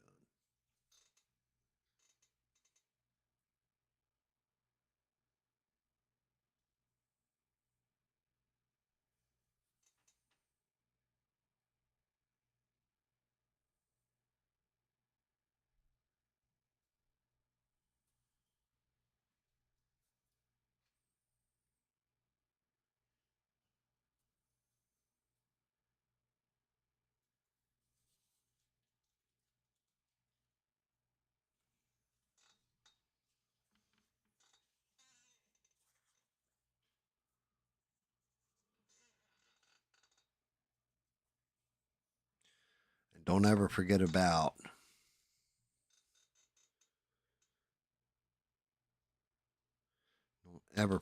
the man who once sang, "Don't call it a comeback. Been here for years."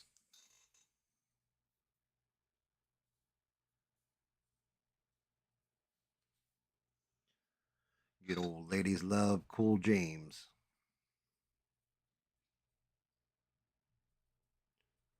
And of course, you know, you had a man who kicked it off that we all know very well. And he was always like, "Celebration, bitches." Why don't you have one with the old boy, Rick James?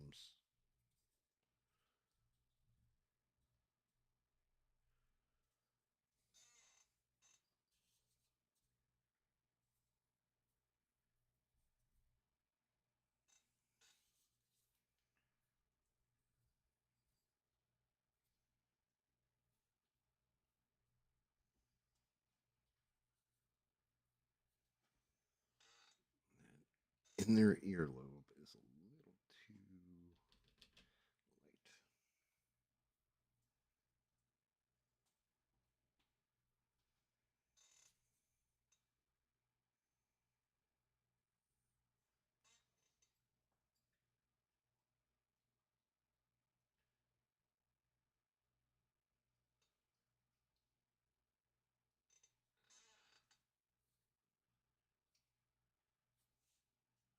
A little bit more right there on that chin.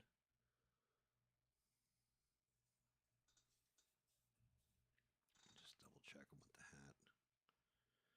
Still got to do his teeth, his eyes, all that fun stuff.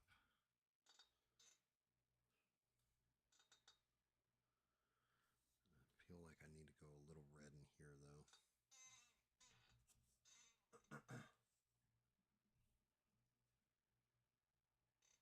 Oh shit, Steve! You can't go changing your name, dude. Then it'll be like, oh, Steve disappeared again. Where'd Steve go? It's gonna be like Leonardo DiCaprio and Who Ate Gilbert Grape. Like, where's Arnie? Where's Stevie? I'm over here.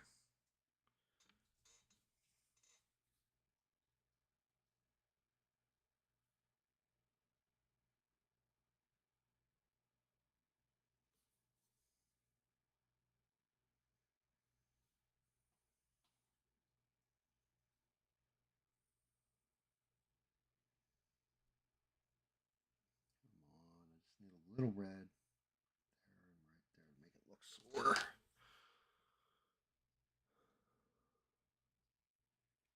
Definitely looks like he cut himself shaving.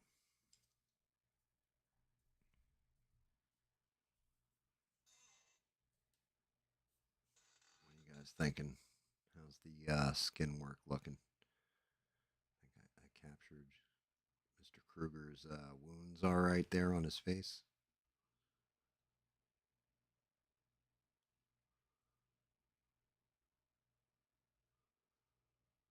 Still got to get into those eyes, which the eyes and the teeth. Teeth will be easiest. It's merely a flesh wound.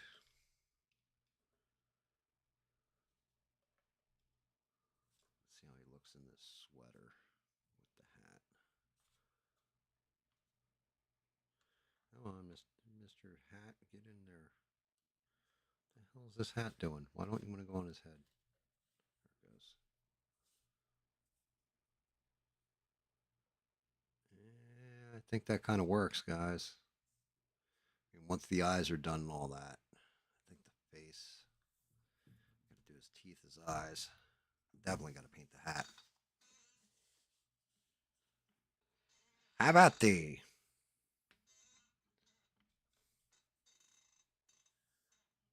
"'Tis merely a flesh wound."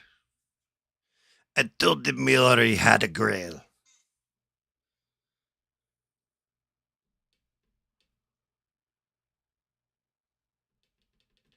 So is anybody getting dressed up for Halloween?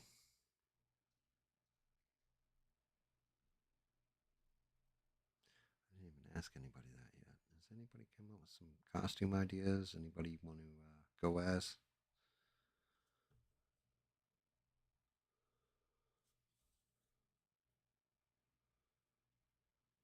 I'm not a big fan of this hand down here. Definitely not liking that.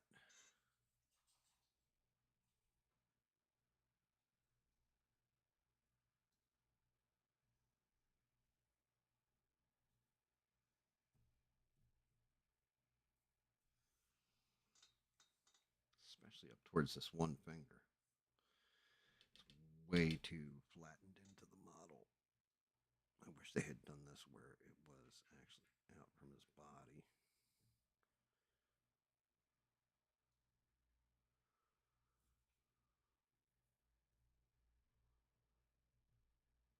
Definitely gonna have to clean all this mess up because oh, I got red blowouts here, there, and everywhere.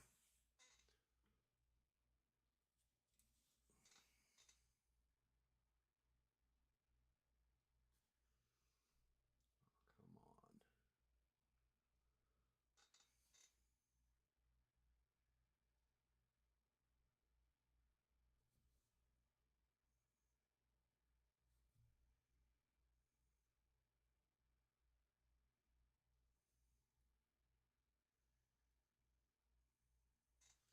Yeah, his hand kind of looks retarded. Like I don't like that into the model. I really don't. I don't like the way they did that hand.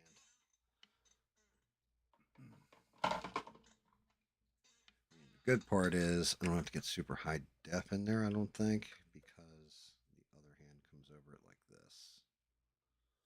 So it's kind of wrapped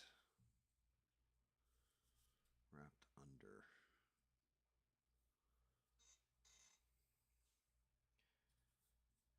That's the only part of this model I'm not digging or feeling is this hand.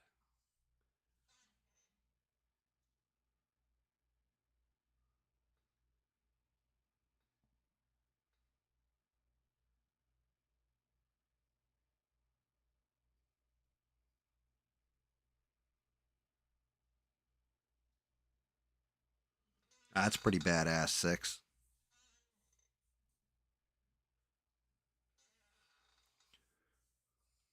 Beans is going as Mrs. Cabell for Halloween, I think. She's going to dress up as the future Mrs. Cabell.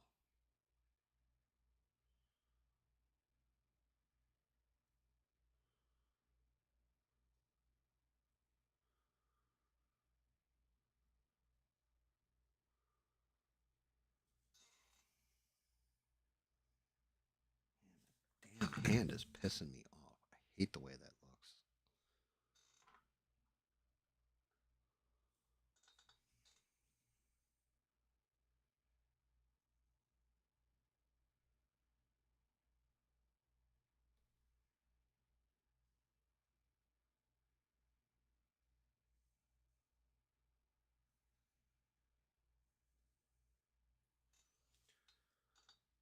Like, I'm Definitely not feeling that hand at all, guys.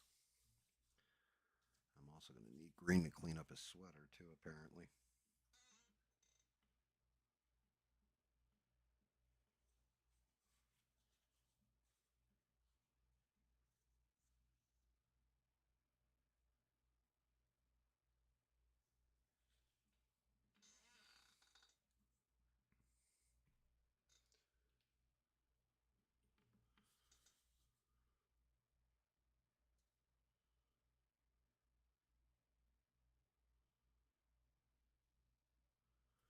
Yeah, I don't even know what day Halloween's on this year.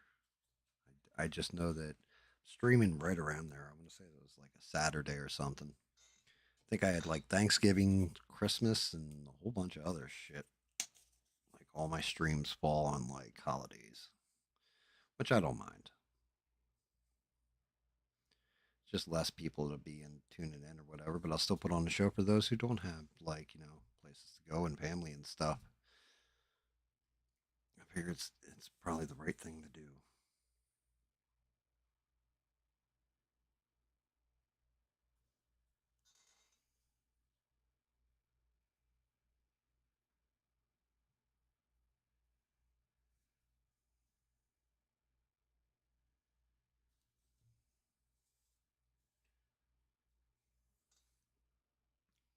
What a pain in my butt.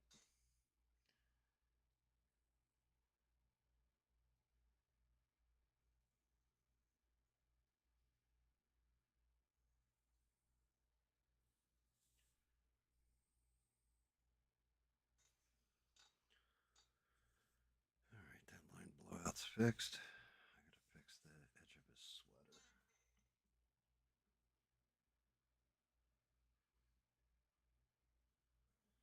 Yeah, I mean, I used to do all kinds of silliness for Halloween. It's not so much that I lost my spirit for it. It's just I don't hang out with friends or go to parties. Like you said, Steve, I think there was definitely a point in time where Halloween was a whole different type of year. Although my wife reminded me, she's like, "You better get yourself into shape." I said, "Why?" It's like you're gonna have to wrestle that costume onto the dog so I can get pictures of him. The dog with the Ace the Bat Hound costume is going to be epic, but man, getting him in it is going to be it's going to be a fight.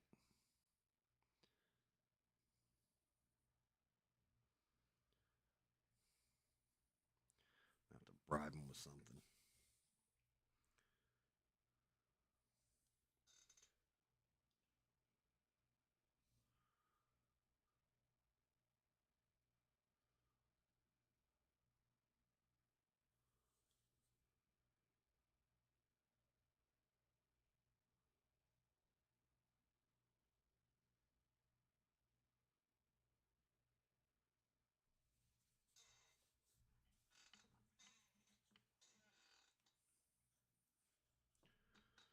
Let's see how we're looking right now. I still hate that hand. Face isn't too terrible though. Zoom back a little.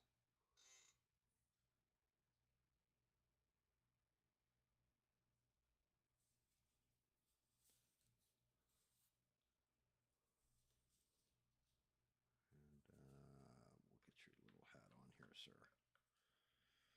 Hold on there, buddy. We'll get that hat on you. Let's take a look.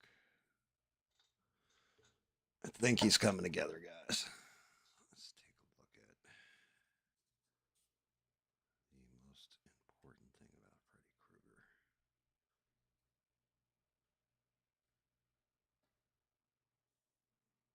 Oh, come on, you can stay put, hand. What are you guys thinking? We digging this? Too much, too little, not enough. Does he look like he'd give you nightmares? Finger from there.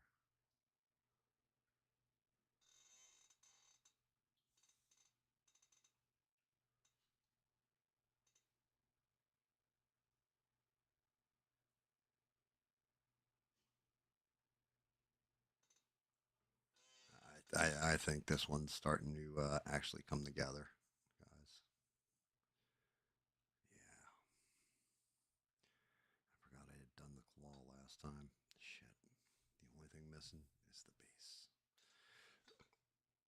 regardless of everything, that base isn't going to get done tonight. I'm going to have to move this whole everything out of the way if I'm going into all black because I have so much stuff to put into black. I'm going to have to do that on an off paint stream. Okay, body can actually sit up there. It kind of does. How about that? All right, cool. All right. Teeth and eyes.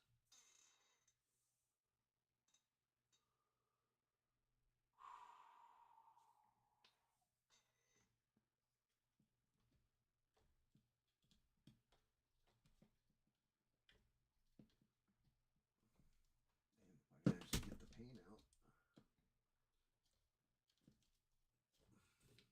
Son of a bitch.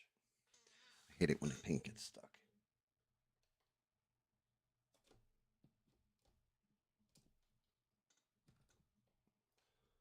Son of a bitch. I think this is what we were using for teeth.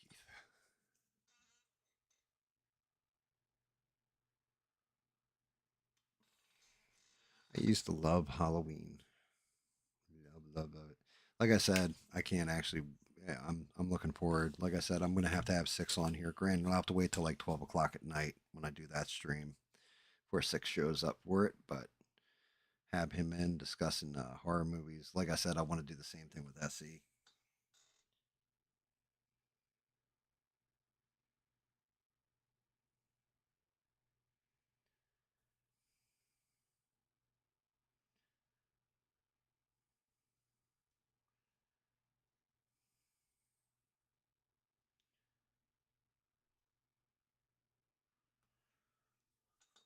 Love to hear what you guys have to say about stuff like that. Zoom that bad boy in. All right, that has definitely got to come down a couple shades, I think. And teeth are a bit too yellow. They're not grungy enough.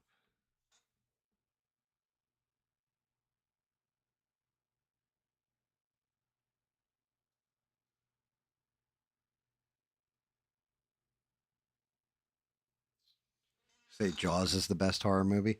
I mean, yeah, you got to say that is a good horror movie. First of the actual Hollywood blockbusters.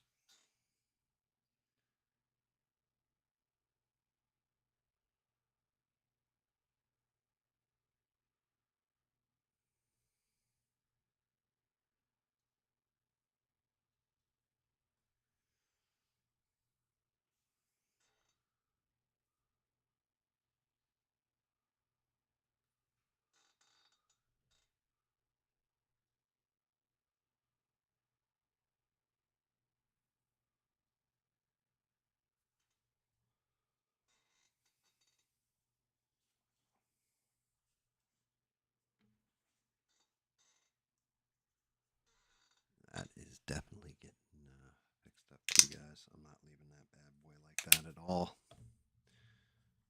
I just really wanted a solid base for that yellow coloring.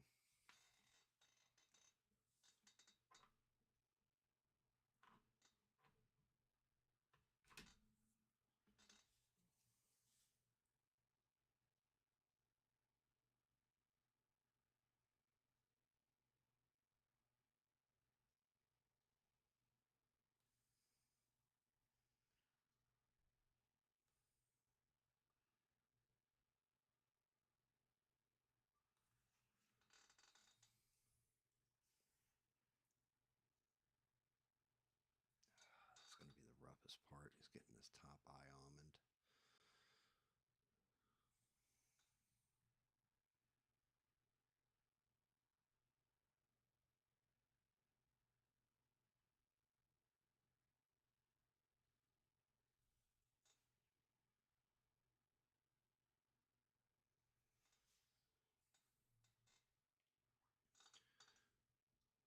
Let's see, where am I? Actually, I'm using the camera to paint right now too.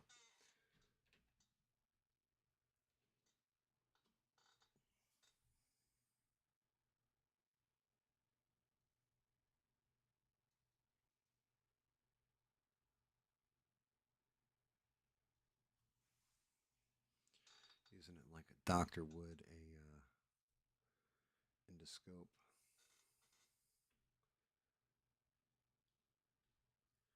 Able to get right in there and see what I'm looking at.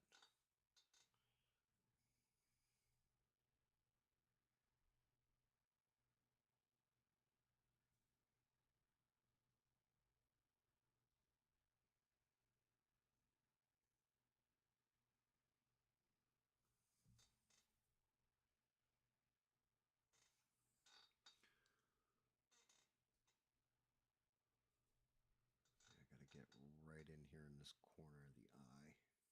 Clean that up.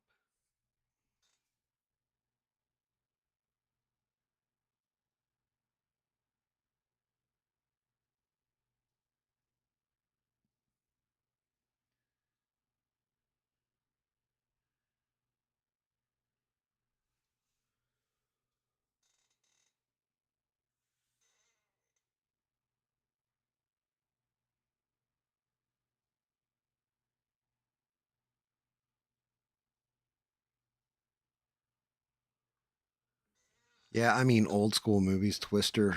Twister's one that, like, if you really wanted to test out a sound system at one point, it was the go-to.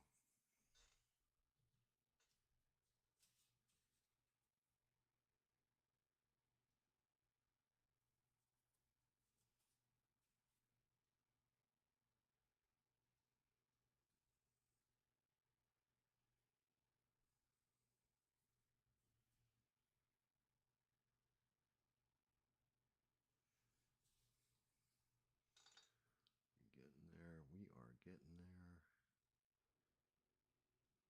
I gotta wait for that to dry so I can actually look at it.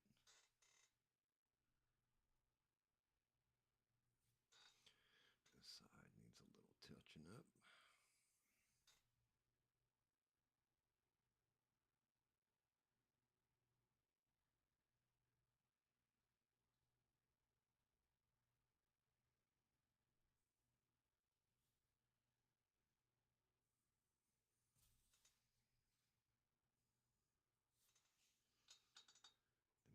Little tiny beady eyes.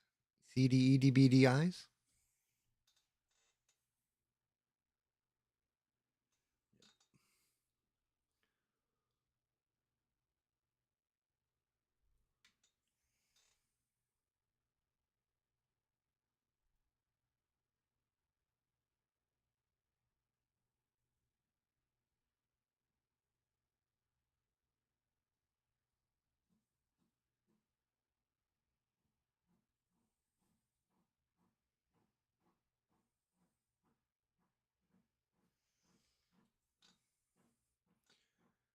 Go. All right, cool.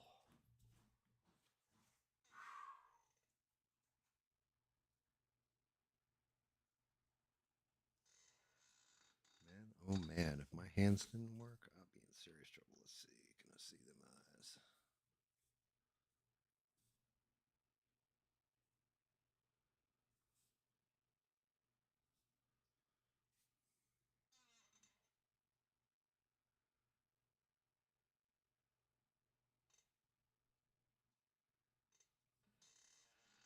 It does have like a little chiclet where I'm going for teeth. Just debating, do I want to go a shade darker? Maybe a slightly off color.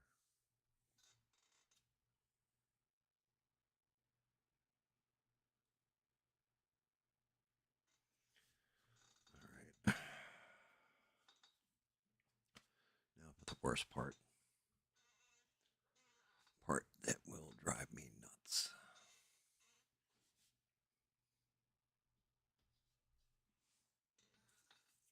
The part that is going to piss me off 16 times over.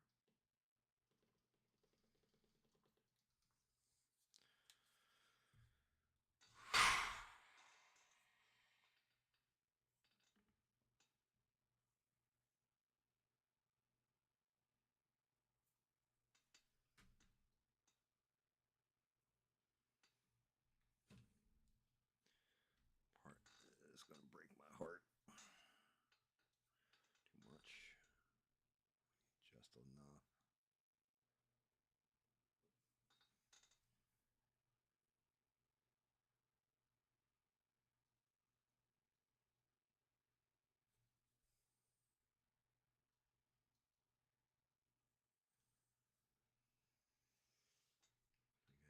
got the blue in there, did I? Let's take a look. Oh, ho, ho. All right.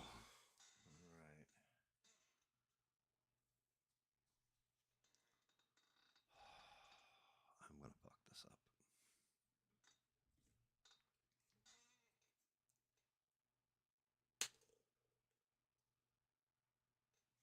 Sheray's got 5. Sheree ain't playing around. Sheree was like, I may be tiny, but I'm powerful. I give birth to generations.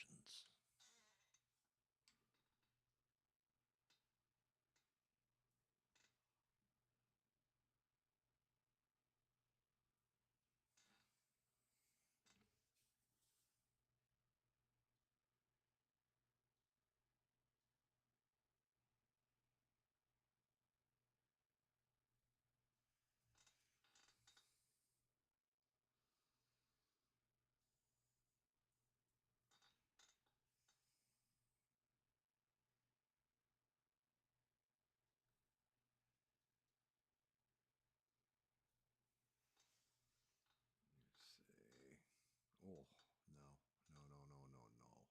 see. Oh, no. No.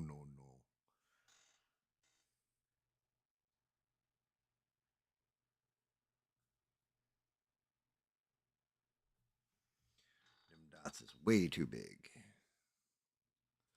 Because that does not look right to me at all. He was fine up until that point. I gotta look at the way he is posed. Because it tells me which direction these eyeballs go in. Do they go straight ahead? Do they go off to the side? That did not come out the way I wanted it at all. This eye needs to come out over here, and that one's looking all right. Well, no, that one's got to go like here.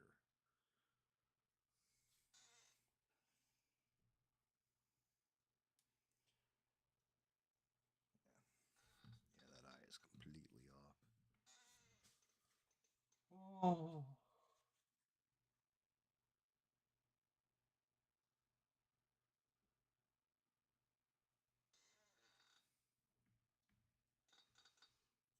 Oh Lord, I hate doing the eyes. Well, I hate doing the eyes on things that are tiny.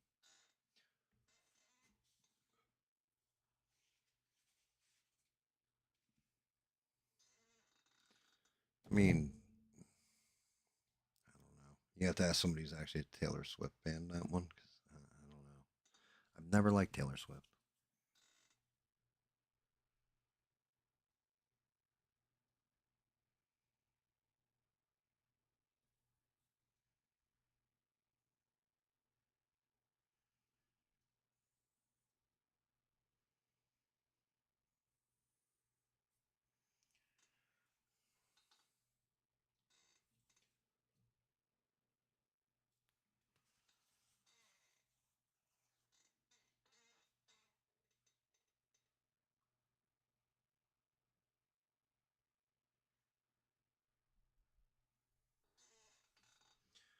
Okay, let's see what your head looks like on your body.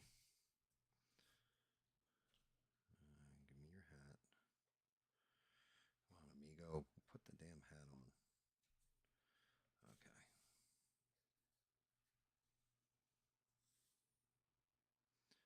One dot there. One dot interior there. He's looking off that way.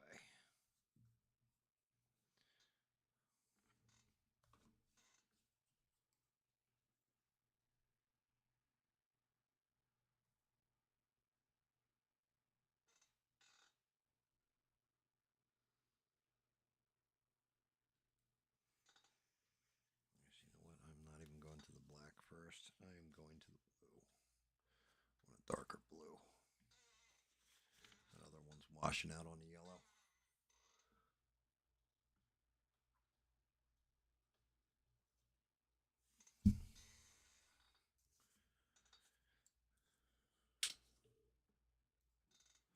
Dylan Mulvaney was going to write a bunch of songs about his exes, well, her exes, whatever you want to say. But yeah, Dylan Mulvaney, he had an album coming up. One of them was Down in the Brown Town. Um, Another one was Baby Don't Get Behind Me.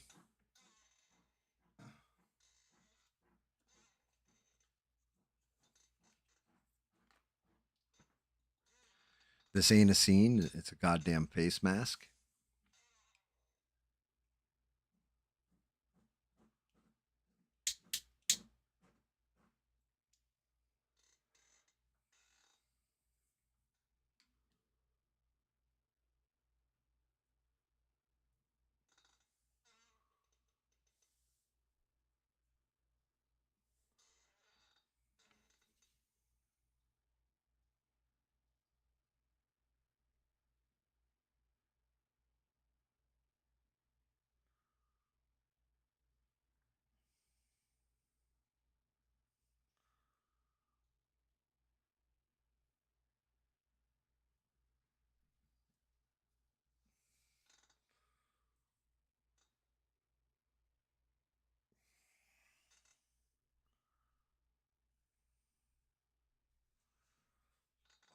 Damn left eye, right eye. I think that would actually work.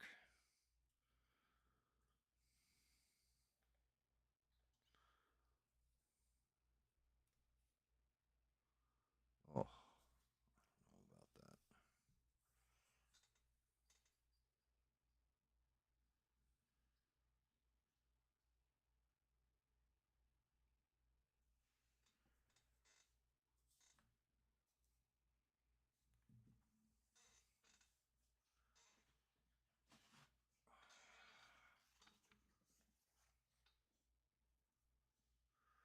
My puffers are good puffers.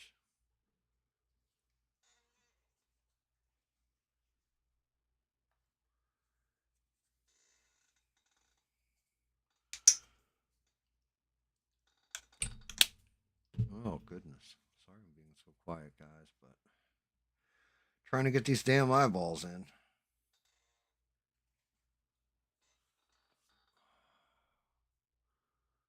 I blow this out by just a little bit, and it's over.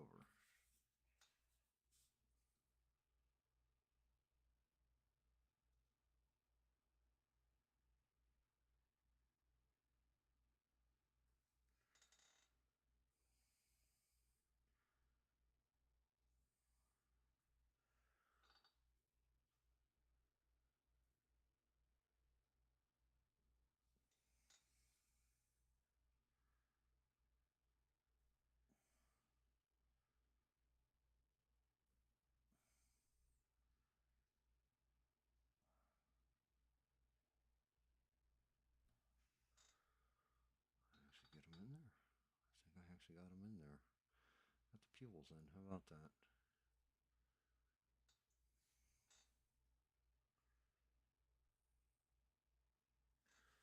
Come up a little bit more. This sucks. Digging the way they're looking. They're getting that damn blue eye up there.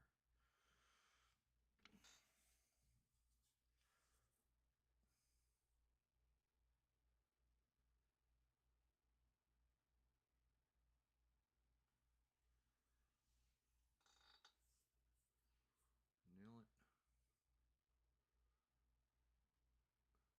Almost.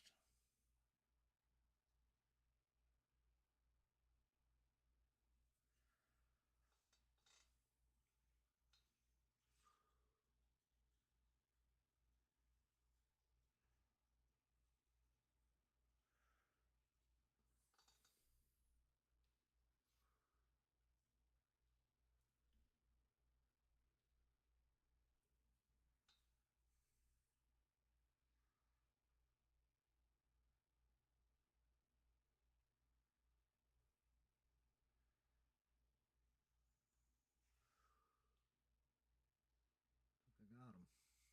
I think I actually got the eyes in there. Oh, Jesus. Jesus. Jesus Christos.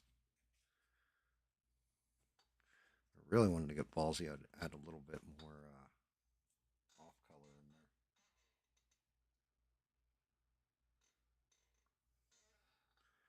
know what? I'm going to get a little ballsy.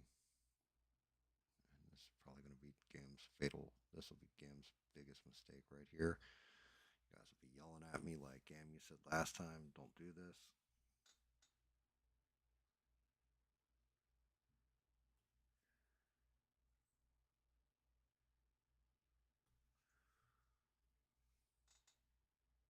Get it?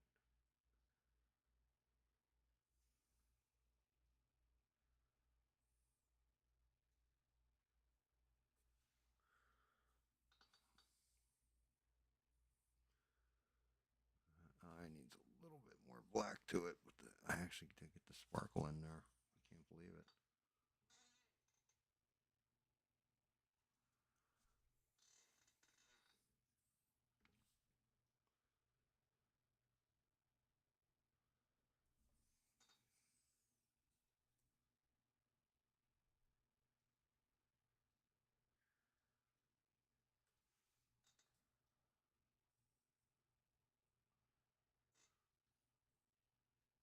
Fix it. I think I fixed it.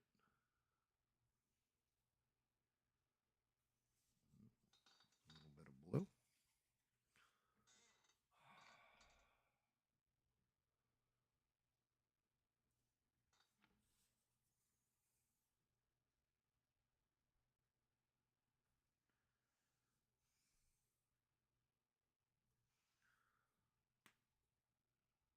And fixed it. Right.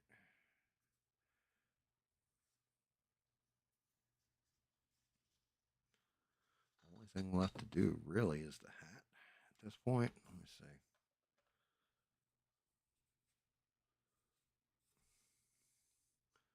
Let's actually blow him up to regular size.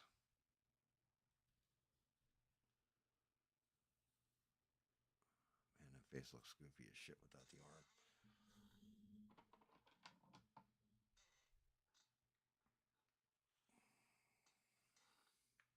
I feel like the teeth might need a little something too. Ooh, I'm gonna snap this fucking claw.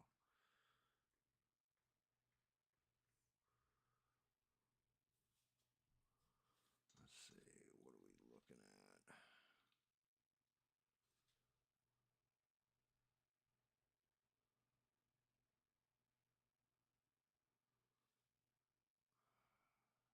I don't know, guys. What do you think?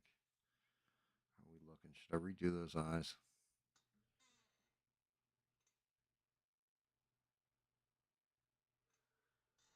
I'm going to ask you guys what you think. And should I redo the eyes? Because I am 50-50 on them.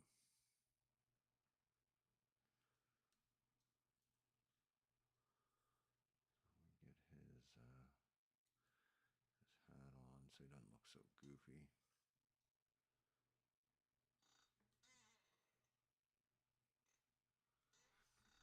Ladies and gentlemen of the jury, what do you guys think? Should I redo those eyes, or do you think they work?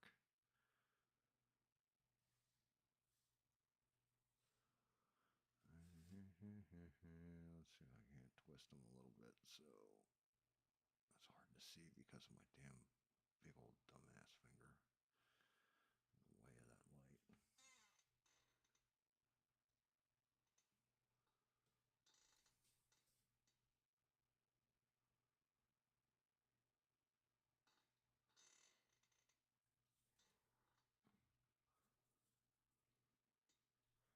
So move the teeth.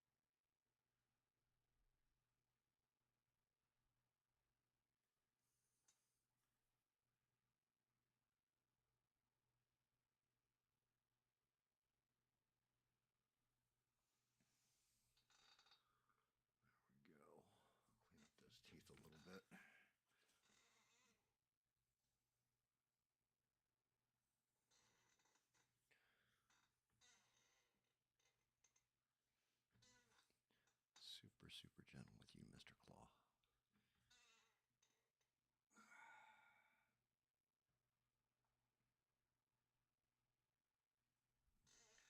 Now for one of the bigger problems.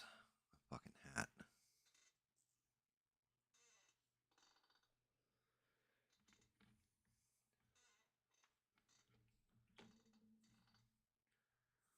Try this peppercorn first. I don't think this is dark enough though.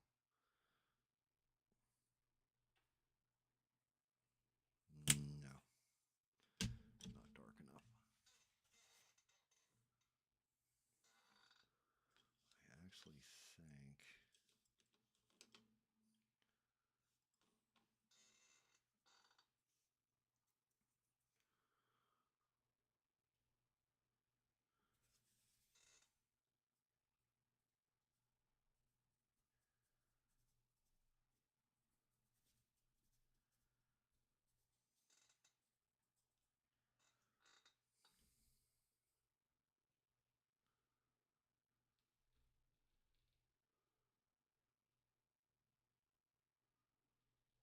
think the gray's overpowering it.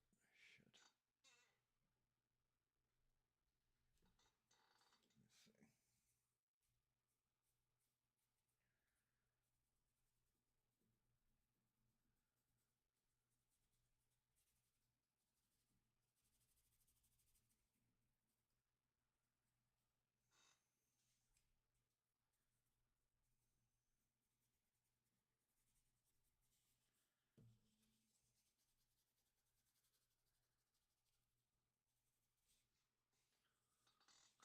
What am I getting out of that? Getting kind of muddle.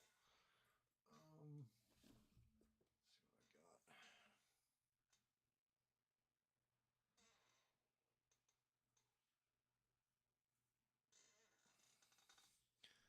Try something.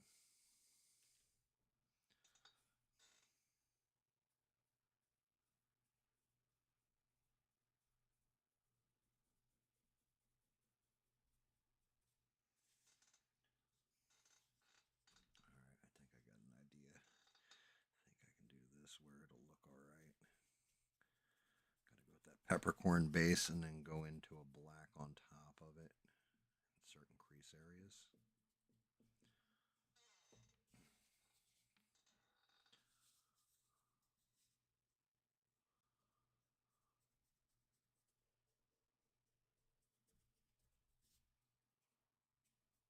Water down the black a little bit and go over the peppercorn, which is technically a black. Should be able to bring it up that notch to that fucked up black. Freddy actually has.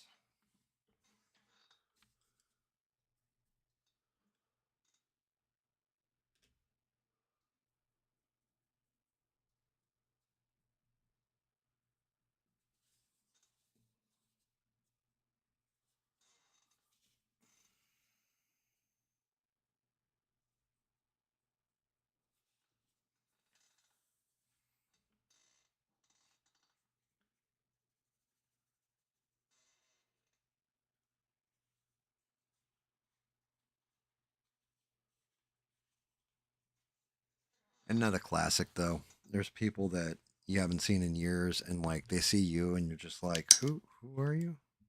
You look, you look familiar. I mean, I saw Forever Demonetized. I'm like, wow, you look almost identical to what you look like in high school, just a little bit aged. There's other people I've seen that I was like, wow, like the age wasn't kind to you. And then there's other people I'm like, wow, age was really kind to you.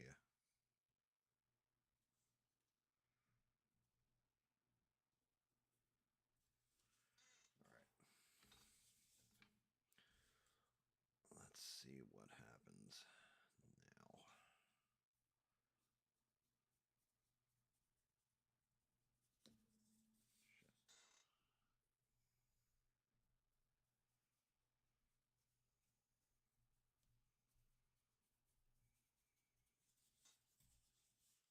There we go. I think we got it.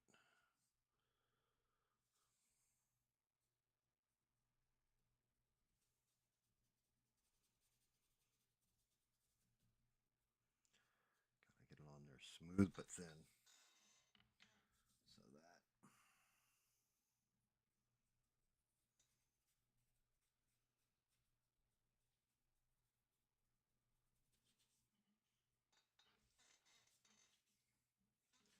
It's that slightly off black color. Because his hat isn't actually like pure black. I thought it was. Actually, there's one picture here where he's got it in like a brown, but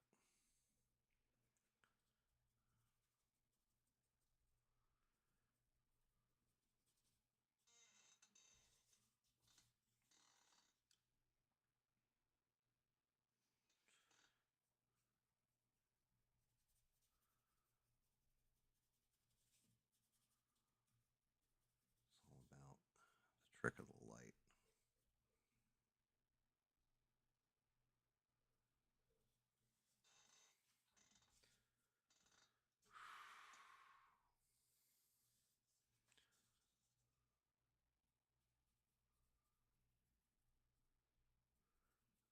Hammer in the black there a lot. Thin out as I go out. Like heavy in the crease. Thin out as I go out.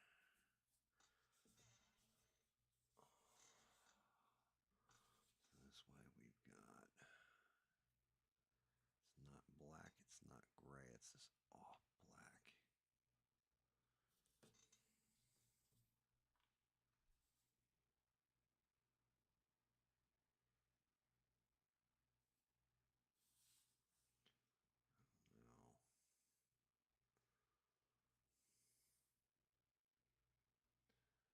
I think I may go over it again with a just plain black. Getting too much of a sheen off of it, almost like it's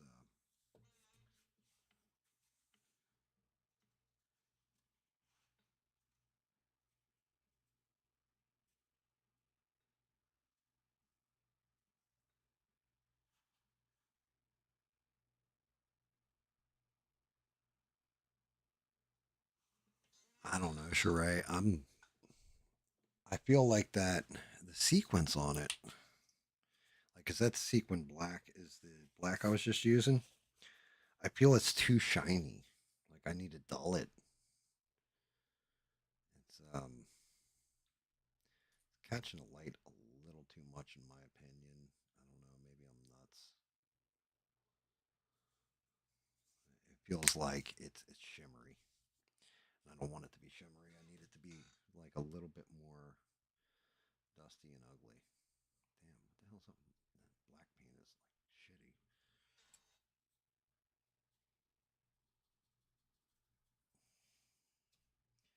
See if I can't take some of that luster out.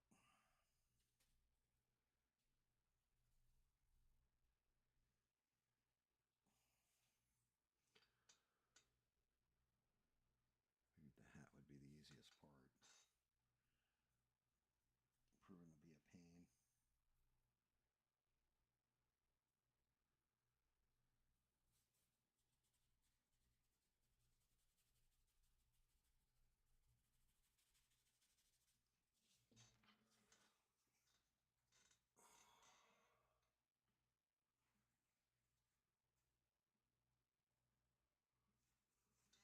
What is up, Ian?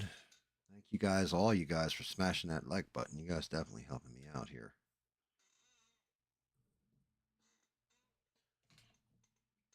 Helping a poor white boy out with his painting habit.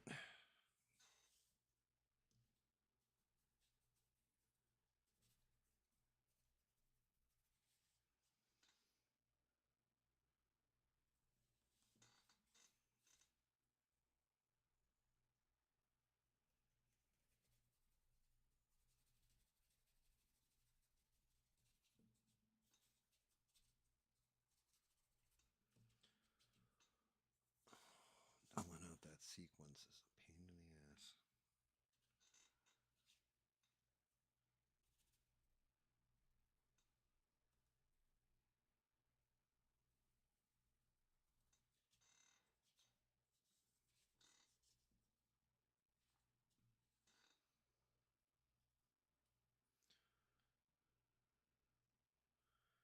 Some heavy black paint in there.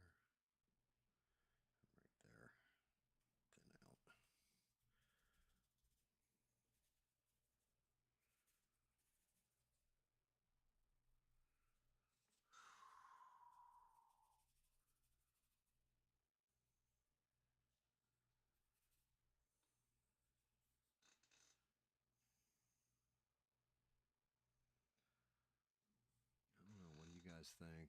Is an off black enough?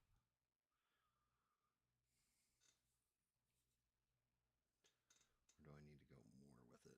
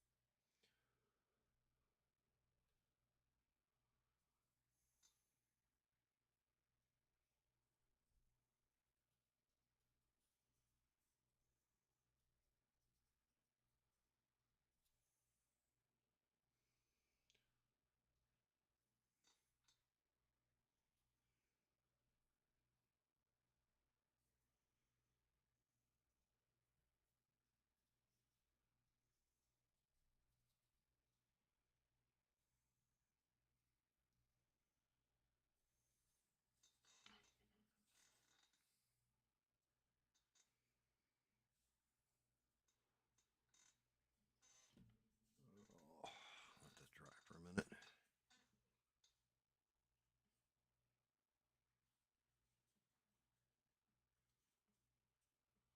You think when I put the hat on, it looks spot? Appreciate you, Ian. That's the kind of stuff I needed to hear because, like, I'm having a hard time. Like, again, it's like listening to my own damn voice. I can't stand it. And like my paint job, I look at it and I'm like, ah, oh, man, somebody with real actual fucking talent would have done this with it, that with it, the other thing with it.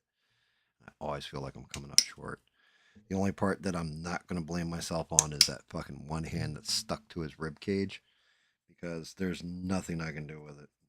I think a professional artist can make that look more 3D. It's too flat. Like the way they did the hand is very flat on the ribs.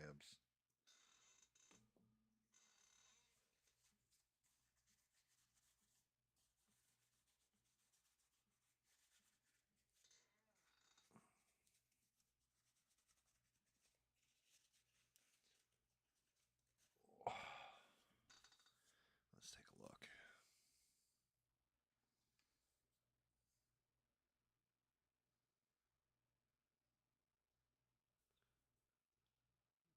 Did I get enough of that shine off that hat? There's one way to find out. Hopefully this shit doesn't fall apart on me.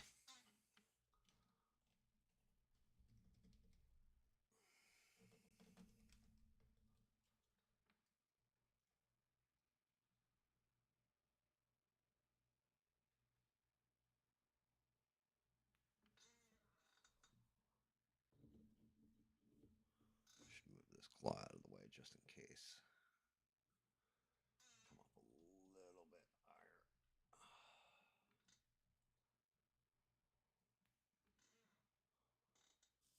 So the statue's supposed to be twisted this way, I believe.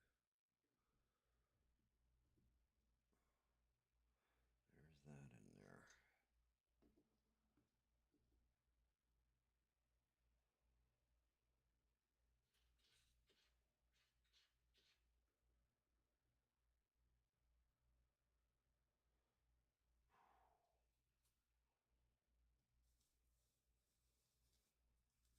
And then a little bit closer now. What are we thinking, guys? Does he look shitty? Does he look good?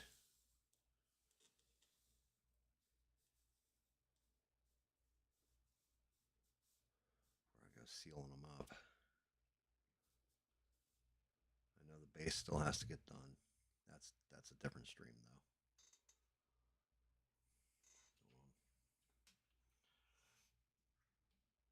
Oh, don't you fall off.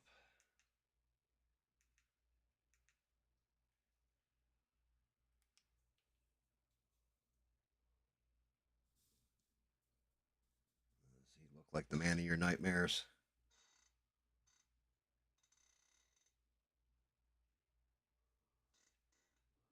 What are we thinking, guys? Should I change him at all?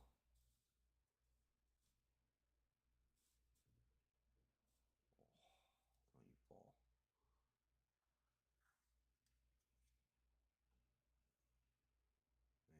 else I could do with them, make them look better. Anything you guys are seeing, I'm not.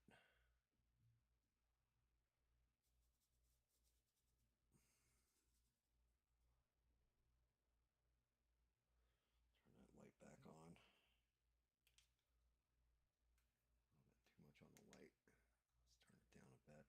a bit. I think this is probably the best I can get them. I gotta be gentle as fuck. All right.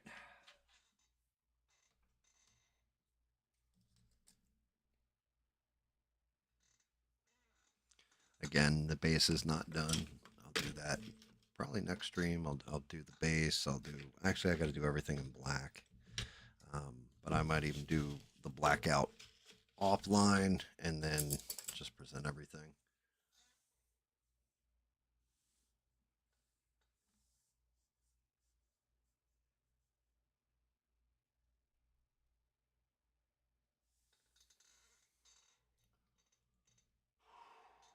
I am at least a little happy about this one. Like there's certain aspects of it I'm liking. There's other aspects I don't know. But this is a wicked berserk design. They do fantastic work with their 3D modeling. It's time to glue. We'll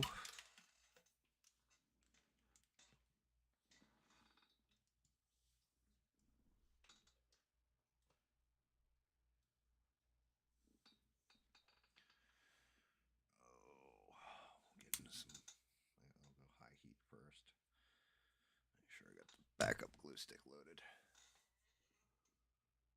Oh.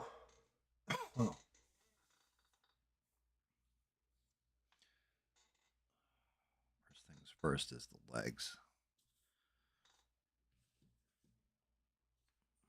Before I even get into heads or arms or bodies or anything else.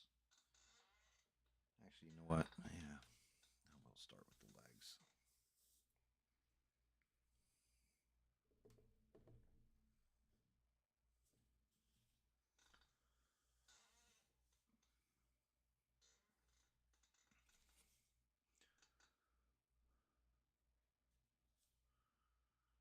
Hot yet? Am I hot blooded? Check it and see. Got my glue gun running at 103.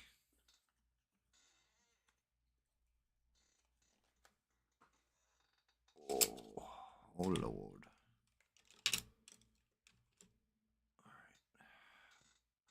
All right. Oh, blackout on the base. Actually, to tell you the truth, that will probably be the next one. I'll knock out the base. I can knock out the Lord of the Rings ring, glue that model all together, and that's done. And then what should I start after that? Grundy? Should I start Michael Myers?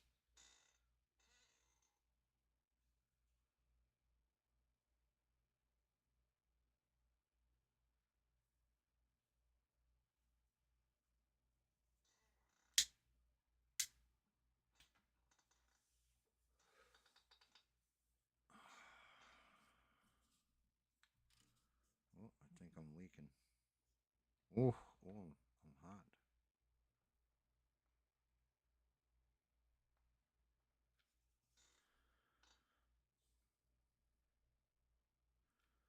Oh, Freddy.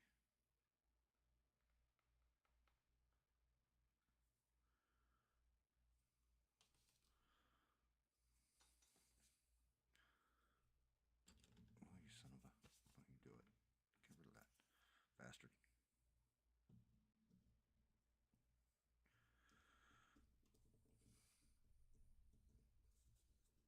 Oh, get on there. Shit, I don't want that. Give me that back. It's the only problem with the hot glue.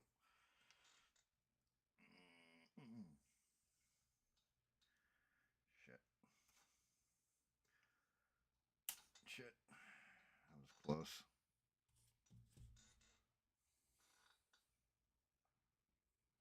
Had to rip his damn legs off real quick.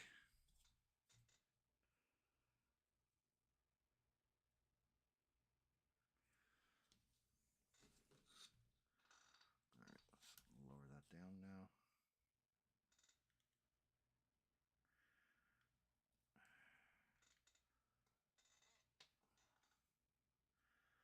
Man, why couldn't I just have good crazy glue? Why's Gorilla Glue gotta suck?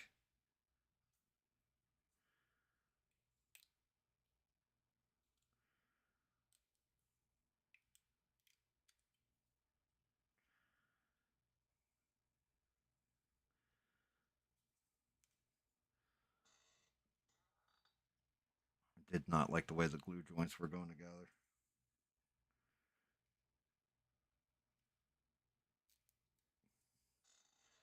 They're creating a seam. I don't want that seam. Get all this excess crap off of here.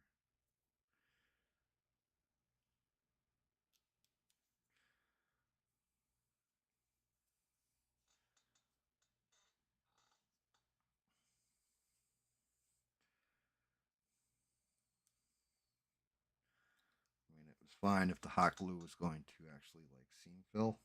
It didn't.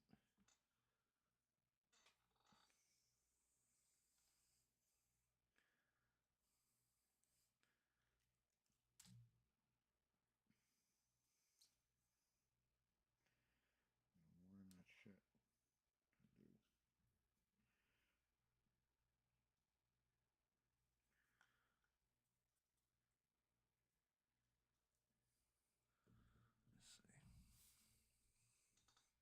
Gotta be careful doing this.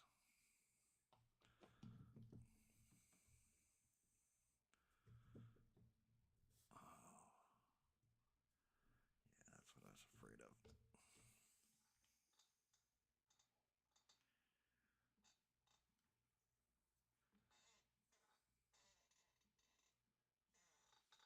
Stupid glue displacement.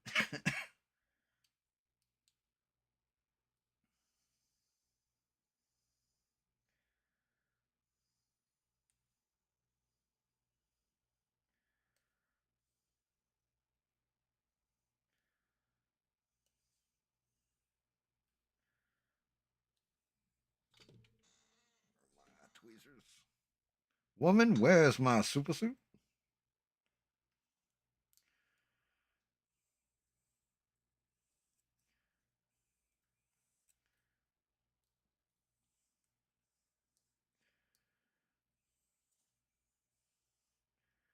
I mean, the best way of doing this is probably to hit it with drops of resin. Look inside the. All it takes is 1 micron to throw this whole thing out of whack. And right here, right where that was bonding, right where this is bonding, right here, threw the whole model out of whack. Gotta dig that shit out without fucking up the paint job. What a pain in my ass.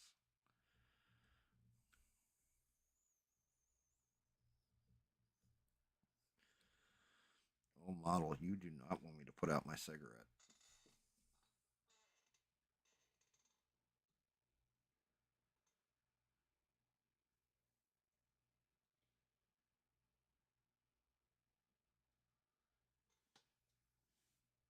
Michael Myers, okay.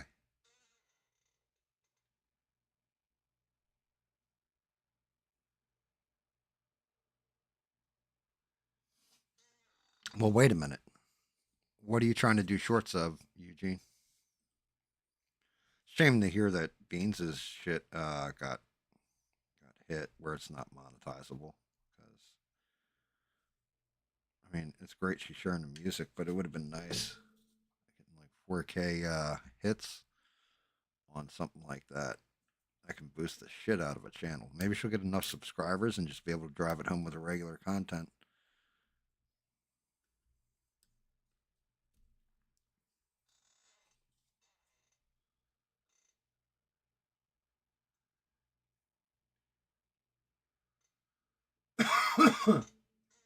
So you can use it fair use, but you have to change the content in some way. You have to alter it, Ian. I mean, not Ian, Eugene. Ugh. Smoke in my eye. I am going to finish this cigarette because I'm still digging glue out of here. That glue joint was not a good idea. I went in way too heavy.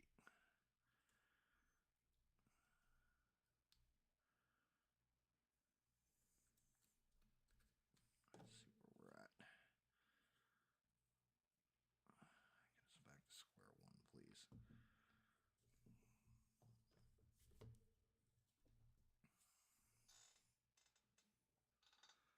see? That looks like shit.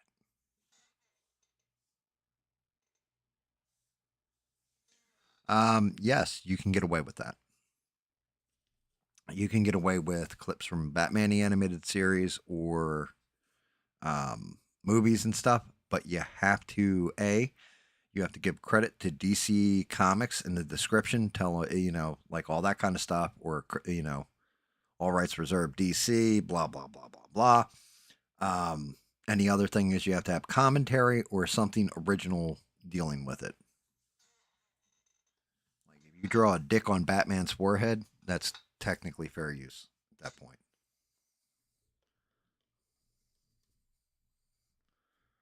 Why is that sealing in so tight? I wonder about something.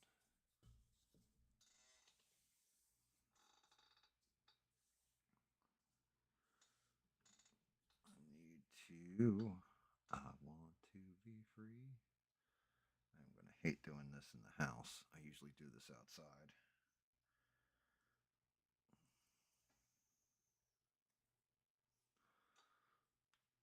But I have an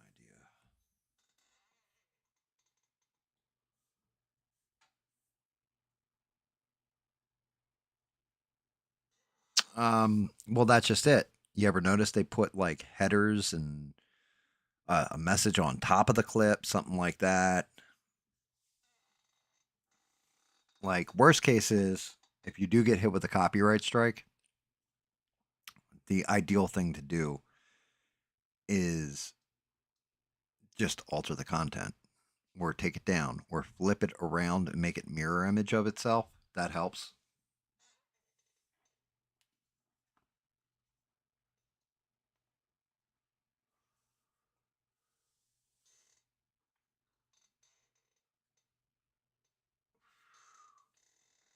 All right, where the hell's my Dremel?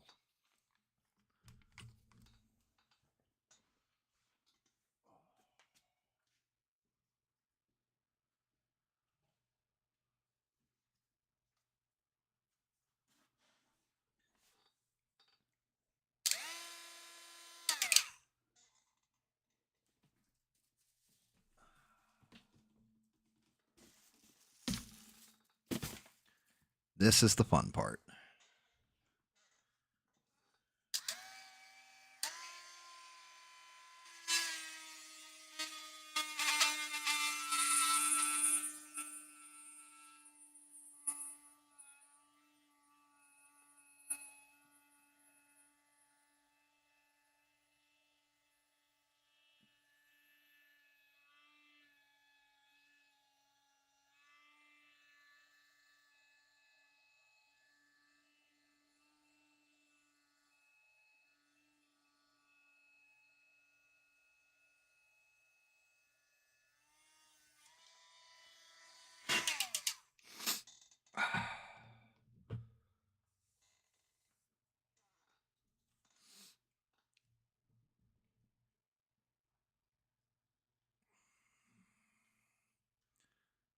Still out of whack. There's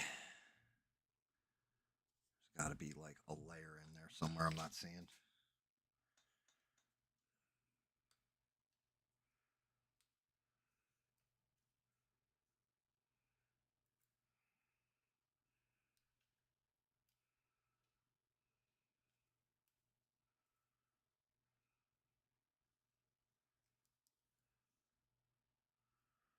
All good right up until you go to glue it.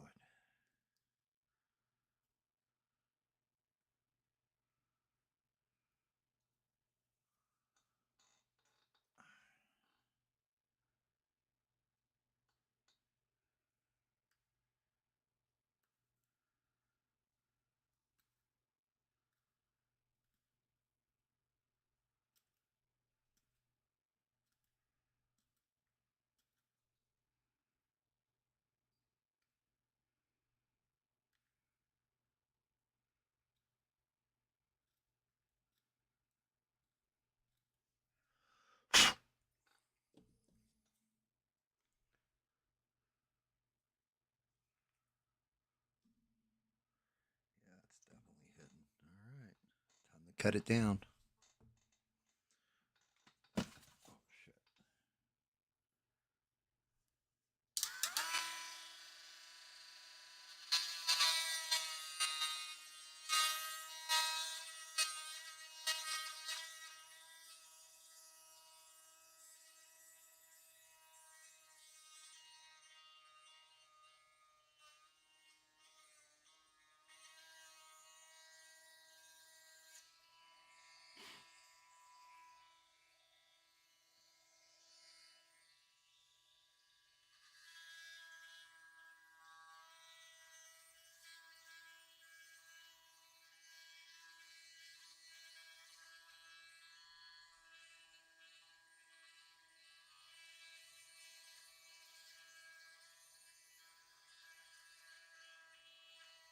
Sorry, guys. No, I'm not talking, but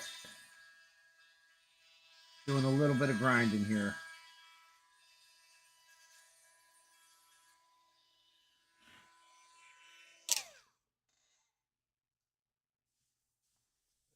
What's up, guys? It's me, Smurf. I'm here to check out and see what's going on over there. It looks great, Gam. Now sell it. Okay?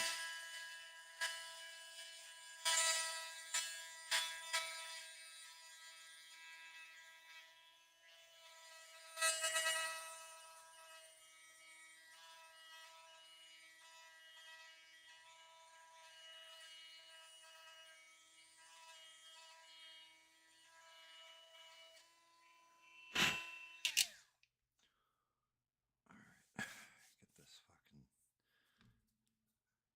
fucking dust all over my fingers. Looking like Hunter Biden threw a party in my hands.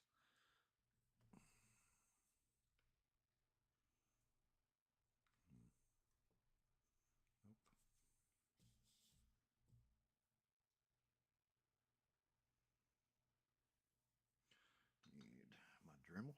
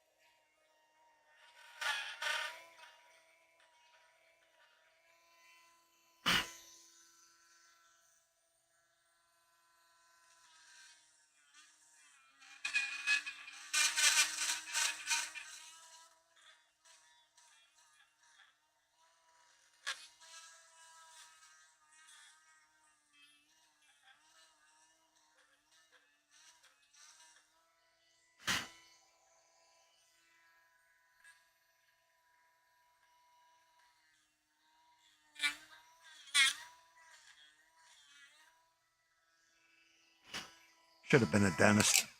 Oh, god damn it. Alright, yeah, that's a much better seal, I'd say. Now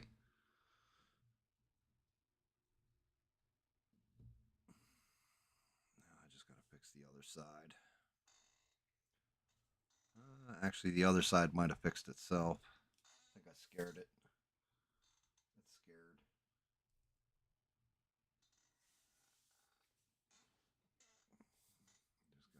Just gotta get a little bit of glue in there.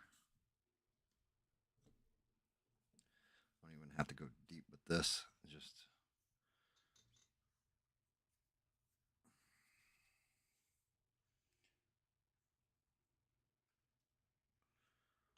about that much.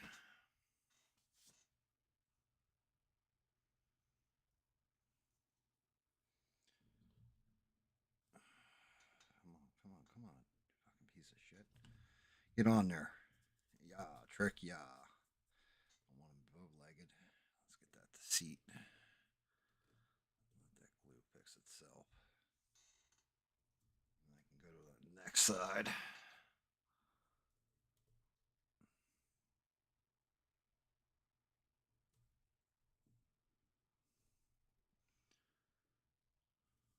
Okay, that should be nice and glued. It is. Okay. Okay, let's go for the other side. Huh?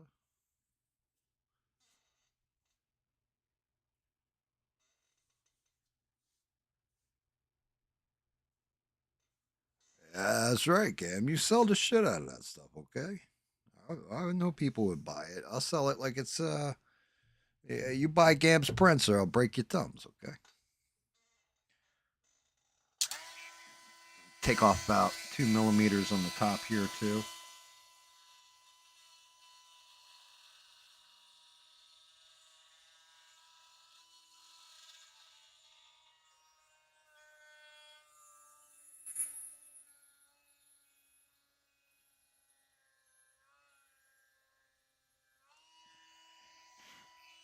Yeah.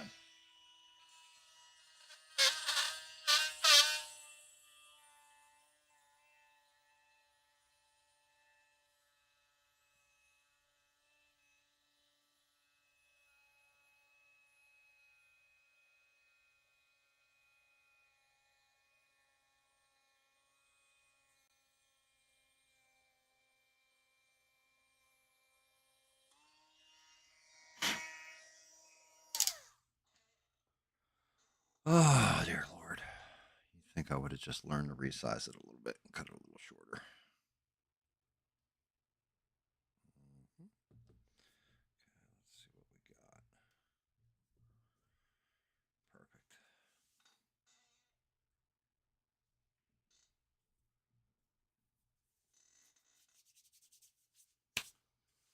See, I'm not even minding the resin dust on it.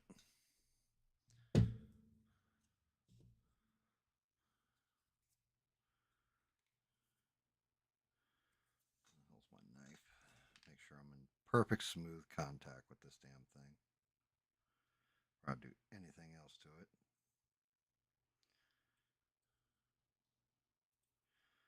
Got this like little bit of glue left, some residue.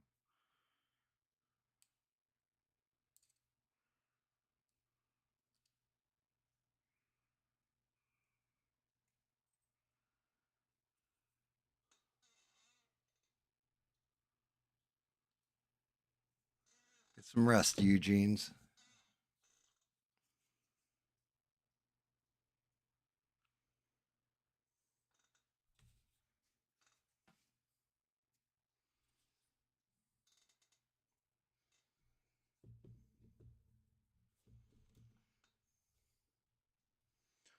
And just let that seat.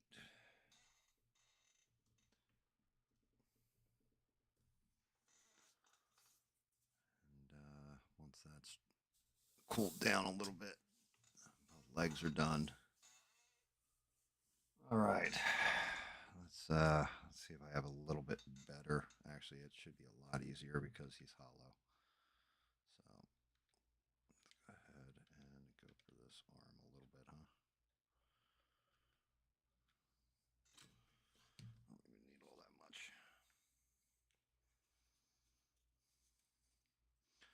Tack that arm in. Oh god. Guess I can do this with the camera too. I'm just knocking shit all over the place, fucking everything up. Oh, boom. Get a nice glue joint on that. Oh.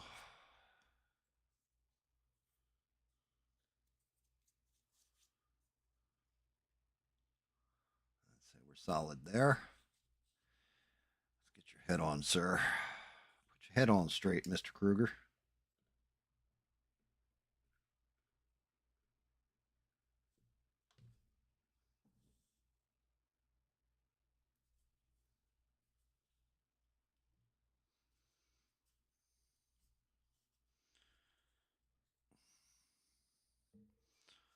On my tweezers.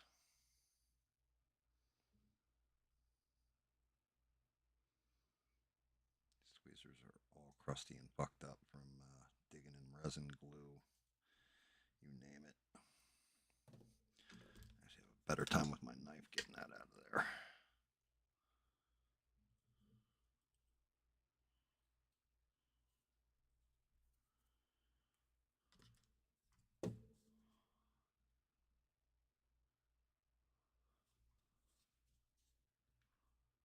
The head ain't Falling the hell out. Head's good. Okay, Mr. Domium.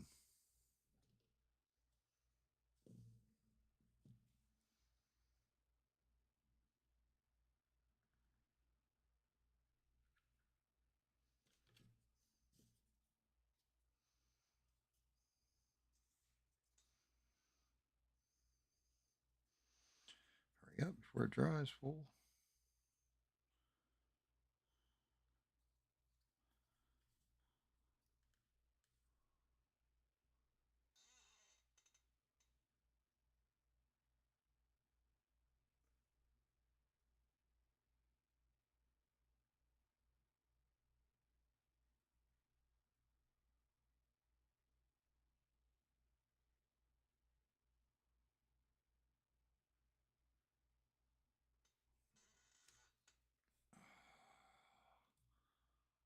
Okay, that is set.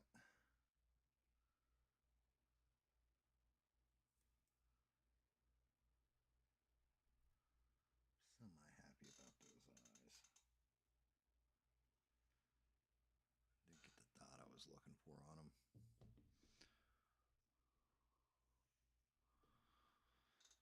All right, buddy. Let's finish this.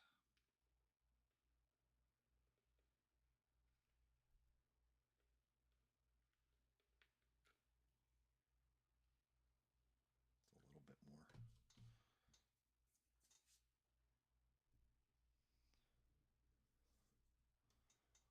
Oh, I know you guys can't see it. I'm sorry.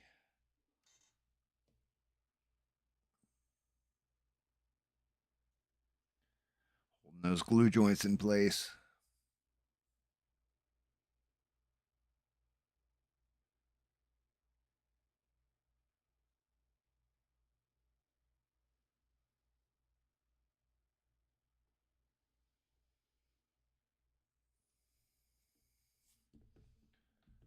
Oh, all right. Let's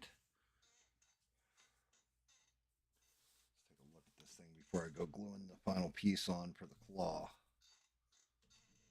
do you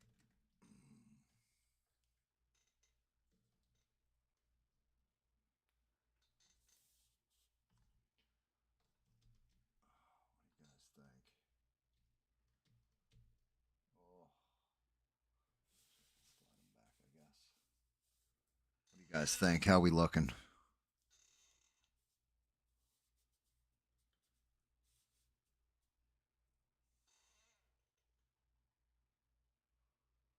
Look like shit. Look good. Work.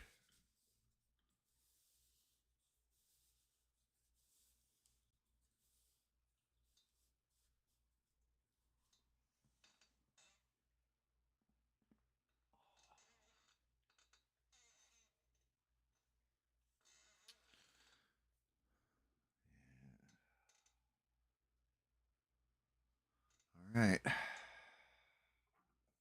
most important part of any Freddy Krueger.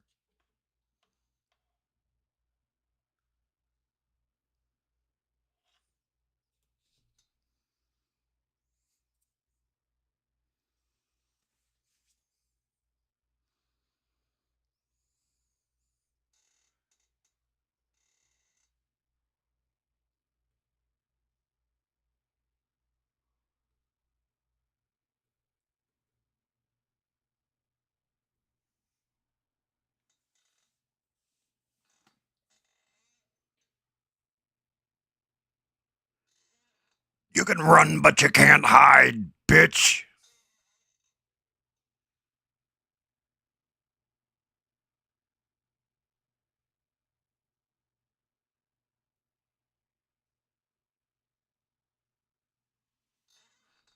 Ah, ha, ha, ha, ha.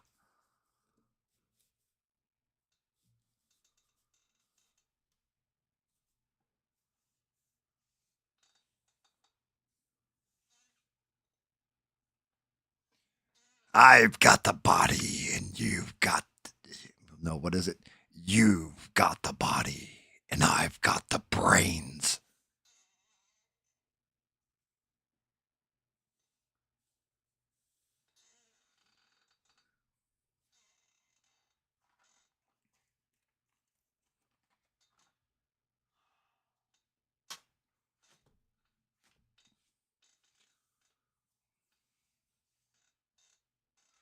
hate the I hate this underhand though. Even though it's well hidden, I wish this was popped out like they didn't raise the hand out enough from the body.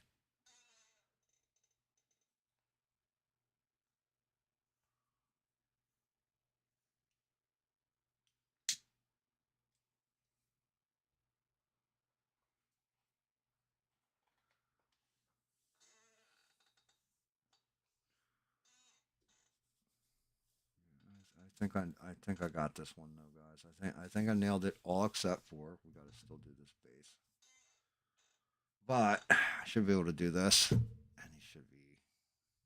Yep, he's held together, so he can actually come off the stand. So I can paint that base.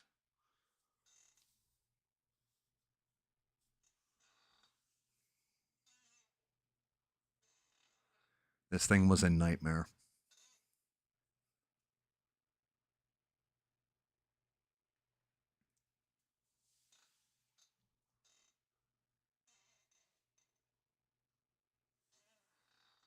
Oh man. Oh. I actually did get a alright leather texture on the hat too. It's hard to see.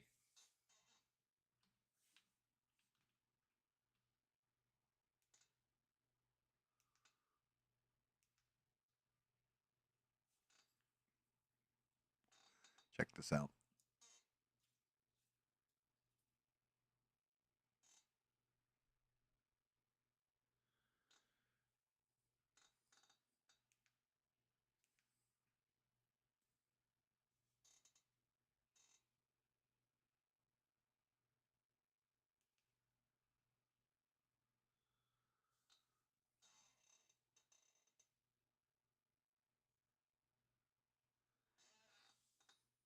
Thank you, Sheree. Thank you guys, by the way, just for being here. But yeah, letting the smoke from my cigarette fly through it.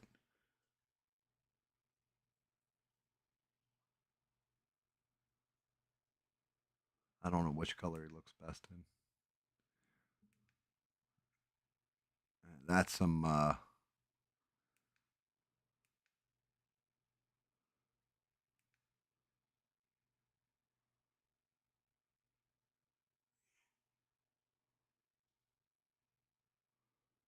that's a hell of an effect right there. Let me see something. Ugh. Mess with this a little bit.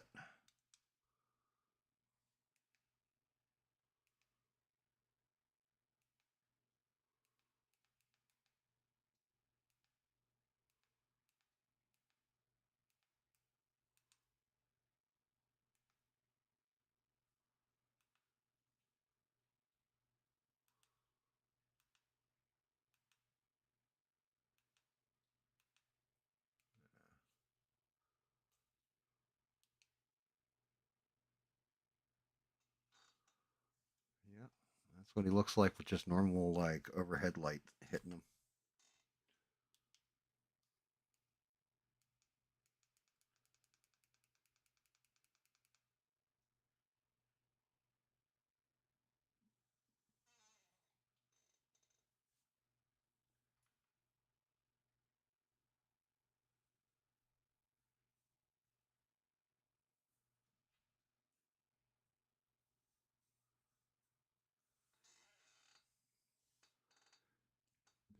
This is where we it's getting close to Halloween. This is where we remind Beans that 1, 2, Freddy's coming for you.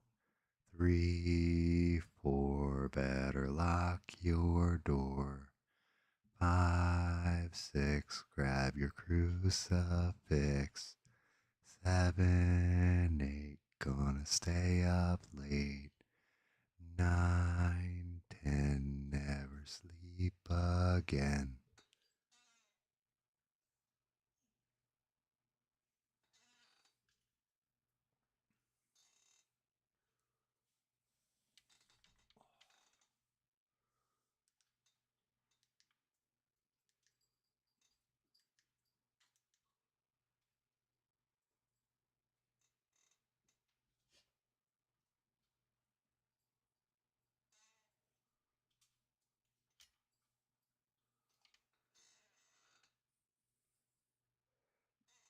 Do I even have that on? I might not even have that on my setup. I gotta look and see if I've got it, Sheree. That's on the other rig.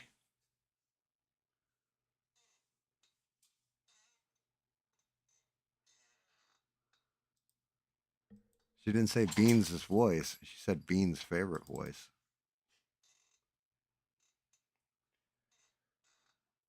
I don't know. There's something with Freddy that makes me think he should be going like, "I'm Joe Biden and I approve this message."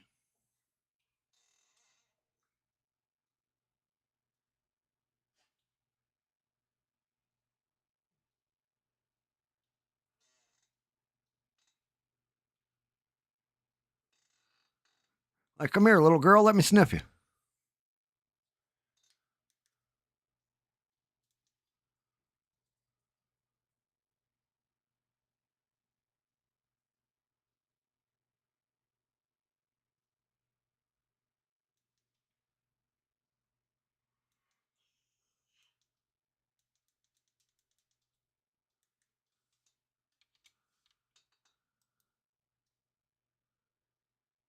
Let me see. You guys got to let me know if this works. Let's say it's here. Did this work? You gotta let me know, Sheree. Did it work?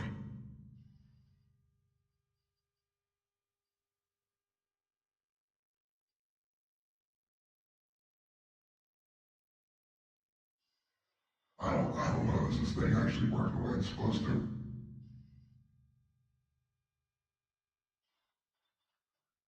So then, yeah, if I do this as a clip, you're definitely going, 1, 2, Freddy's coming for you. 3, 4, better lock your door. 5, 6, grab your crucifix. 7, 8, gonna stay up late. 9, 10, never sleep again.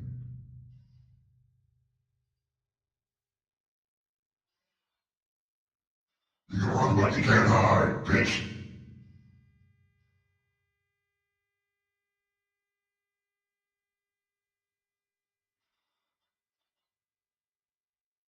I'm Joe Biden. I approve this message.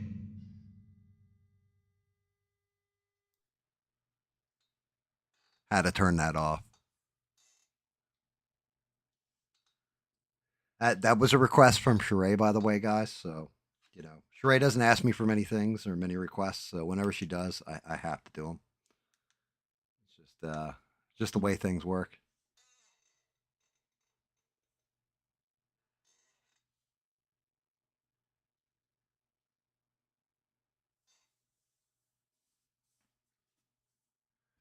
It's okay. The stream's almost done anyway. Yeah. So if you guys, I don't know what that voice sounds like, but if you can imagine, I left that on. It's off now, correct? I just want to make sure before I close out this program, my voice is back to normal.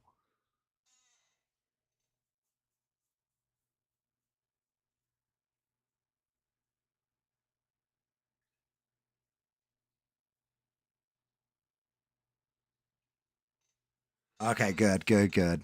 Yeah. So now I want you to imagine I'm joking around using that voice, right? Poor Beans is the only one who's really like in the chat. Sheree's kind of off doing something. Nobody's paying attention. I thought I turned off the voice for the next like 30 to 45 minutes. I'm just talking in my normal voice, but that sound effect, that voice is what's coming through the speakers. And couldn't figure it out. Poor Beans is outside in her garage, she said, cleaning. And she kept saying, like, "Gam, can you stop it? Can you please stop it?" And I'm like, "What are you talking about? Like, are you nuts? Like, what's going on?"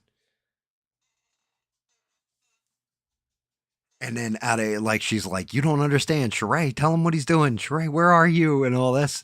And I'm like, "What the fuck?" And then sure as shit, like I go and look and that voice was still on and I felt so bad. You want to talk about scaring the shit out of somebody? Like that's the way to do it. And like I didn't do it on purpose. It was like that it was a total accident and everything out like I just didn't even know it was on.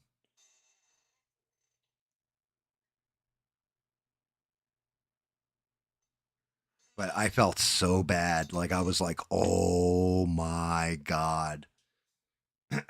Like and I was like for 45 minutes and I actually watched back the stream and I was like it was like 30 or 45 minutes of me just like talking and I'm just, doing my normal thing and my voice is a little low and all you can hear is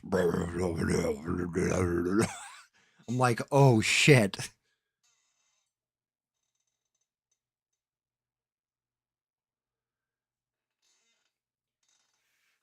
Yeah, I that was my reaction though. I did immediately start laughing because I couldn't believe I had made that mistake and I felt so I was like, "Oh, I feel so bad." Like I didn't want to actually like give anybody the heebie-jeebies or scare them or you know what I mean, give them fucking nightmares.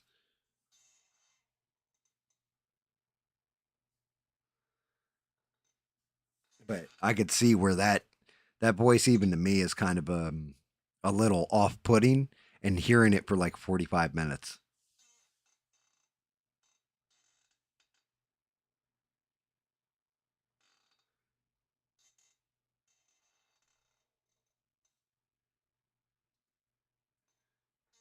Do you know how they got the voice for The Exorcist? It's one of my favorite stories.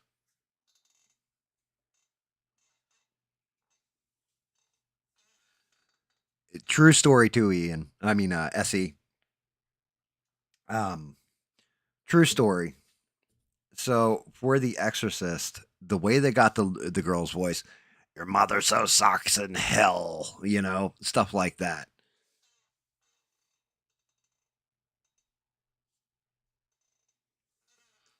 Well, yeah, it is Ian who said the voice, right? The way they got that damn voice, there was this older actress who always had that kind of gravelly, deep voice, right? And they went to her first thing in the morning every morning and they hooked up like a voice recorder, like just recording mics or what have you, in her kitchen. And she would come down and they said she would smoke like half a pack of cigarettes, like almost a full pack of cigarettes sometimes. And while she's smoking her cigarettes, they would just have her read the lines.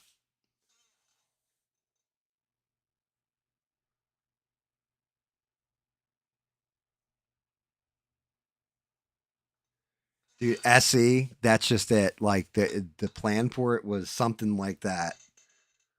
Like, unfortunately, I can't even hear how the voice sounds. I still have it hooked up. I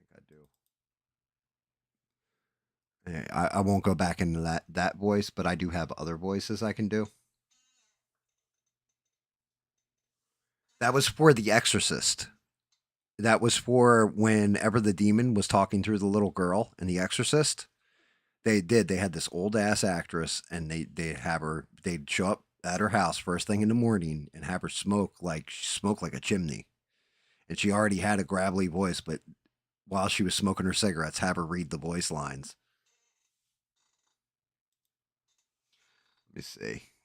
Um, let's see what other effects I got.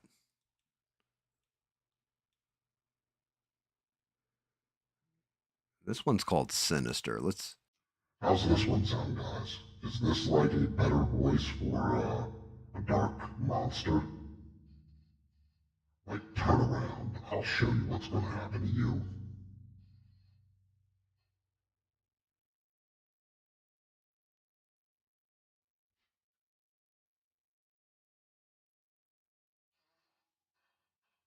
You got that? You got this? Like, I am from beyond the grave. I am Dylan Mulvaney's ghost. I come for all your Bud Light.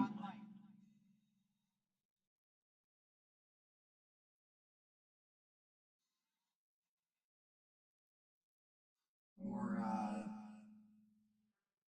no more arigato, Mr. Roboto.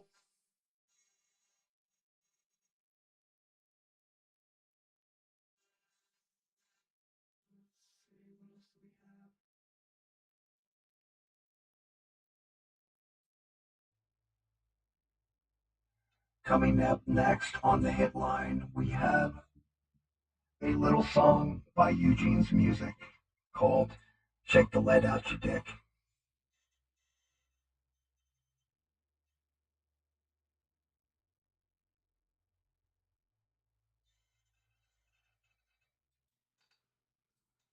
Smoking makes you not unalive.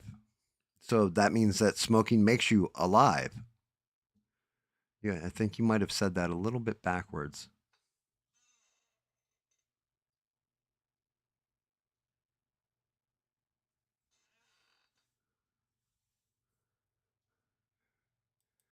Domo arigato, Mr. Roboto. Domo. Domo.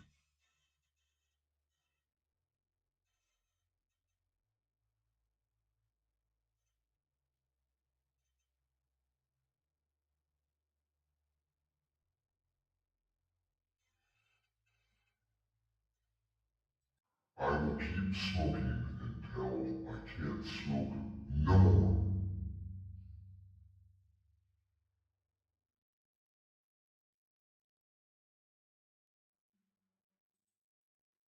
Hey gang, I got a really great show for you today. It's me, Ben Shapiro. I'm here to show you guys what's going on in the wacky world of Republican land. Okay, first shout out to our homies over in Israel. Thank you, Matt and Hot Yahoo, for sponsoring the show and every other show on this channel. I appreciate you very much. Thank you. Yeah, some cool effects.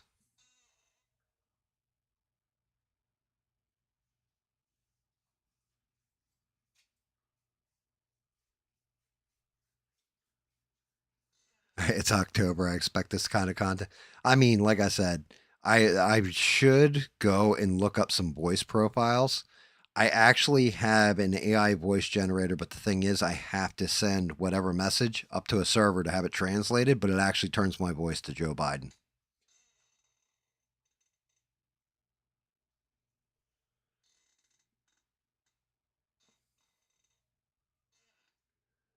Let me put away the old voice changer here.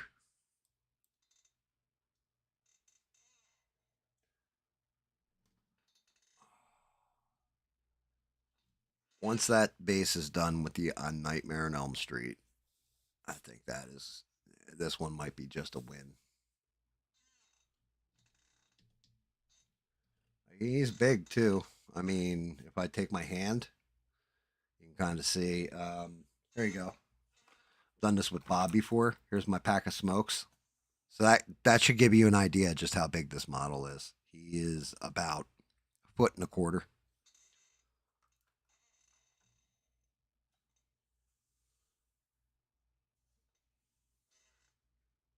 Where the hell did my puppy go? He's just in here whining. Where are you, puppy?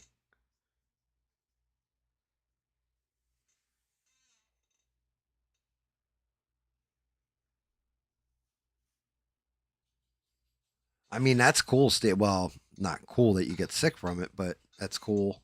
I definitely like smoking my pipe tobacco. You don't even inhale it, right? I just, I actually enjoy smoking my pipe tobacco and out of my pipe when, like, actually, tell you the truth, as it's been getting colder outside, I'm enjoying it more. But I definitely like smoking my pipe. I've noticed when I'm contemplating things or watching something where it's like an educational kind of video. When I'm modeling stuff, not like, nude modeling, but I mean, doing my 3D prints and trying to fix them and cut them again and stuff like this. I love having my pipe. I don't know what it is. Like, I put my cigarettes down and just push them away from me, and I'll smoke my pipe tobacco.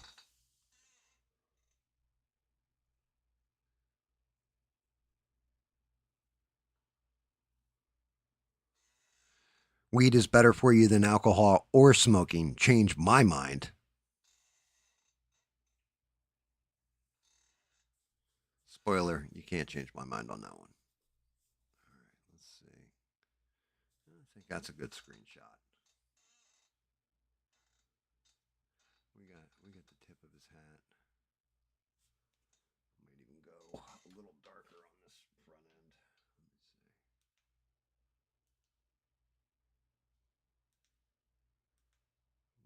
bright, a little too blue. That's the mellow. Let me try off. Too dark.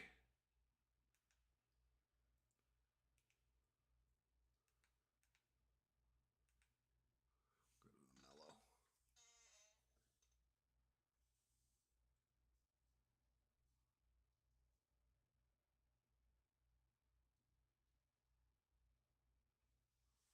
Oh yeah. Well, I mean, that's just it. You can't with a pipe. You kind of don't want to hammer it like you do cigarettes. Like cigarettes, I can sit there chain smoke them sometimes, right? Actually, a lot of times, especially when I'm gaming or streaming or painting, right? But when you're like it's good. I don't know what it is about smoking a pipe while I'm sitting there contemplating things or thinking through things. Like there's it. I don't know. It's relaxing. There's something relaxing about it where a cigarette amps you.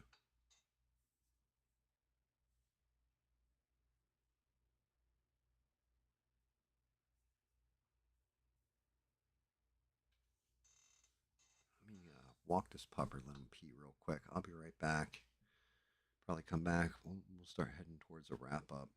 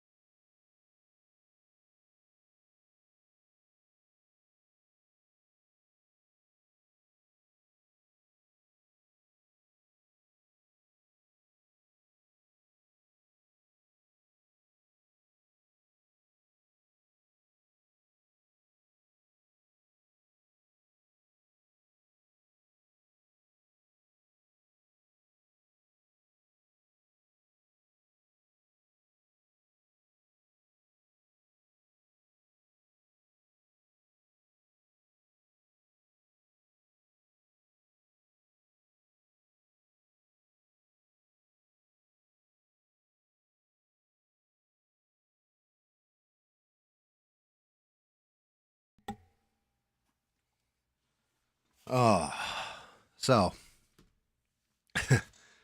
before I forget, there is something else I got to review, which was I'm actually digging the show this season. I didn't.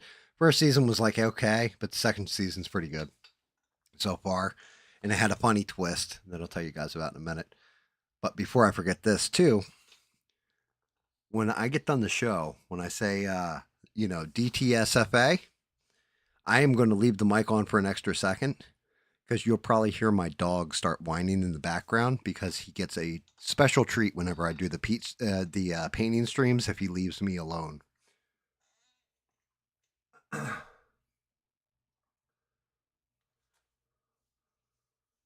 So the show in question that I am actually thoroughly enjoying and getting a kick out of is Peacemaker season 2 with John Cena.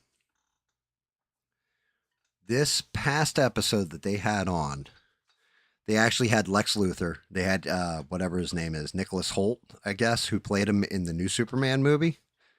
They had him actually in the episode, which was cool because he's in Belle Reve and he's all jacked up from what Crypto did to him in Superman. But this whole second season of Peacemaker, his life on normal Earth is kind of crappy. And then he finds that his dad had like this portal space where he would hide all his guns, all this kind of stuff. And his dad died in the first season. And he finds another door with all these Peacemaker helmets out in front of it, tries the code on the door, goes through it, and it turns out it goes to another dimension that is like exactly like his world, except for Peacemaker is like basically the equivalent of Superman. His dad's still alive and loves him, and his dad in the other world hated him. His brother, who died when they were kids, he's alive. Like the girl that he's into is all in love with him and stuff. So he's like, oh, this is the perfect universe.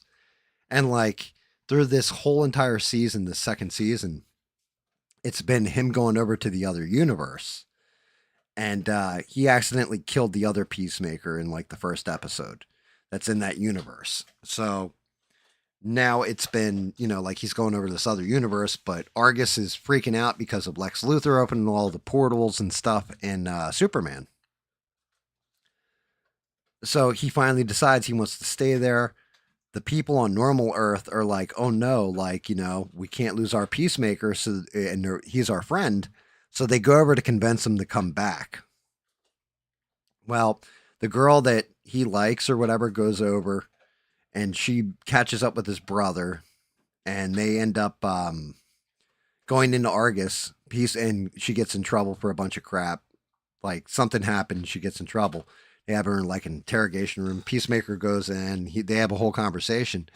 And as they're walking out, she's like, yeah, I noticed something since I got here. And it cuts over to one of his friends that came through a portal. If you've ever seen Orange is the New Black, it's the girl who plays Tasty on that show. She's like a heavyset black chick. She plays somebody named Adebayo. And she's basically like, look, I'm not going to sit around the house and wait for Peacemaker to get back. I'm going to go out. So she's like walking in this neighborhood and like his parents' neighborhood or whatever outside of this house. She's walking like everybody's looking at her funny. And then out of nowhere, Peacemaker's brother drives past her and like slams his brakes. And it cuts back to the Argus office with Peacemaker and the chick having a conversation. And she's like, yeah, I've noticed something since I've been here. She's like, I haven't seen any people of color. And he's like, what? And then there's an American flag on the desk, but it's all like kind of folded up so you can't see it. He straightens out the flag, and where the stars are on the American flag, it's a swastika. And like all of a sudden it cuts back to his friend, and like she's out on the street, and like his brother and everybody else in town starts chasing her, yelling, "It's a black, how did she get out?" and stuff.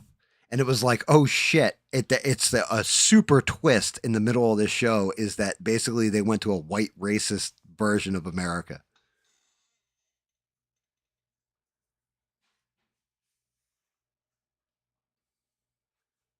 It was like, and that's how it goes off the air too. Like that was I'm waiting for the next episode because she's like running down the street with the entire neighborhood like chasing her because she's black. The craziest part is I'm watching the entire show so far. I just like, I never even caught it. Like, you don't even notice it in the background that there's nobody of color in the background in any of the scenes until she points it out. You're like, wait a second.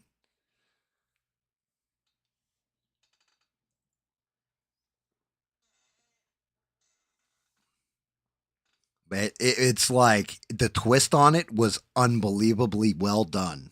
Like, shout out to James Gunn because you're so invested in like Peacemaker and his relationship with his father, and who's dead and hates him, and his brother who is dead, that you're not even focusing on what's going on in the background, like the background characters.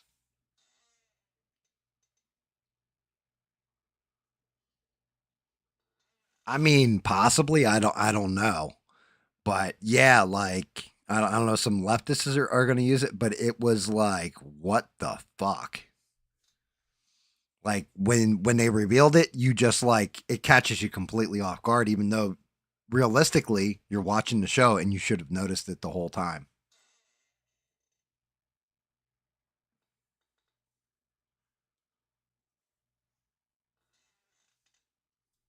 But yeah, it was it's a crazy one.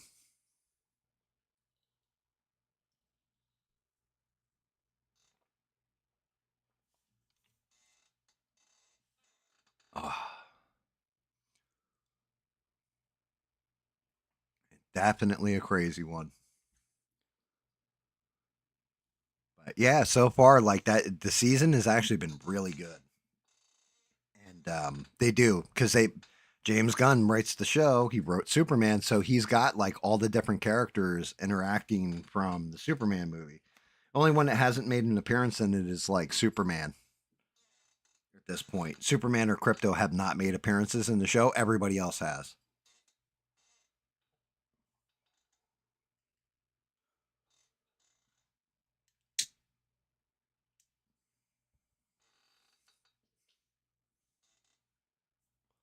But just an amazing twist. Like it caught me off guard. I was like, "Oh shit!" You know what? Now that you mention it, because there's even a part where, like, when the chick first gets there and the brother's driving her into Argus, she's looking out the window at everybody.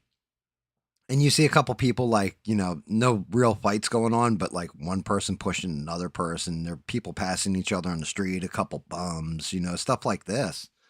And it doesn't even hit you like that's what she's looking at the whole time is like, wait, how come there's no people of color?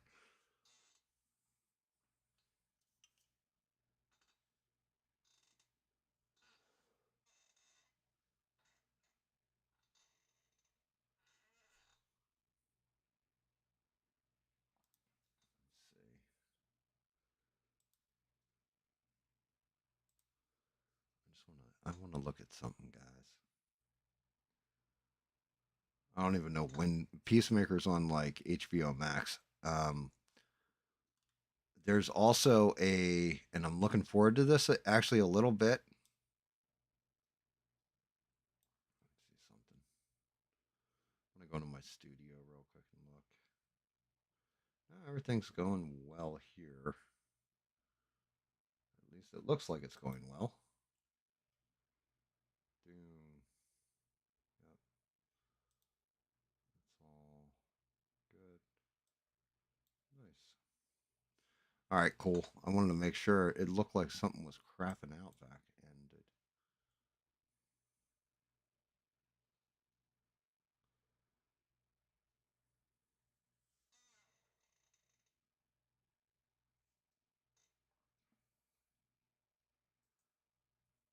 PIP. What's PIP?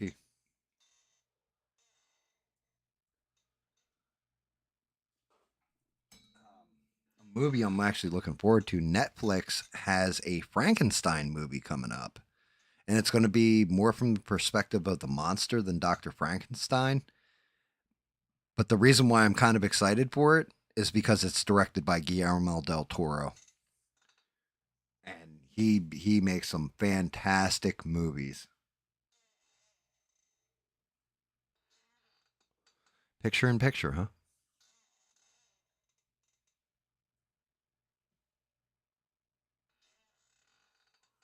Um, shit. Modern day favorite actors or actress? Sigourney Weaver is definitely one of my favorite actresses. I always love Sigourney Weaver. I'm not going to say she's the greatest actress of all time and all that, but she's definitely one of my favorites.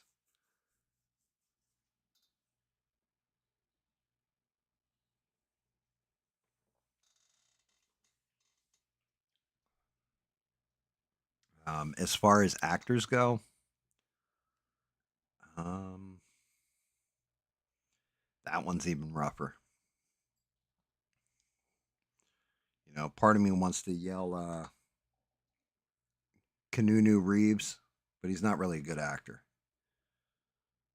I just like the movies he's in a lot.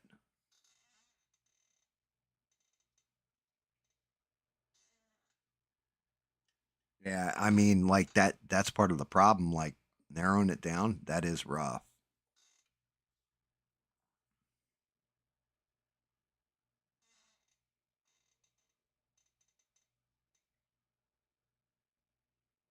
Denzel and Ethan Hawke, Essie. Denzel, he is a really good actor. We all know Beans' favorite actor is.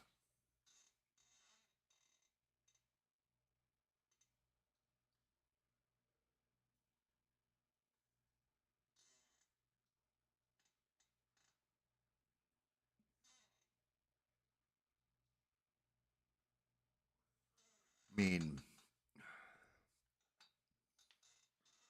it's probably like better to do who's your favorite actor in a genre, I'd say, because I can't I can't even narrow it down to a handful. Christian Bale is definitely one of my favorite actors. Like as far as being good and balanced in his movies. Like he usually, if you see Christian Bale, it's probably gonna be a semi to decent movie. You know what I mean?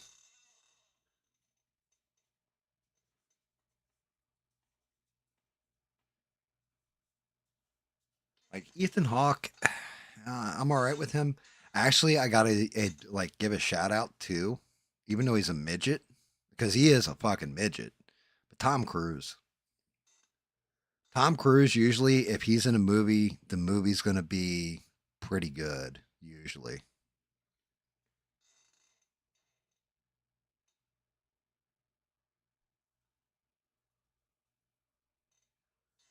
Tom Hanks. Tom Hanks, I don't know what it is about him. He was always a little overrated to me. Believe it or not, here's another one of my favorite actors, um, Dennis Quaid,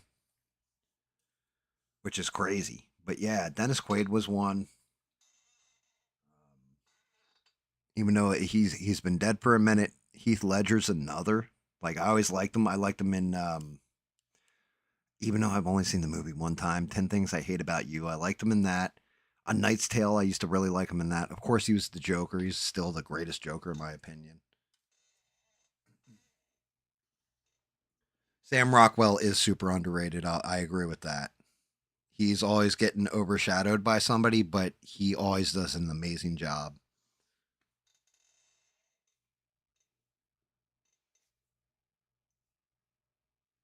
Edward Norton is a good actor. He's a douche, but he's a good actor. Yeah.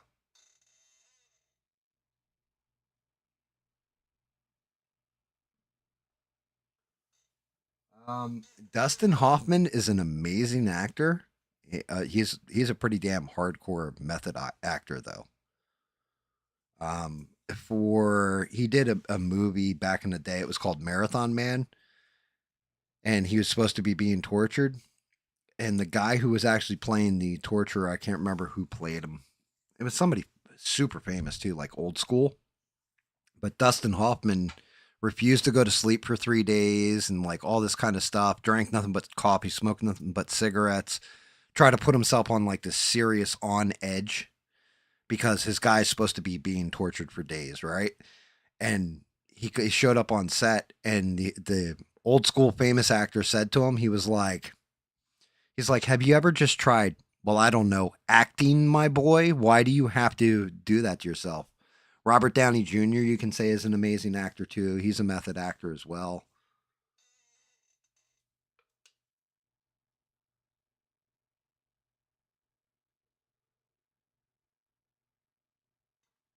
Tom Hardy he's a decent actor. He's a little on the shorter side. Beans has a good one. James McAvoy is a. If you want to see the scope at which James McAvoy can act, you have to watch the movie Split with the split personalities. My God, he was just amazing how he slipped into each different persona and his mannerisms and everything changed in each persona. Just fantastic acting.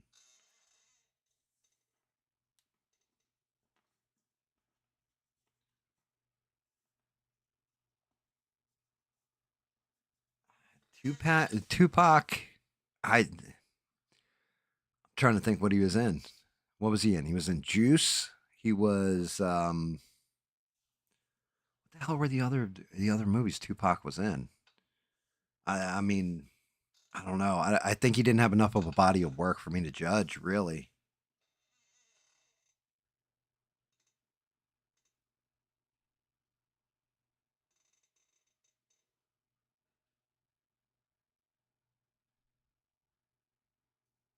Yeah, I know he was in Juice. That's the one I remember him in.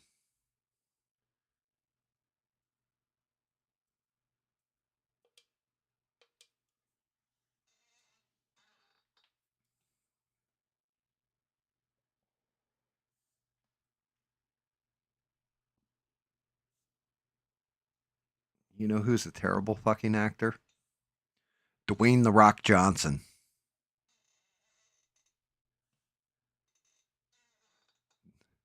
Dwayne the Rock Johnson plays Dwayne the Rock Johnson in everything he's in. He's always the same character.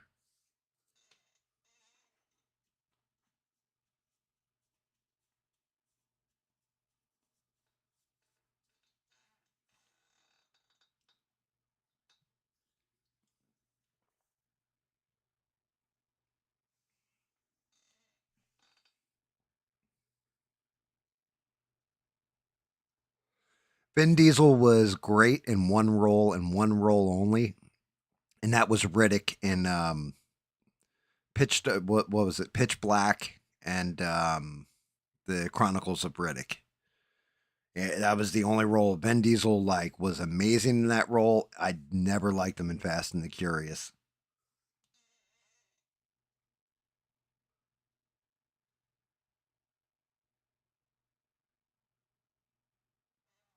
You know who was you know who you actually got to say is a very good actor?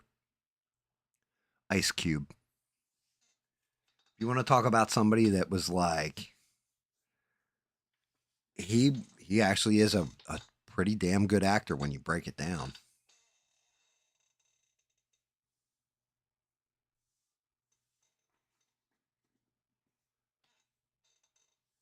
Above the Rim, the best part Above the Rim, and the only thing I really remember from Above the Rim wasn't Tupac's acting.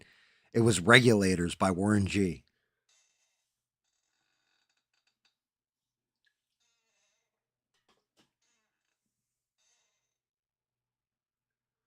Joaquin Phoenix is. I used to hate Joaquin Phoenix, and then what was the movie he was in where it changed my mind? I'm trying to remember. Wasn't the Joker like the first Joker movie? It was Walk the Line, I think is the name of the movie where he played Johnny Cash, like young Johnny Cash. That's when he changed my mind about being a seriously good actor.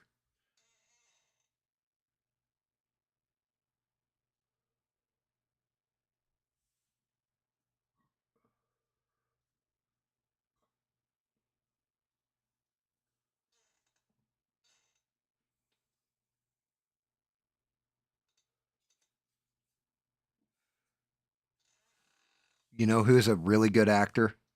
Our pal Smurf. You know, from Rambo to Rocky to the Expendable, you name it. Tulsa King. Smurf is an amazing actor.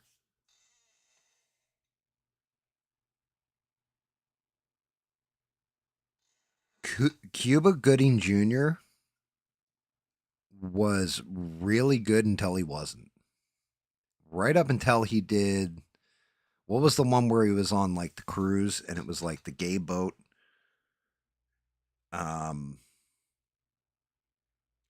Once he did that movie, his whole like then he did Snow Dogs. His whole career just nosedived. But he was really good in the one with Robert De Niro where he was a diver. Um, he was really really good. Boys in the Hood.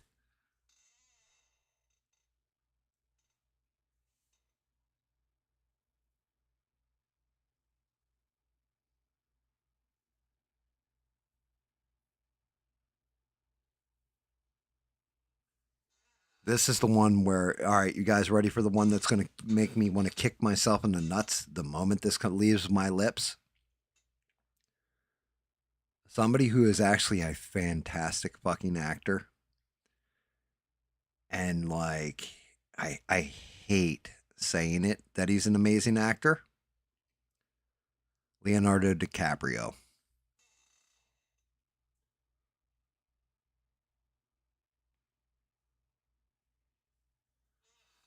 Sheree, you said radio. Everybody knows you never go full retard.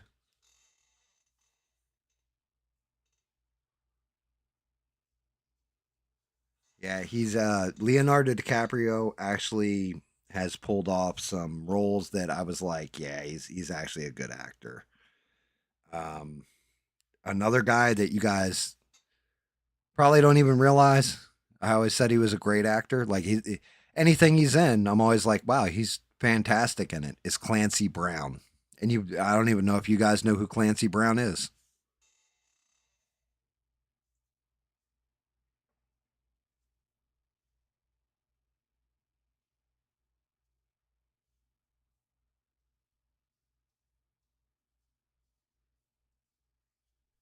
Who Clancy Brown? Se, are you talking about Clancy Brown?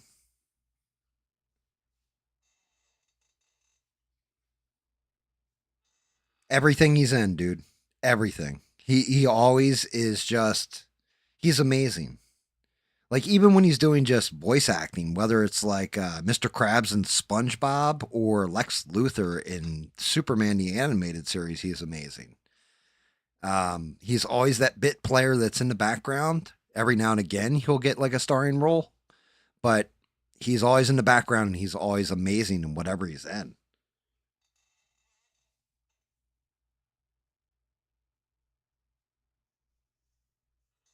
Yeah, Leo is he's unfortunately a good actor. Like I fucking hate saying that, but he really actually is. Um, yeah, Clancy Brown, like Highlander when he played the Kurgan. Um, he's had so many damn roles. My favorite role of his, as far as Clancy Brown goes, is Starship Troopers, though. By far and away is Starship Troopers. Put your hand on that wall. He goes, if you disable the enemy's hand, he can't press the button to fire the nuke. Medic!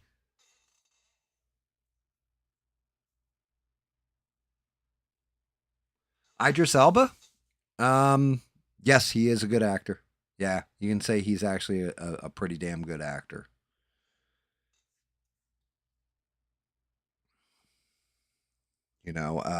My first exposure to Idris Elba was The Wire, and he was just amazing in that. Especially when you realize he's got like a actual heavy British accent.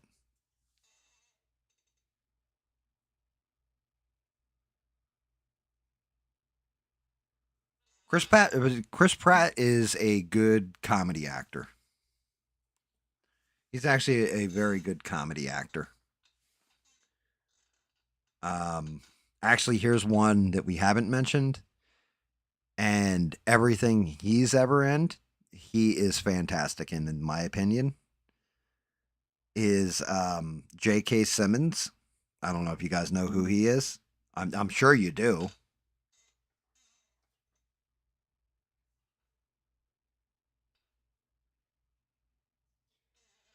Michael Fassbender, I don't think is all that great of an actor, unfortunately.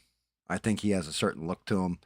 What's his name is though? If you want to talk about Brits, yeah, Hugh Lowry.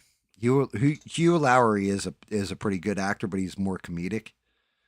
Um, like that's where he got his start was comedy. Can I actually get this back here like that?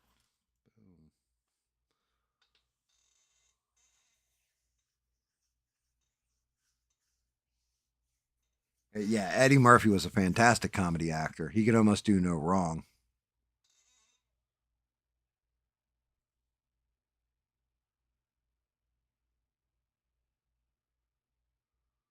Yeah, J.K. Simmons. Everything I've ever seen J.K. Simmons in, he's terrific in.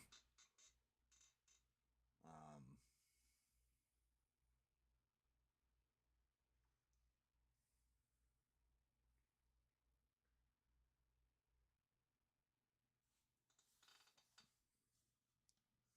yeah, Eddie Murphy. He's hysterical.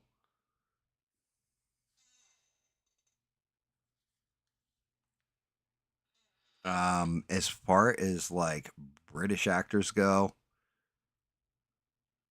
I'm gonna say, and I'm trying. Why can't I remember his name? But you guys know who I'm thinking of here when I say he played Sherlock. He's played Doctor Strange. Um, he did the voice for Sauron and Smaug in The Hobbit. What the hell's his name?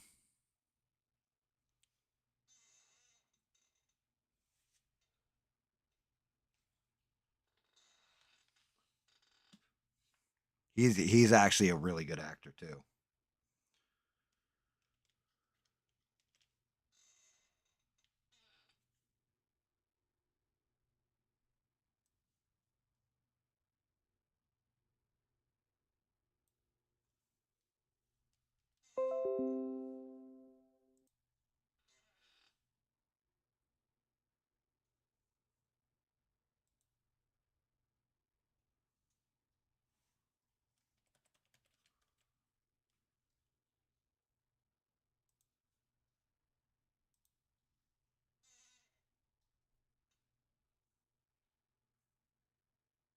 Adam Sandler, he's hit or miss.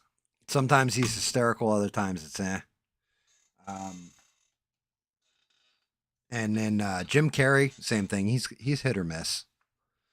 He's got some roles where he's amazing, and other roles where he's like so so.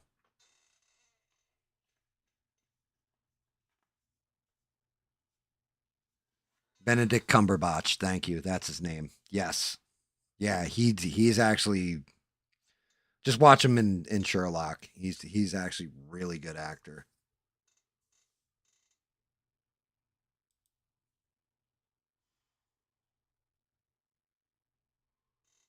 Aaron Taylor Johnson, he's all right. He just did that Craven the Hunter movie, I think. I haven't seen it.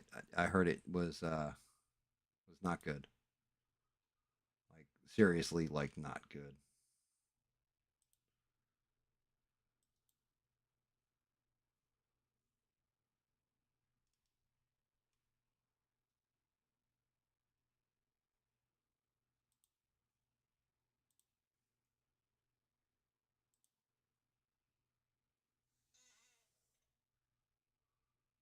Bruce Willis was all right.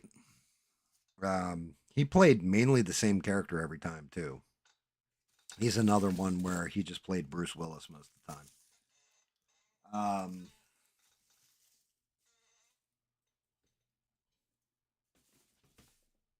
Will Ferrell is an amazing comedic actor, along with what's the other dude's name? Michael C. Riley, I think his name is. Like the dude who played opposite him in Step Brothers. He's fucking hysterical too.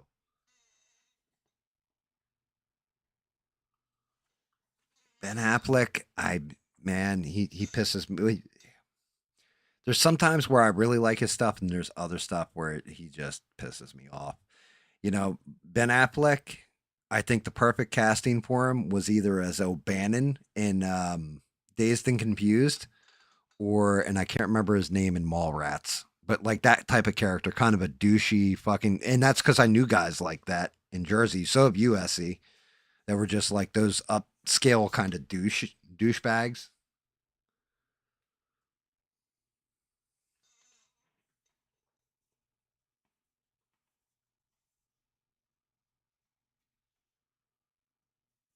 That's it, John C. Riley. Thank you, Six. Ralph Fiennes he's all right. He's okay. I don't know. Um, I mean, I always loved Sean Connery. Like Sean Connery was always like one of those ones that always stands out to me. Nobody has said Robert De Niro, Al Pacino, or God, what is his name? Jack Nicholson. Nobody said any of those three names yet, which is actually a surprise.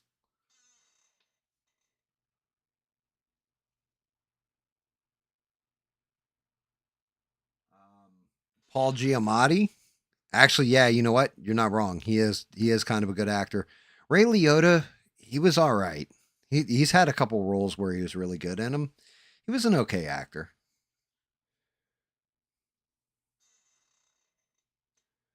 Johnny Depp is a very good actor, but it's got to be a specific part. It's got to be some kind of offbeat and weird part. So like Jack Sparrow, Edward Scissorhands. He's going to be playing Dr. Jekyll and Jekyll and Hyde, or the new movie Hyde. And like it's got to be a weird Hunter S. Thompson. You know what I mean? Like he's a good actor, but it's got to be some weird kind of out there character. He can't just play like a straight normal dude. You know what I mean?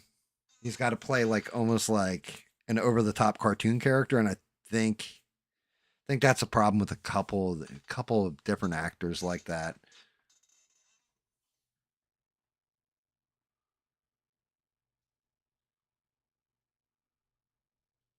Gene Hackman, yes, Gene Hackman is a legend. He elevated anything he was in.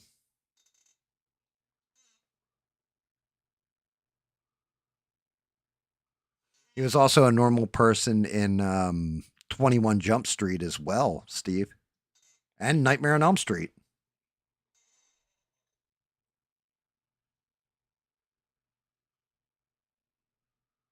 Uh, eh, eh, Charlie in the Chocolate Factory, where he played Willy Wonka. I did not like Johnny Depp as Willy Wonka. To be honest with you, like even the old one with Gene Wilder, they're like kind of derivative from the book. So I don't know. I used to love the book when I was a kid, and they're all right movies, I guess, but I just never didn't land. Didn't land for me.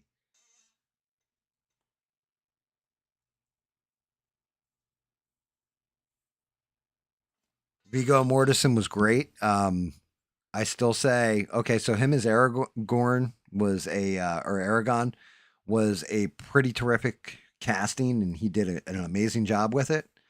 My favorite role of Vigo Mortensen's is actually in the movie The Prophecy, where he played Satan.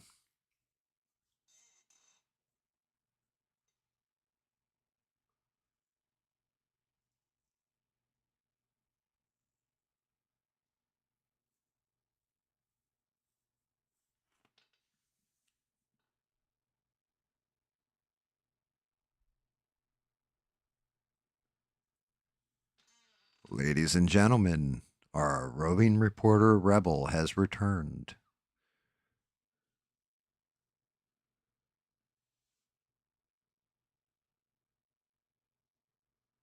Rob Zombie's daughter, you mean his wife?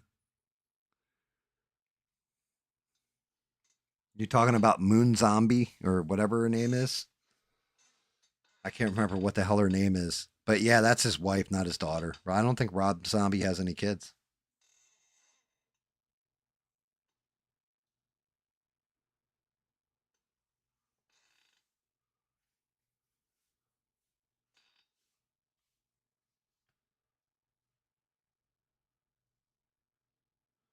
You know, like, and as far as actresses go, I'm sorry, Holly Berry.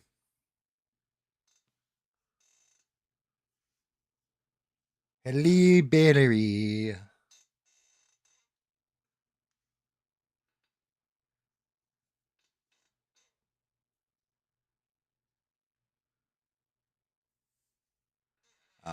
If there's one that, like if there's an actress that I really feel is tremendously overrated, and I think her biggest talent is probably on dirty adult sites because her private cell phone stuff leaked. It's Jennifer Lawrence.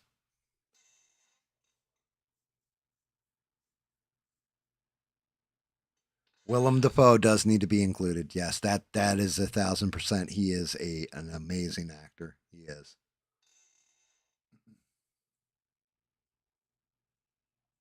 I mean, we were going more into actors. I think we'll probably save actresses for next time. It's a good topic. It really is. I mean, there's other actors that nobody even touched on. stop doing that. I'm knocking the hell out of the camera right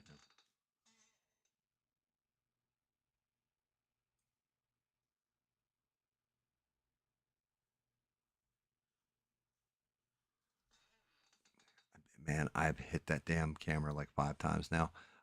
Yes, Kurt Russell's another one. I can't think of anything he's been in where he's been crap. He's always been really good, even if the movie around him's crap.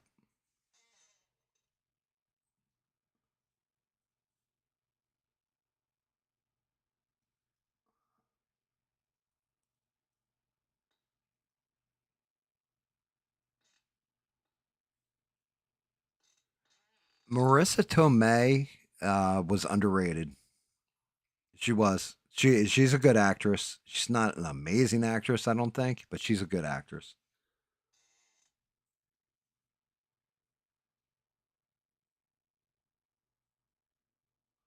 Dude, Tombstone is like in my top 10, I think, of all time movies. Michael Douglas, he was pretty good. Um, yeah, yeah, that's a good actor.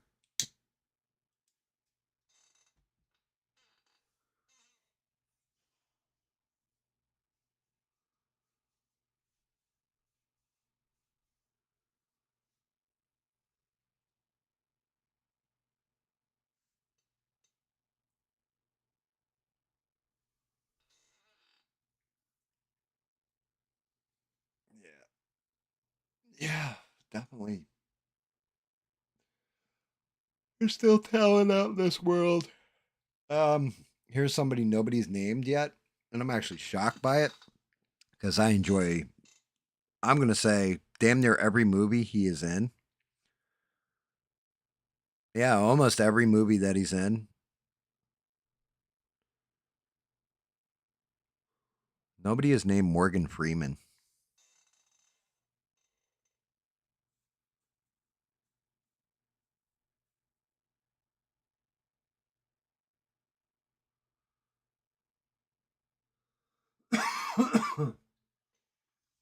I wasn't big on Billy Bob.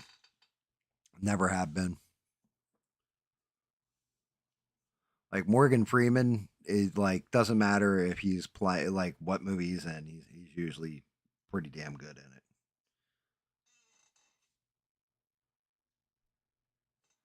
Samuel L. Jackson is kind of the same through every movie too.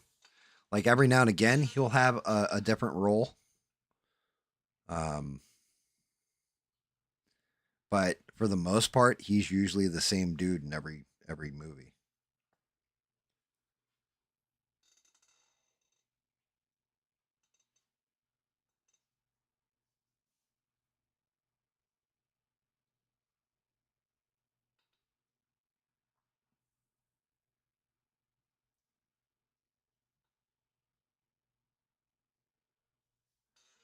Oh shit, dude! Rebel. Rebel's probably the only one who remembers Samuel L. Jackson was in Goodfellas. I almost forgot about that. Yes, he was. He was the guy. What was his name? Sticks. Was his name Sticks in Goodfellas?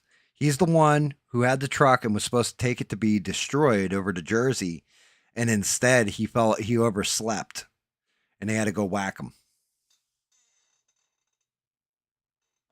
Stacks. That's it.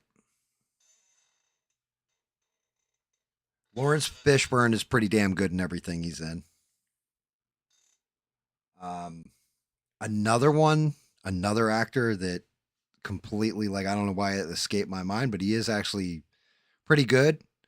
Is and he always plays like a creepy fucked up dude too. Is Mads Mikkelsen?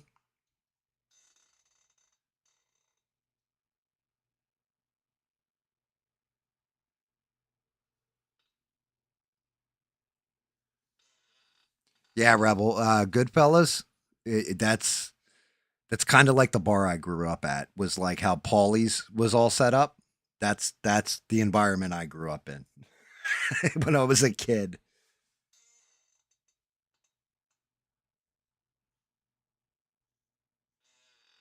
Yeah, like it really was. John Candy's a good call.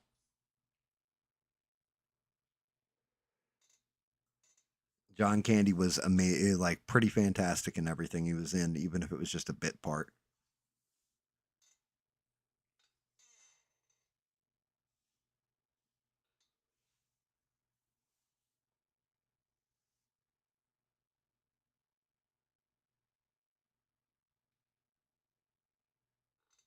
Actually, Danny Glover's a pretty damn good actor too. Um,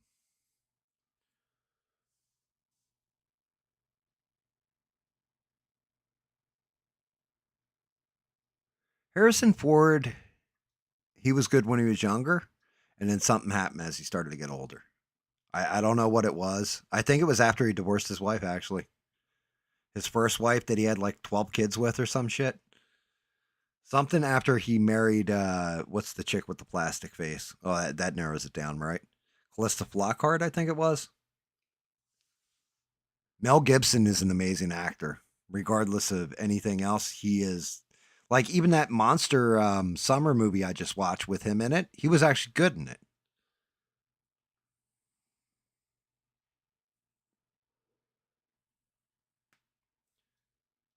Connery is amazing.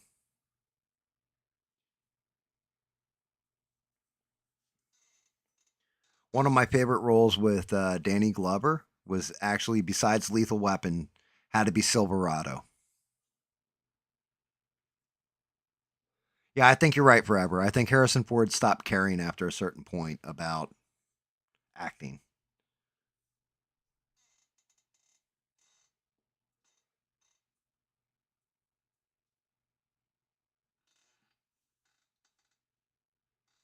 I used to love Sean Connery. Sean Connery was my guy, says Smurf. I'm just going to weigh in here real quick. I always loved Sean Connery, okay? Sean Connery used to come around. We used to hang out, work the bag together. It was like the good old days. This is how we used to do things in the neighborhood, okay?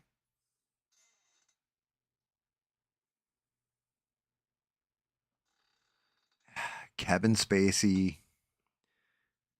he, a fucking pervert, but a decent actor. I don't like Adrian Brody at all. Like, there's no part of me that, like, yeah, I think he was all right in the piano, and that was about it. Yeah, Dennis Quaid, I said a long time ago. That's actually one of my favorites. Is Dennis Quaid. I loved him when he was younger, and he did like Enemy Mine, and oh god, what was the other one he was in with Ellen Barkin? The Big Easy.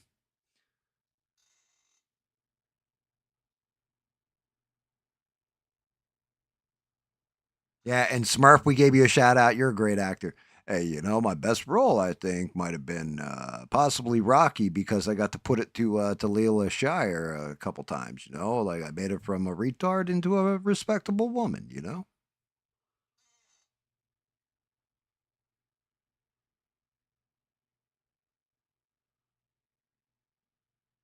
Inner Space was I man with Martin Short and Meg Ryan. Inner Space is definitely one of those lost classic comedies.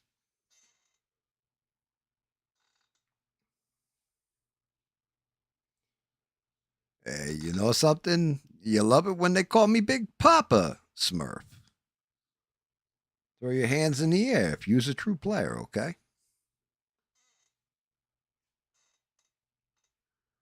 Wesley Snipes' best role was Blade, by far. Like the first two, well, the first two Blade movies. He was amazing in that. Either that or else Simon Phoenix in Demolition Man.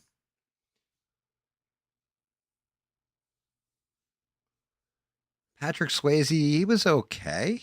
Um, see, what do we got? We got Red Dawn. We've got Roadhouse. But then he made that like Mad Max ripoff movie, and I can't remember what it's called. And he was like, that it was just terrible. And yeah, like Red Dawn, I remember The Outsiders. Dirty Dancing, Roadhouse. You know what, Beans? You're 1,000% right. I forgot all about that. That was probably his best acting was when he played Nino Brown in New Jack City. Sit your $5 ass down before I make change.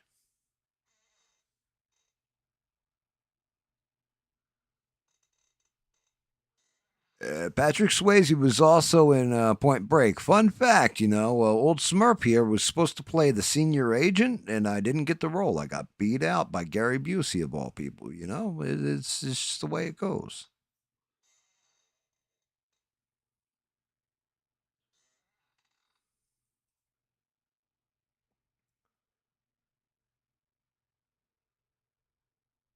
Nicolas Cage. Nicolas Cage, I don't know that I call him I don't know what to call him. He is he's his own thing. He's like his own category. Ian McKellen, Sir Ian McKellen. He was great. He was great for a gay guy. Gary Busey, yeah, I mean, he was always a wild man, but he definitely got crazier after the accident.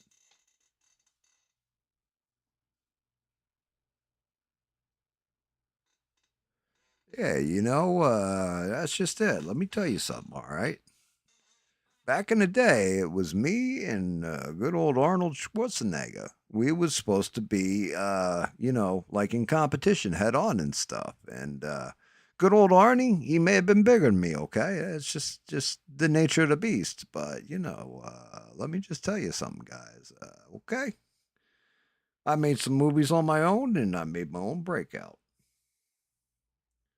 Keanu Reeves, when Keanu Reeves is an amazing actor, when they only give him like 2 or 3 words to say. Like, he's in a lot of great movies, and he's great in those movies, but, you know, like they always give him limited stuff to say. He never has like a shit ton of dialogue. Take John Wick. It's like, John Wick, do you want to go get revenge on the guys who just killed your dog? Yeah. John Wick, do you, like all this stuff is going down over here at the Continental. Do you want to go get revenge on people? Yeah. Got bullets. Or, The Matrix. I know Kung Fu. Like, he's good when he's got like simple, flat sentences to say. He's a good action hero, though.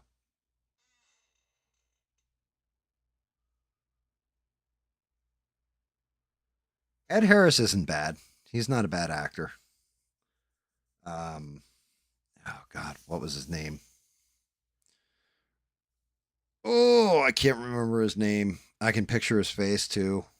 John Hurt. That's his name. He was actually a good actor too. Yeah, Danny DeVito he's solid. What I like about Danny DeVito is, especially when it comes to comedy and stuff, he'll do anything. Like he doesn't have a problem with anything.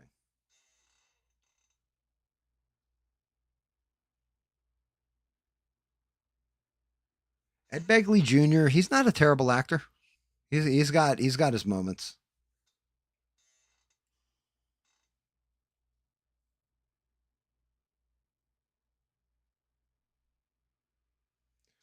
Ted S. Preston Esquire. Theodore S. Preston Esquire. Um, Actually, it was Theodore Logan, wasn't it?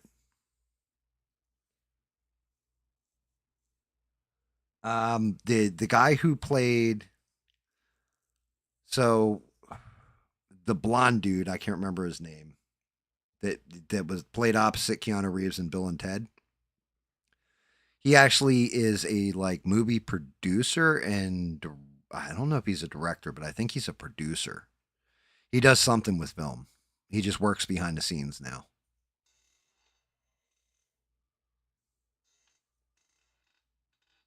Bill S. Preston Esquire. Thank you.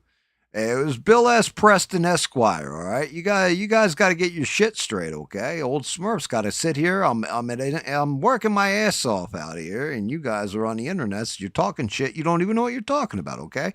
You need Smurf to come off the bench and kind of set you all straight, okay?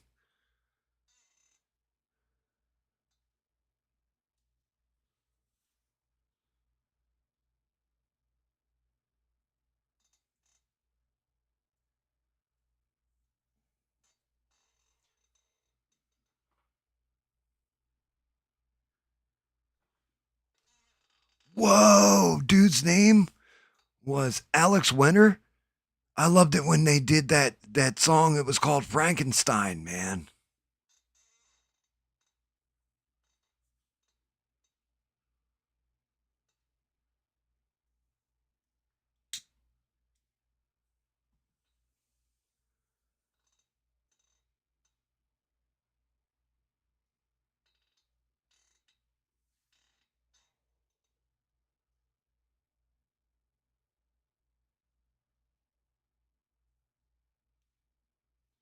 Ted was Kanunu Reeves, yes.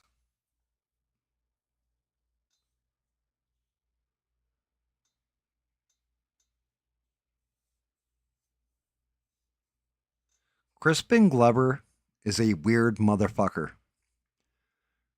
I don't know if he's acting like a weird motherfucker, but he definitely like strikes me as is definitely that guy. He's that guy that if you left him in your house and you're like, hey, I got to run to the store, you'd come back and he'd be sniffing your underwear while wearing your pantyhose. Okay.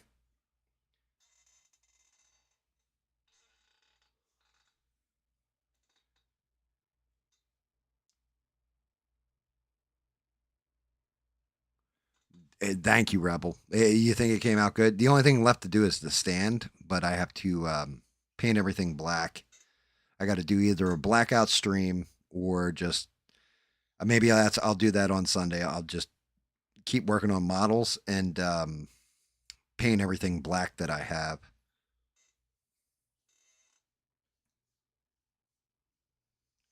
Norman Reedus is okay. He's not really a great actor. He's all right.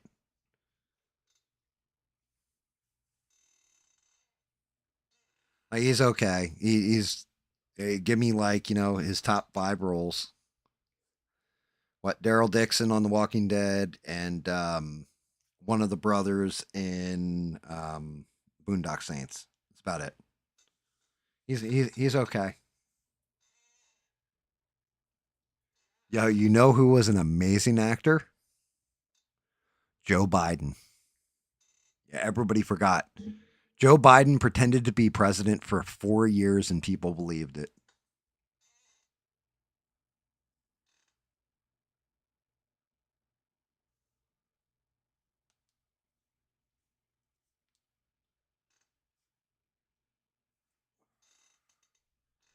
I mean, best supporting actress definitely goes to Kamala Harris for trying to act like a vice president. Like, it was just fucking amazing. I didn't say he did a good job. I just said, like he had to pretend to be a president for 4 whole years. That's there you go, guys. That's one of those stories that I haven't covered. Did you guys see what Trump did where they hung up the pictures, the portraits of all the presidents from Washington up to Trump's second term up on the wall at the White House? And for Joe Biden's picture, they put up an auto pen signing his signature.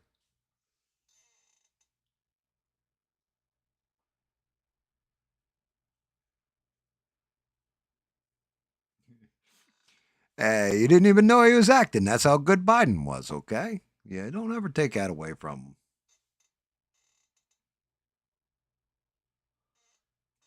Yeah, they put up a picture of a fucking auto pen. I was like, oh my god, dude. Trump is all gas, no brakes. The only problem is that wall will hit you pretty fast when you're all gas, no brakes.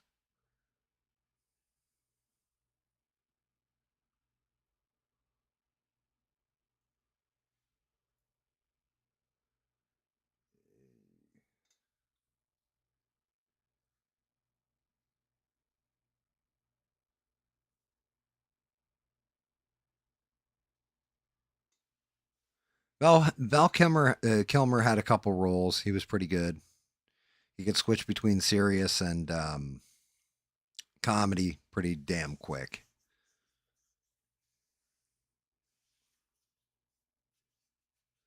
Another one, old timey one actually, Marlon Brando.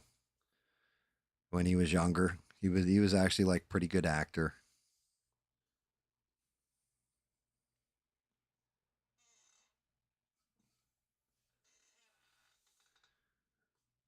Val Kilmer definitely encapsulated Doc Holliday to no end. He was just so smooth with the way he did all his southern aristocratic speakings and ponderings on things in Tombstone. I'm your Huckleberry. I play for blood, Johnny Ringo. Yeah, unfortunately, River Phoenix probably would have been a great, but he wiped out way too early. Forrest Whitaker was all right. Yeah, he wasn't. I wouldn't say he's a bad actor. He's a decent actor.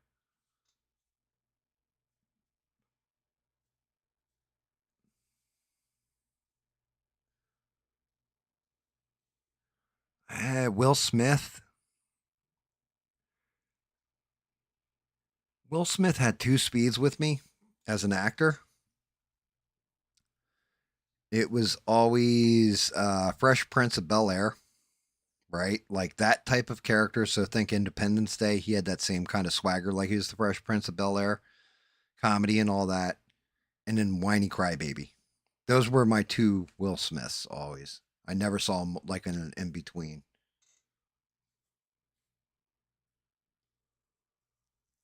Stand by Me was a decent movie. That's based on the Stephen King novel, The Body, or the short story rather, when he was writing the under the pseudonym Richard Bachman. I want to say the Bachman books. It was in, is it Four Seasons? What the hell was the name of that book? Yeah, Lawrence Fishburne. We said he's decent. He's good in most stuff. Um,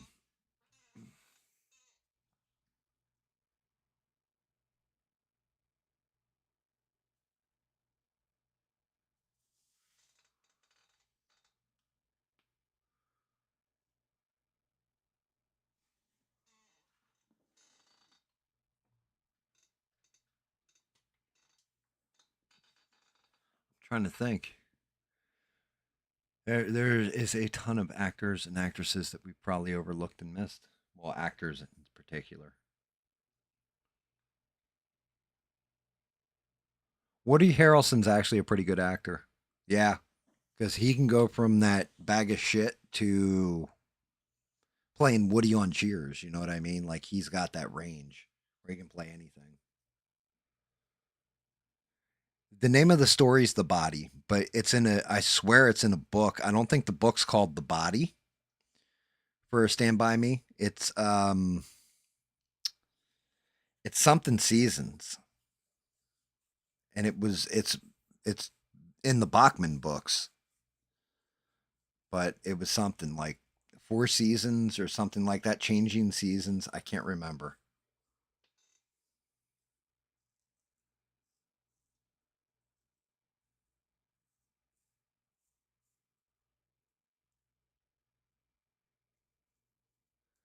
I don't think it's Stephen King book, The Body. I want to say it's Richard Bachman, and it was something seasons. Let me look. The Bachman books, though. Yeah, and Stephen King used the pseudonym Richard Bachman, if you didn't know to write at one point.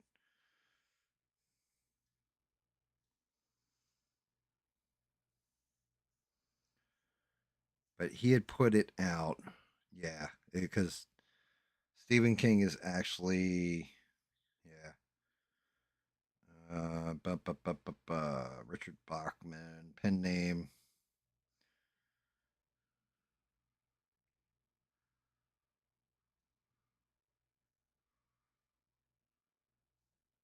Richard Bachman's pen name, as well as a fictional character.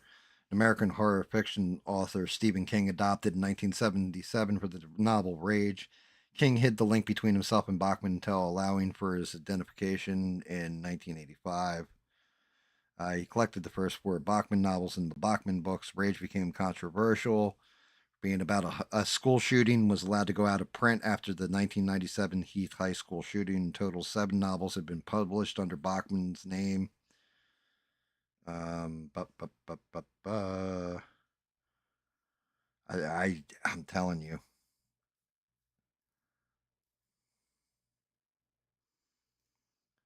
Um, you know what? No. So the Bachman books, the first 3 of them, one of them they're making into a movie now. It's called The Long Walk, and it sucked. But The Running Man was one of the Bachman books.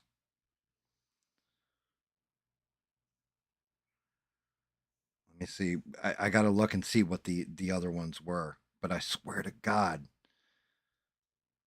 novels collected in the Bachman books. Yeah, it was the Rage, the Long Walk, Road Work, the Running Man. But I didn't think the body. I thought the body was just a story in the book.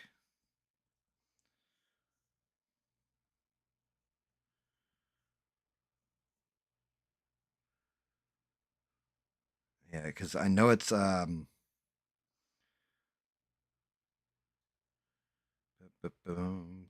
novella. There it is. The body was published in King's 1982 collection, Different Seasons, and later adapted into the 1986 film Stand By Me. Okay, so I did confuse. I knew it was Stephen King. I know the story's called the Body, but I thought he wrote it under Richard Bachman because the Bachman books, that was The Running Man.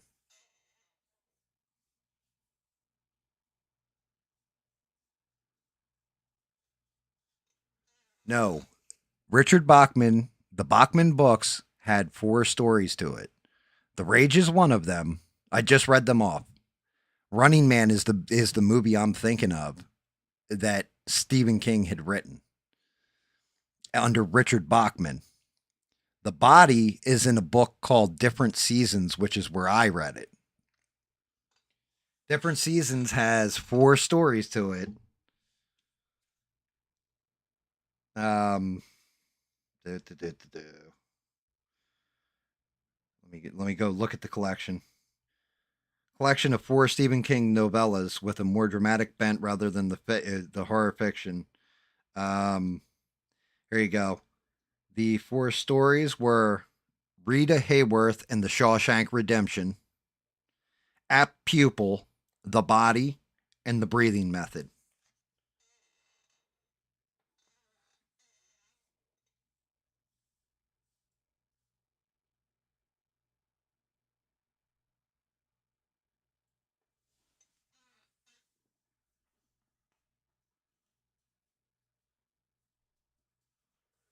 Right, but it was in a book that I didn't read The Body. I never read the novella The Body. I read the book Different Seasons. It had Shawshank Redemption, Apt Pupil, Stand By Me, and what was the last one? The Breathing Method was the last one.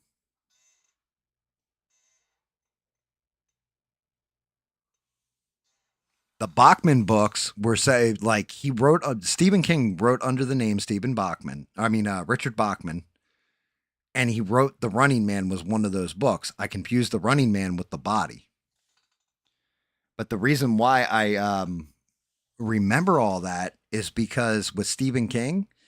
So like when I was younger, I read The Shining, read Christine, Cujo, um, Salem's Lot, Night Shift, Skeleton Crew, different seasons.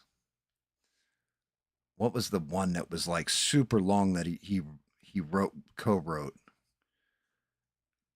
The Stand was one I read.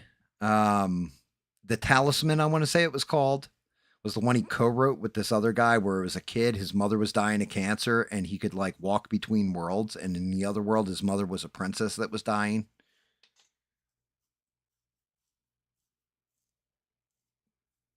But yeah, like I read everything that Stephen King pretty much wrote and had a lot of hardbacks. The Dark Tower series up to the drawing of three, or the drawing of the three, I think it was called.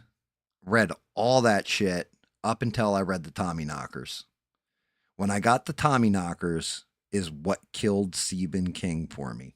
I have not read anything after he wrote the fucking Tommy Knockers. The Tommy Knockers murdered Stephen King for me because it was such a slog, so boring, and just, I was so disappointed. I was like, yeah, I'm done with Stephen King.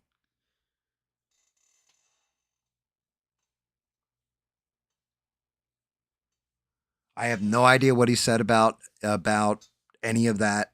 Yeah, Pet Cemetery was one I read when I was younger.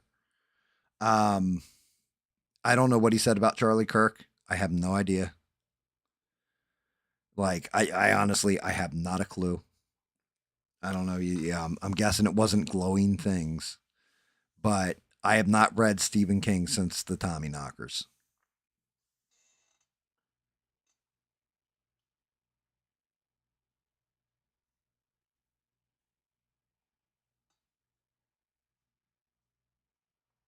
Like he used to.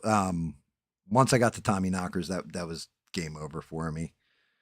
Um, I couldn't do Stephen King after that. Like it was just too too long of a book that really was boring as shit, in my opinion.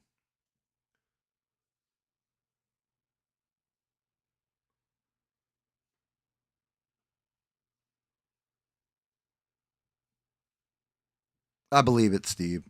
Stephen King's a weird fucker. Stephen King's best writing came when he was cocaine fueled, and he threw half of it out. Like his wife famously, he threw away, had completed and thrown it in the trash after he was done writing it, and his wife dug it out, and that's what Christine is.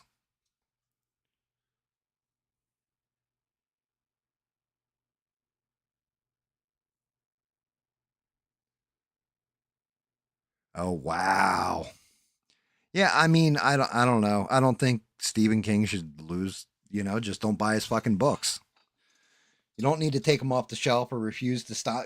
Stop selling people and all. Like people are going to say a lot of fucking stupid shit throughout the course of their life. Misguided. Doesn't matter if they're apologetic or not.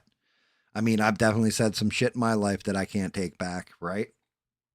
I can apologize for it and mean it, but doesn't mean I should be forgiven or anything else. But you should also shouldn't have your voice silenced either.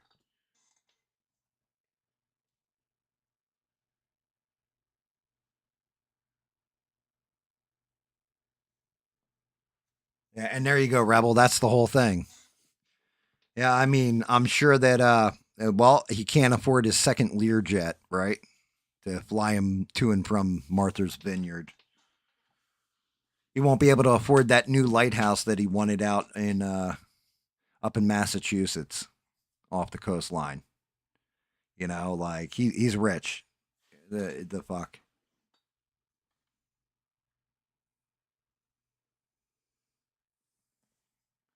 Like I don't know. I definitely think people should be able to look. I criticize you guys have heard me criticize ABL for some of the shit he says, some of the shit Candace Owen says, a lot of the shit that Destiny says.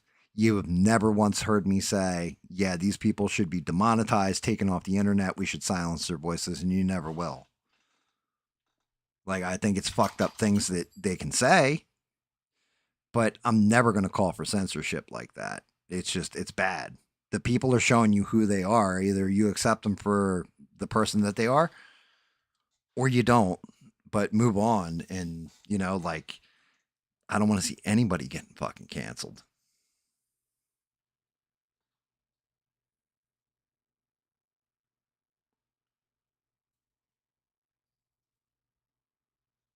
Oh, shitty, and that's messed up.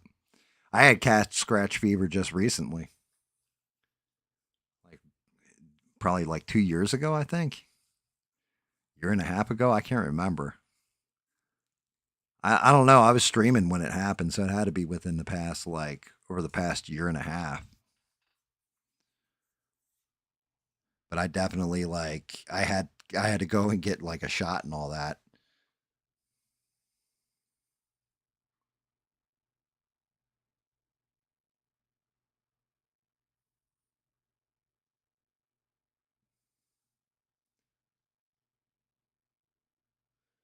I got mine, Steve, because I had an ill-tempered cat and picked it up, and the thing like latched onto my arm, dug its claws in, and then bit me. And when it bit me, their teeth are like needles, and it went down to like it hit my bone. Like I felt it hit my bone, and I started swelling up. And the next day, the swelling was getting worse, and I went into the doctor, and sure enough, it was cat scratch fever. They call it.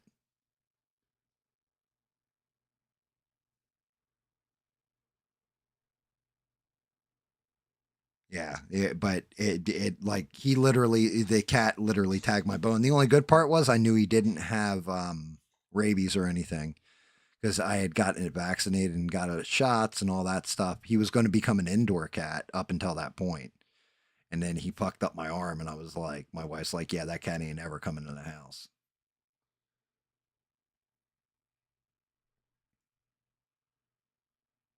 Dreamcatcher, I don't think I ever read Dreamcatcher. Pet Cemetery was decent. Like my favorite with Stephen King is always his collections of short stories. So Skeleton Crew and Night Shift. And then next or whatever the one was that I just looked up. Different seasons or whatever. That was a decent one, but I really like his short stories. I like him in short form a lot better than I do his long-winded books. Like The Shining was interesting. I remember reading that when I was in like fifth or sixth grade. It was a decent one.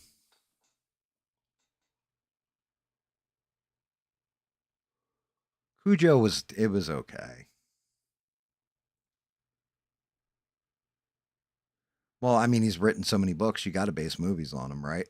Not all of them are winners either. Like Maximum Overdrive is based on a Stephen King short story called Trucks that's in Night Shift.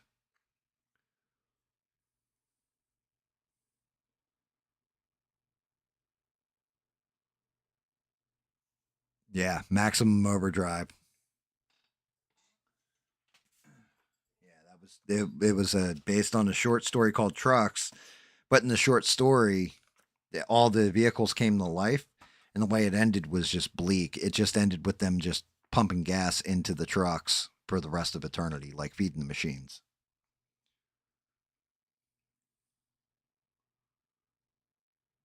Yeah, I read it when it came out.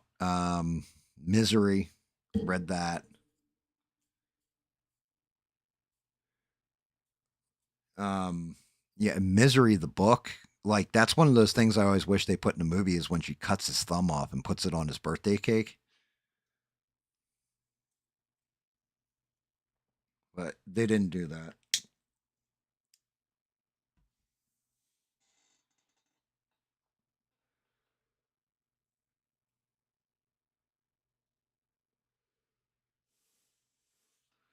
I mean, most times books are better than the movies. War of the Worlds, the original H.G. Wells War of the Worlds is much better than any of the movies they've ever made. There was a TV show they did that was War of the Worlds that came close to the book, but still didn't get it right. The Invisible Man, unfortunately, the movie is. I love the movie, the old classic black and white, but it doesn't even come close to the how fucked up the book is.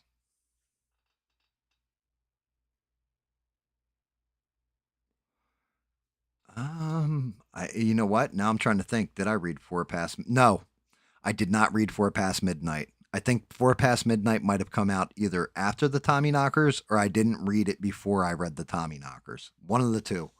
But I did not read 4 Past Midnight. I think it came out after Tommy Knockers, so I didn't read it.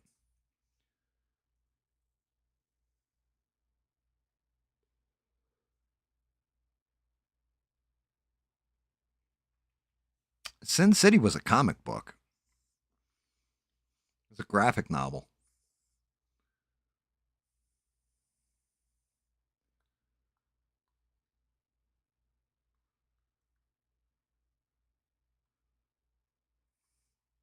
They still haven't landed the plane on, unfortunately.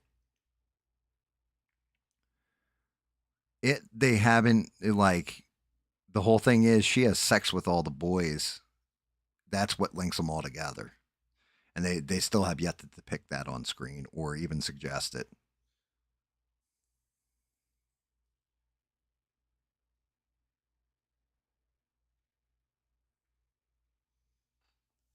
Yeah, 4 Past Midnight, I don't think I've read. I'll do this the easy way. Let's see.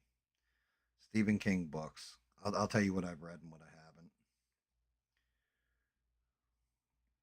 And I'll also look up and see what the talisman was.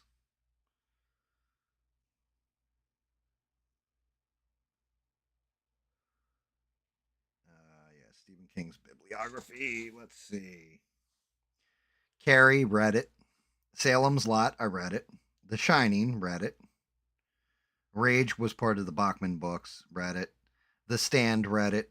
The Long Walk, part of the Bachman books, read it. The Dead Zone, read it. Firestarter, read it.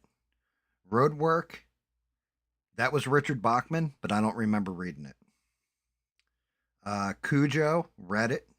The Running Man, read it. The Dark Tower of the Gunslinger, read it. And the Dark Tower of the Gunslinger, there were a group of girls when I was a teenager with my trench coat that used to call me the Gunslinger because of the fucking book, which is why I started reading the Dark Tower series. I didn't even know it was Stephen King till they put me onto it. Christine, I read it. Pet Cemetery, I read it. Cycle of the Werewolf, that is Silver Bullet. The movie Silver Bullet I was talking about with Gary Busey and Corey Haim, where Corey Haim's in the wheelchair. That's like his uncle turns into a go-kart for him. It's called Cycle of the Werewolf. That's where that movie comes from. I've read that. The Talisman. Yep. Peter Straub is the guy who wrote it with him. I've read that. The Eyes of the Dragon. Read that. Thinner. Read it. It. Read it.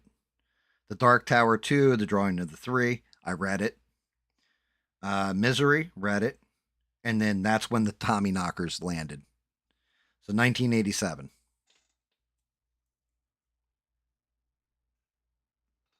That's when I stopped reading Stephen King. 1987.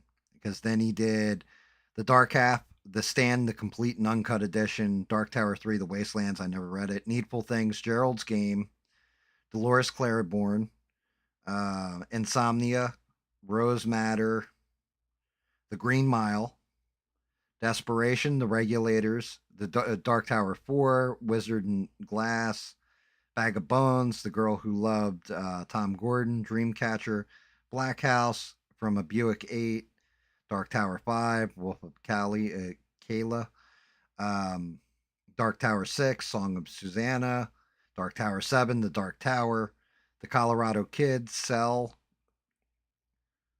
Lissy's Story, Blaze, Doomakey, Under the Dome, 11/22/63, Dark Tower, The Wind Through the Keyhole, Joyland, Doctor Sleep, Mr. Mercedes, Revival, Finders Keepers, End of Watch, Sleeping Beauties, The Outsiders, The Institute, Later, Billy Summers, Gwendy's Final Task, Fairy Tale, Holly, Never Flinch, Talisman 3 is the working title, and The End Times.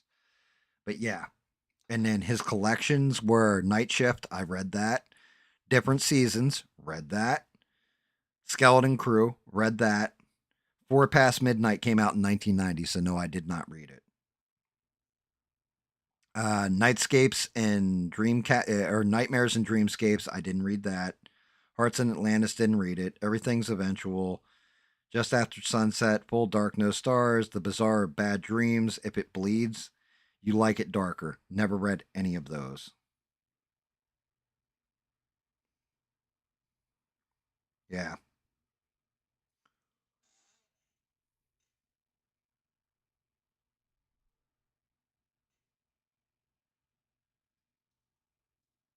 Yeah, Silver Bullet was an amazing movie. Well, was when I was a kid. But yeah, that was Cycle of the Werewolf. But yeah, like I said, right up to Tommy Knockers is when I stopped reading. Damn, Revel, you naughty man, you. Sleepwalkers was a movie. I don't think that was ever a book, Reb. Uh, Firestarter with Drew had Drew Barrymore in the movie. Book's a bit different.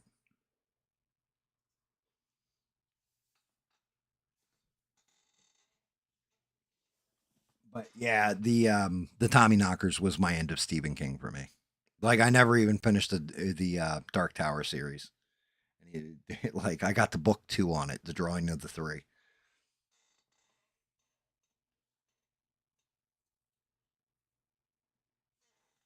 I couldn't, like, Tommy Knockers killed me. It was just, if you ever read that book, you'd be like, what the fuck? Yes, The Eyes of the Dragon is good, and that was pre Tommy Knockers. But I had a good chunk of his books in like first, second printings and all that stuff, hardback. I'd get them when they'd come out. Like, and I was young. Like, I read them when I was a kid. I was only like 10 or 11. And then that's just it. Fucking Tommy Knockers dropped and it killed me. Like, I used to read like a fiend when I was a child. Between reading and Nintendo, really. When Nintendo came into my life, that kind of took over. But I still read. Like, I was an avid reader and I love Stephen King. And then Tommy Knockers, the like the book had like an entire chapter in the beginning, if I remember correctly, where the girl was like on her period, and it was all about her being on her period, and it was just, what the fuck am I reading?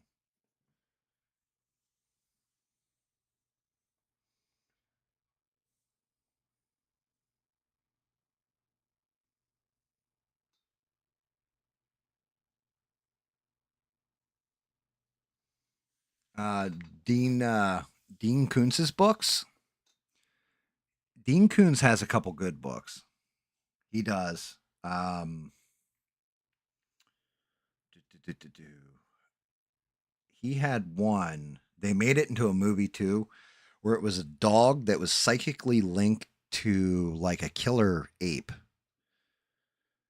that got out, and in the movie Corey Haim plays the kid who finds the dog, and I can't remember what the hell the name of that book was.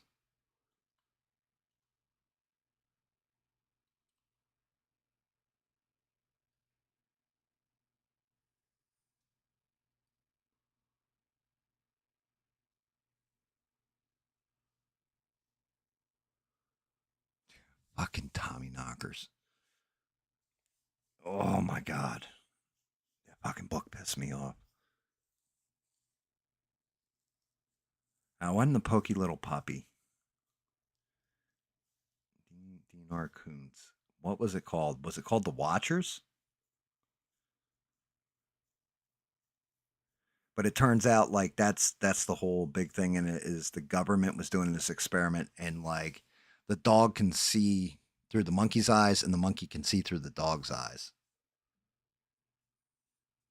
And like basically like they train the monkey to like hunt down the dog. So it like goes after the kid and the dog. I think it's called The Watchers for some reason.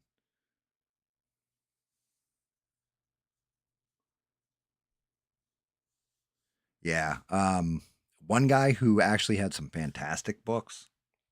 I've read a bunch of them when I was a kid, some of them as a teenager, some of them as an adult, whatever. Actually, no, I didn't really read them when I was like young. more in my teens, like late teens, was Michael Crichton. Michael Crichton wrote stuff like Jurassic Park. He had a book. I want to say it was called The Swarm, about the nanites. It was a swarm of nanites, but he always wrote stuff that was like science based but fucked up.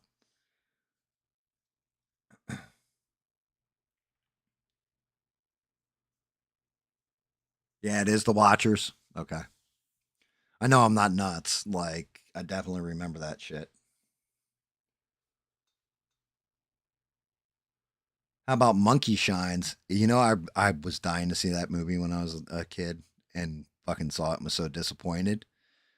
Tales of the Gold Monkey was a better show in my opinion than the movie Monkey Shines.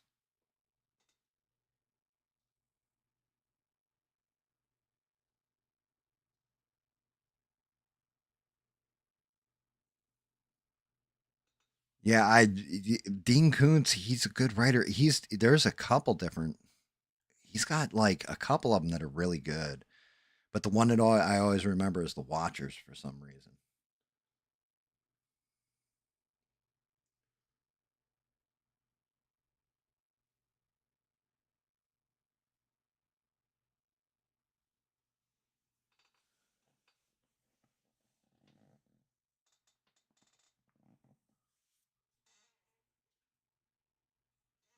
And later in my teens, I found probably my favorite author of all time. His name's Douglas Adams. You probably heard of his books, um, The Hitchhiker's Guide to the Galaxy, So Long and Thanks for All the Fish, Life, the Universe, and Everything, Mostly Harmless.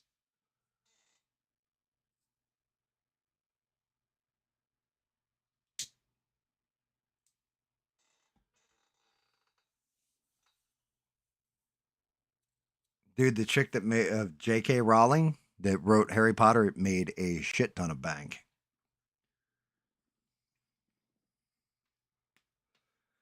She did. She started to go severely woke, and then the whole trans thing it fucking derailed her. She was like, "Wait, what am I doing here?"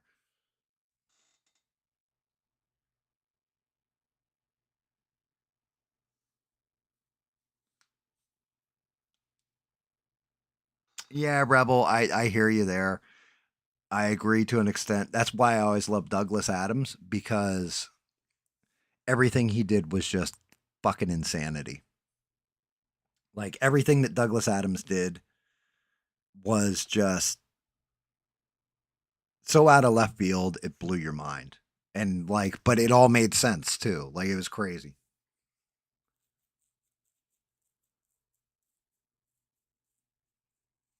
The Bad Place is wild.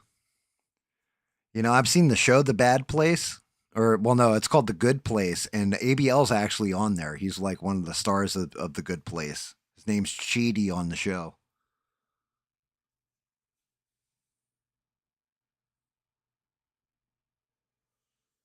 Choose Your Own Adventure were amazing back in the day. SE, they were a lot of fun.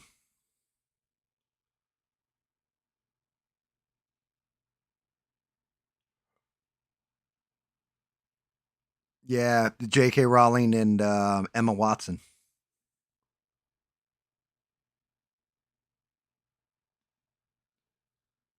That's pretty cool. That sounds decent, Beans. Do you know what I'm talking about though? The Good Place, and like it's got ABL as one of the co-stars on that show, and his name's Cheedy. Had Ted Danson.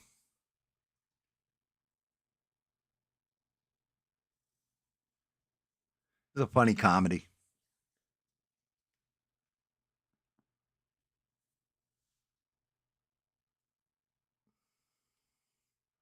Yeah, six. But am I wrong? I want you to think about it. Think about Cheedy on that show, and then think about ABL, and tell me they're like I think ABL is way taller than that dude, but tell me it isn't like the same person. That shit had me dead laughing when I was watching The Good Place, because that's when I first started watching ABL. 'Cause I didn't even hear about The Good Place till my wife put me onto it and was like, "Yeah, you have to watch this show." Whenever the wife says it's a must watch, it's usually a must watch.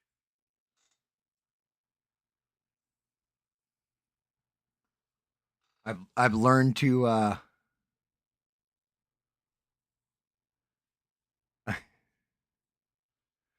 I've learned to listen to the wife when she says something like, "Oh, you have to watch this," because the first show she ever said, "Oh, you haven't seen this, you have to watch this," was The Office.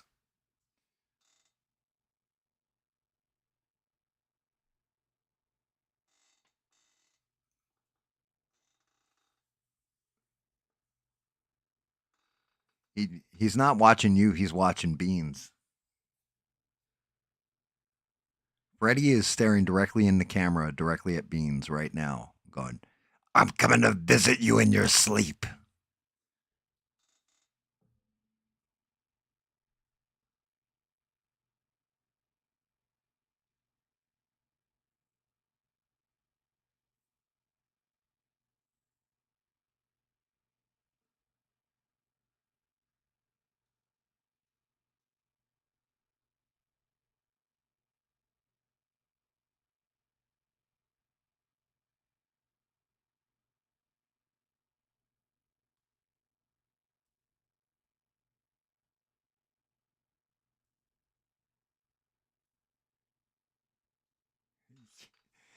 6, I was waiting for somebody to say that. "You can run, but you can't hide, bitch." Wait a minute. Why are we listening to this guy, Morty? Like, why? Maybe we can hide. Let's stop running.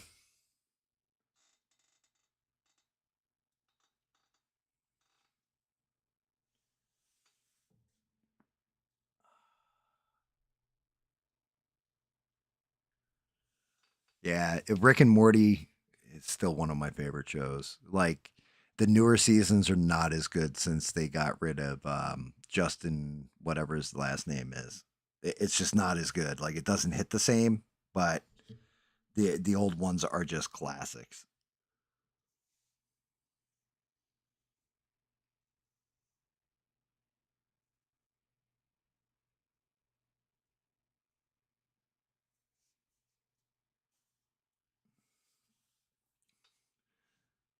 I mean,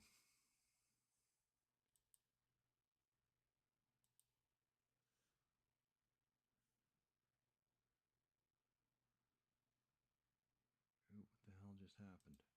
That was weird.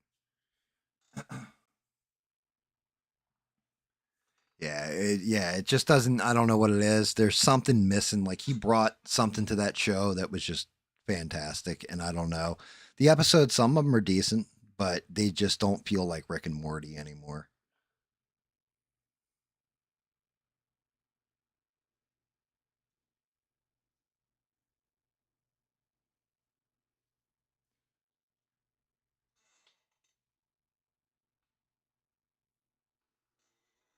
I mean, I don't know.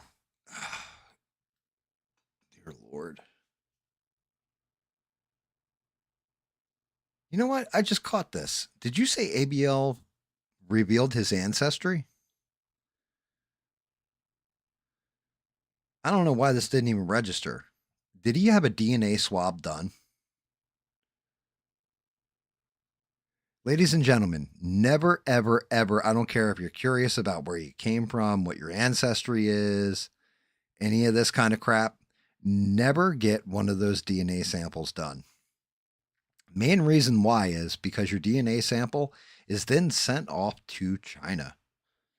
Believe it or not, it's usually Chinese companies that do that ancestry shit. And yeah, they send them off to labs over in China.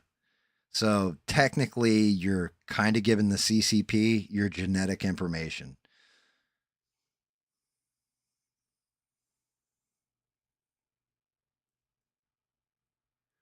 How the hell are they going to get all your DNA info?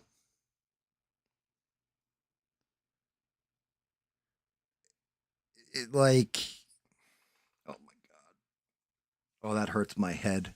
Where's Mister when I need him to explain these things? having specific DNA, you can do random, like there's certain markers on DNA that you can hit, but having somebody's specific DNA is a whole different matter.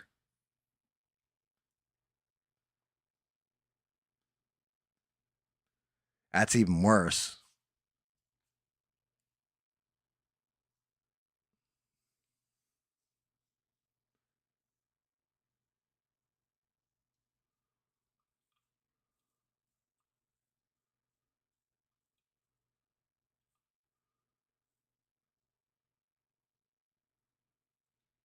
Is that actually true, SE?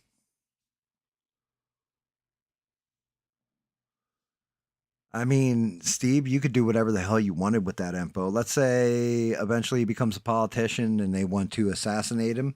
They could curtail a virus directly to him. Now, granted, I don't think he'll ever do politics like that or any of that stuff. But if I'm working on some kind of bioweapon, okay, and I have enough DNA from different people that have sent it in to me of one cultural nationality that I want to wipe out with this virus and make it affect them versus affecting my people. So let's say there's something intrinsic in Chinese DNA, marker wise. I would exclude that from the virus where it wouldn't infect my people and it could infect, let's say it's just a ton of white people.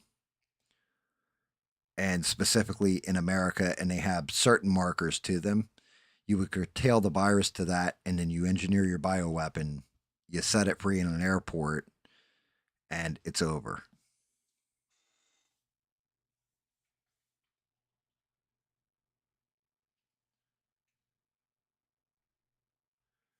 I mean, I never heard. I think the Chinese want to build supermen, not midgets. So I think your DNA is safe for cloning. Um,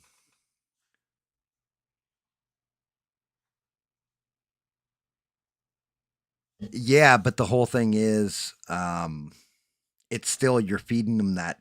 Got to be careful with that damn info dump. Like it's bad enough that our government has as much info on all of us as they do. It's bad enough tech companies have enough info. That genetic marker, that's a whole different animal.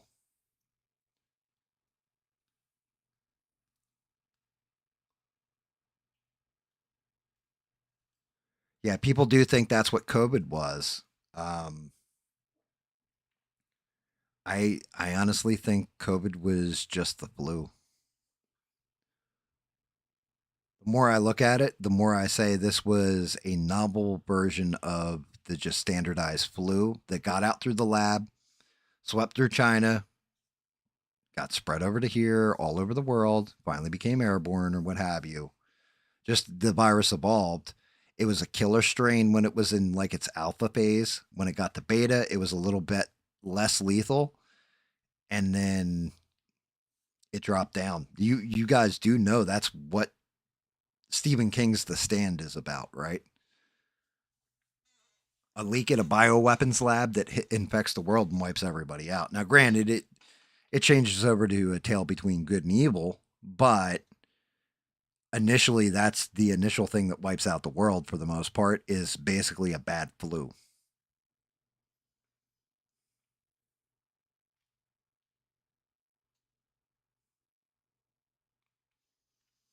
So yeah, I mean that shit's crazy.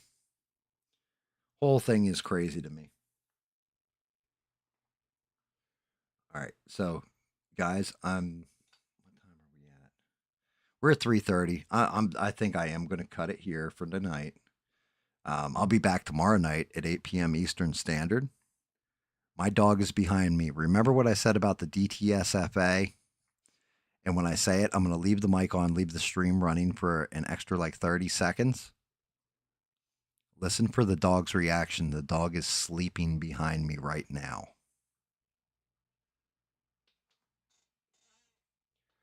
Okay. So when I say the DTSFA, just listen for the reaction from him. You guys are going to laugh your asses off. And hopefully he does it and doesn't make me look like an asshole. But you guys are amazing. Shout out to Stranded Lifeform, who's probably watching this on the replay. Shout out to Sheree, greatest mods on these interwebs. Shout out to all you guys for all the likes, loves, views, everything else. I'll be back tomorrow night. We're doing gaming. And then I will get this base painted to black. And we will get Freddy Krueger completely finished. And then I think I will work on Michael Myers next, considering we're in Halloween season. Everybody, hang in there. Everybody have a great night. And just remember, don't take shit from anybody. Good night, guys. What is it, Poppers? What do you want? Oh my goodness, you're freaking out. Oh boy, you woke up and everything. What is it? What can I get for you? You gonna show me? Good night, everybody, and don't take shit from anybody.